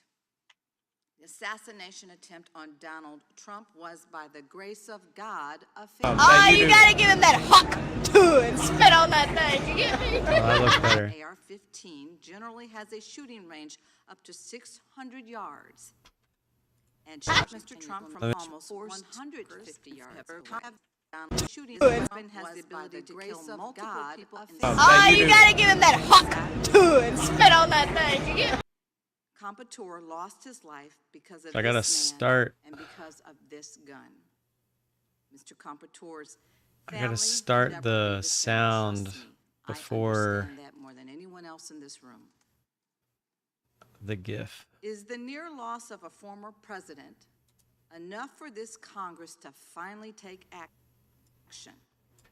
Because there are 206 of us that are already let's try standing that. in the wings, ready to take immediate action to ban assault weapons today. We need Oh, you gotta give him that hawk too and spit on that thing. You get me? move the legislation to save lives of so many of the people that we are that looks better. served by removing assault weapons from the hands of Oh, you gotta give him that hawk too and spit on that thing. You get me? we are crippling our democracy. That was way off. And we are ripping apart our fellow Americans until we do. I ask today because it is clearly it wasn't enough to take action. Guys are getting a lot of Quantower. Of assault weapons. We lost. Oh, you gotta give him that hawk too and spit on that I put it on thing. cooldown. 2012, when I also lost my son. Wasn't or 14. We lost. Oh, you gotta give him that hawk too and spit on I that put it on thing. cooldown. Okay, that was pretty good. Lost my son and 2 more teachers in 2022. I think I need to delay this one for a little bit more. Now that a former president, the very president that many of you in this room are hoping will be That was good. All right, I'll just leave it there. lost his life because this Congress has failed to reinstate an assault weapons ban. Ban that, by the way, I'll stop. joined with Democrats the past 30 years ago. Well, fine. Y'all don't like assault weapons ban? We can bring another bill that I have introduced to a vote, the Go Safe Act. This bill focuses I'm on so tired of these people using this as a platform instead of asking. That guy has to be sitting there like, seriously, why am I here if you're going to just do this? This is a time for action. Director Wray, just one question I have for you. Would you rather have your officers protected or protect someone against an assault weapon being shot from 147 yards away, or a standard pistol with no accessories attached? Well, again, I'm going to refrain from appearing to comment on specific legislative proposals, but I can tell you that we have certainly concerned about the danger to He's not lurking. He would have said something.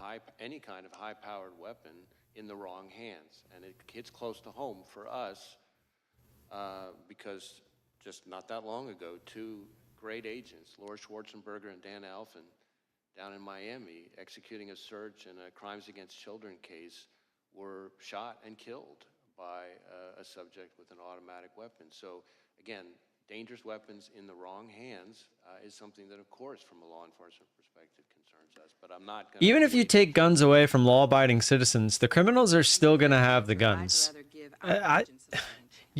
It just doesn't make any sense. They don't understand. They're not going to stop using guns just because you take our guns away, the law-abiding citizens that have them. And it would seem that we could and should have had a better job done a few weeks ago on the 13th than what we saw. Will you have anything to say about correcting what are the obvious deficiencies in what the Secret Service did? Well, for the most part, the deficiencies or adequacy or inadequacy of Secret Service's performance, decision-making. This is our first attempt at a move up all day. Those 2 other investigations, that is the DHS Inspector General. Take a look at just the 5-minute. Panel that's been announced. Having said that, Literally all day, this is our first attempt at an actual move up. Involves several hundred FBI employees and every asset we can bring to bear of the shooter.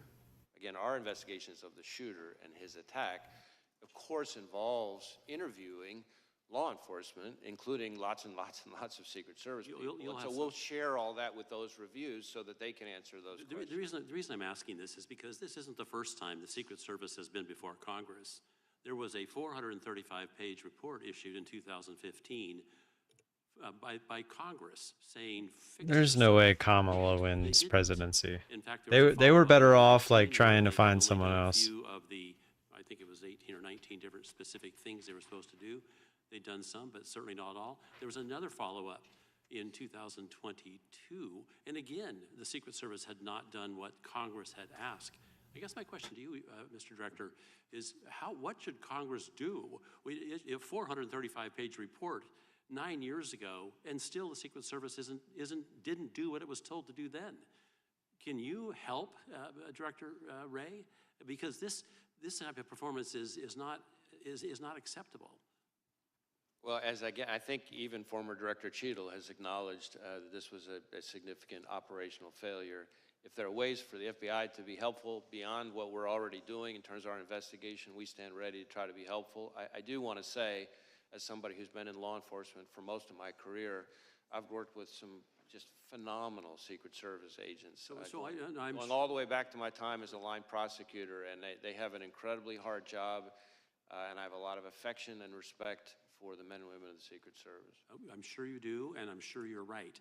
But the trouble is, when Congress says you need to do these 19 things and they don't, something needs to change. Now, the director has resigned, but you're going to be in a position, because your agency is doing such a careful review, to say a lot about what should have been done. I guess the real issue is much more of what the higher-ups in that agency are or are not doing. Perhaps that's on us. And we will share with those reviews anything that we come across that could be helpful or relevant to them for those questions. Let me quickly go to some details on the actual events. It appeared to a lot of us, as the Secret Service was taking former President Trump from the stage, that he was clearly still in view of everybody. And had there been another shooter, I didn't see him being protected. Are you going to raise that issue?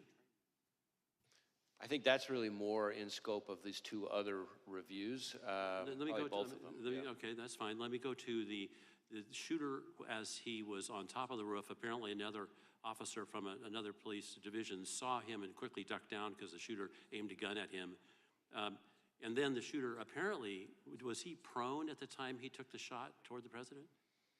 So my understanding is that the local officer that we're talking about, with the assistance of another local officer, was able to kind of get up and see onto the roof where he observed the shooter, I believe, in a prone shooting position.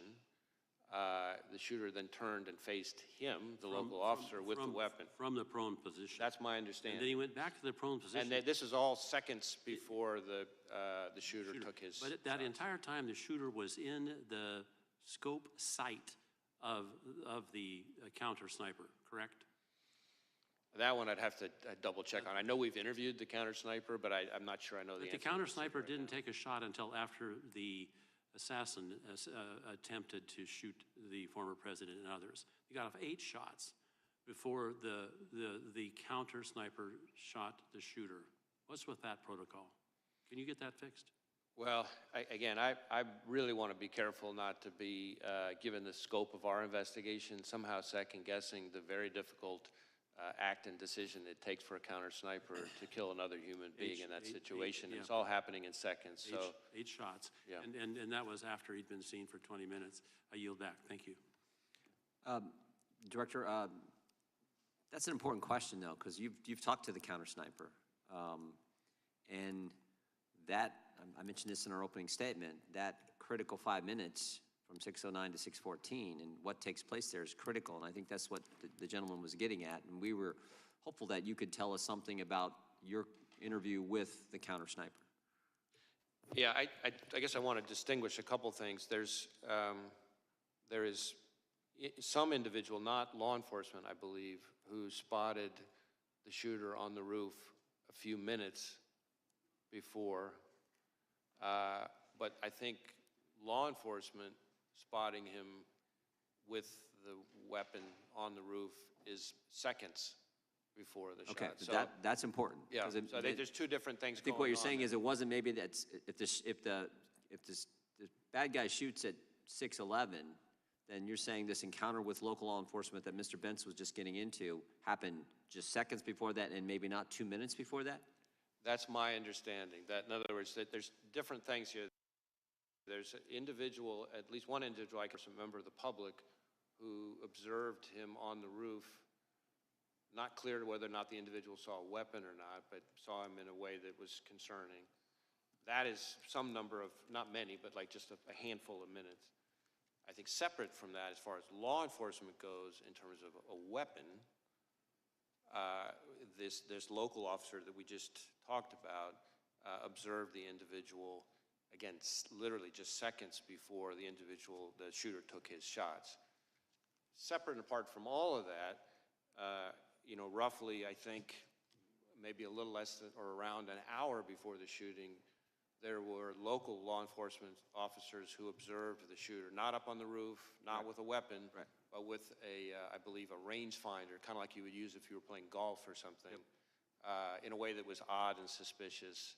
So that started happening with local law enforcement beforehand. But in terms of shooter, meaning with the weapon, law enforcement, my understanding is that the first time that happened was this local officer climbing up on the roof seconds before the Again, shooting. we want that timeline. I think the committee wants that timeline and communications that were taking place in that short period of time. Again, as I've said with everything else, I really want to be careful. I'm leaning in, trying to share as much as I can here. Facts are evolving, things may change, but we are working on a timeline, among other things.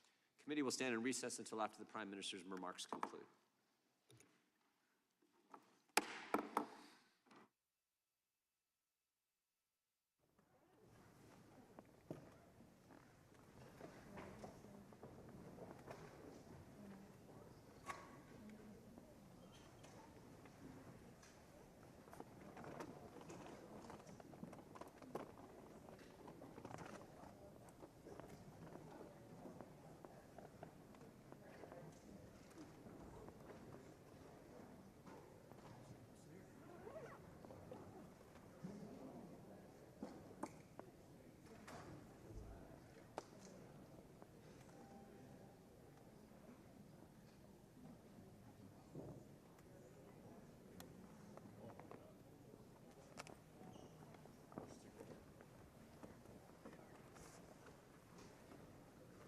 Sorry, I was dealing with the dogs.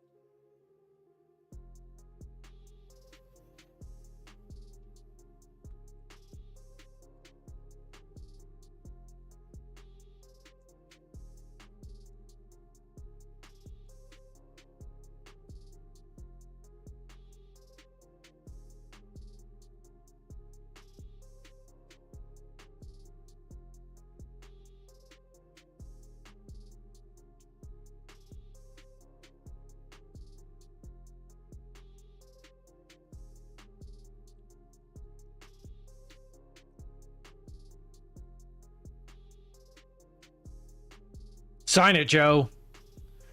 Sign the paper.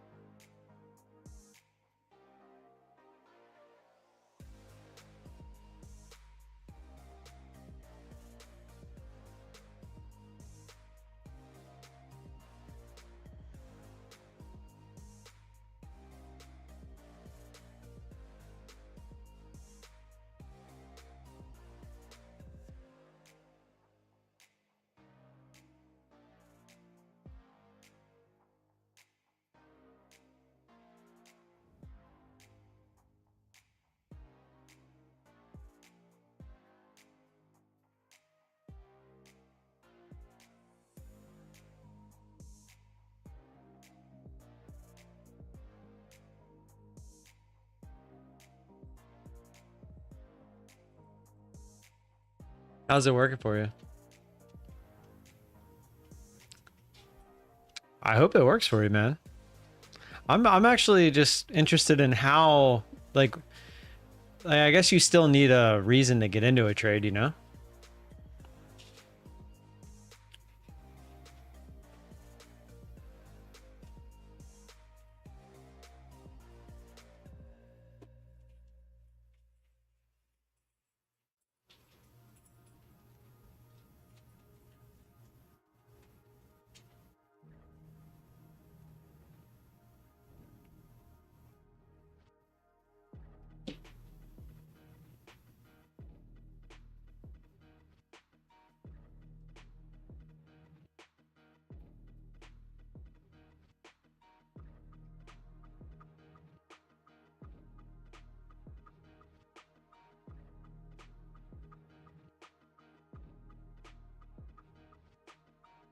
Gotcha. Doing little wick test things.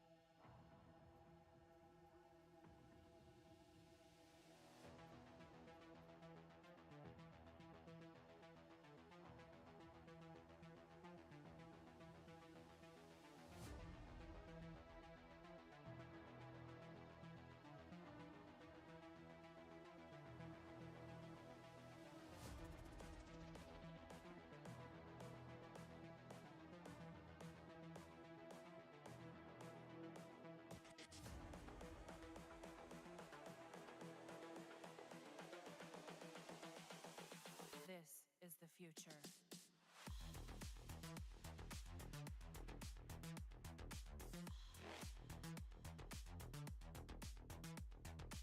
Evolution.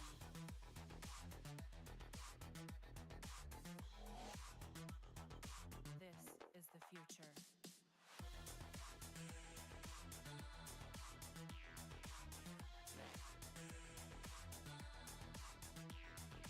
Evolution.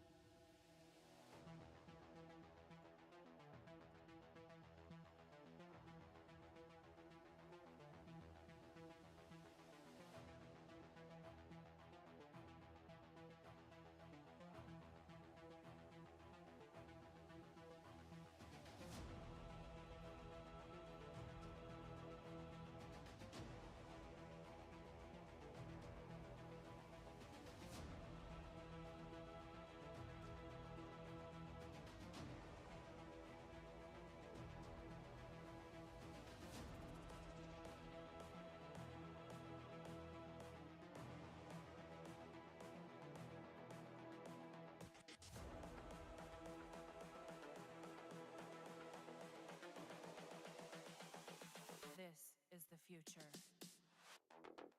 Human error.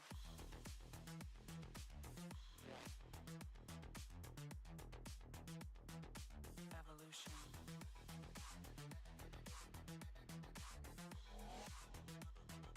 This is the future.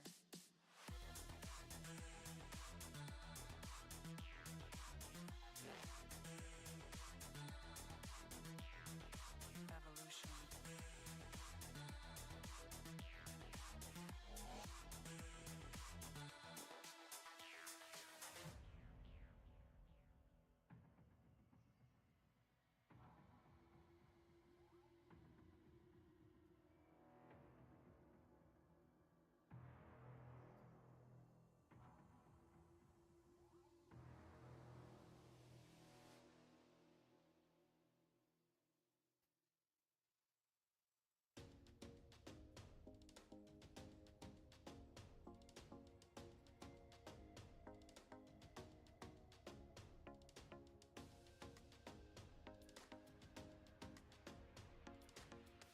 I'm watching a video.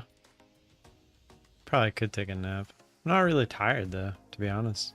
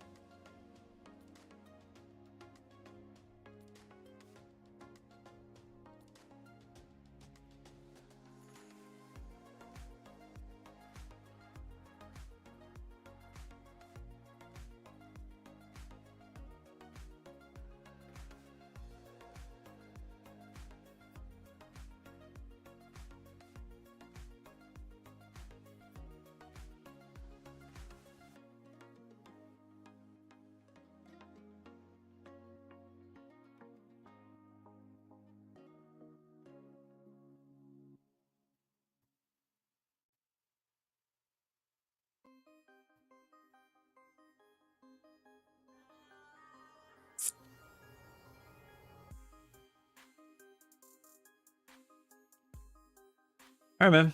Yeah, you don't have to come back. I'm probably going to get out of here. I was just actually finishing this video. I was hoping the market would do something. It looks like it's trying to move back up. Made a higher low. If we can break this 380, we might actually start trying to move back up. But yeah, if not, I'll see you tomorrow.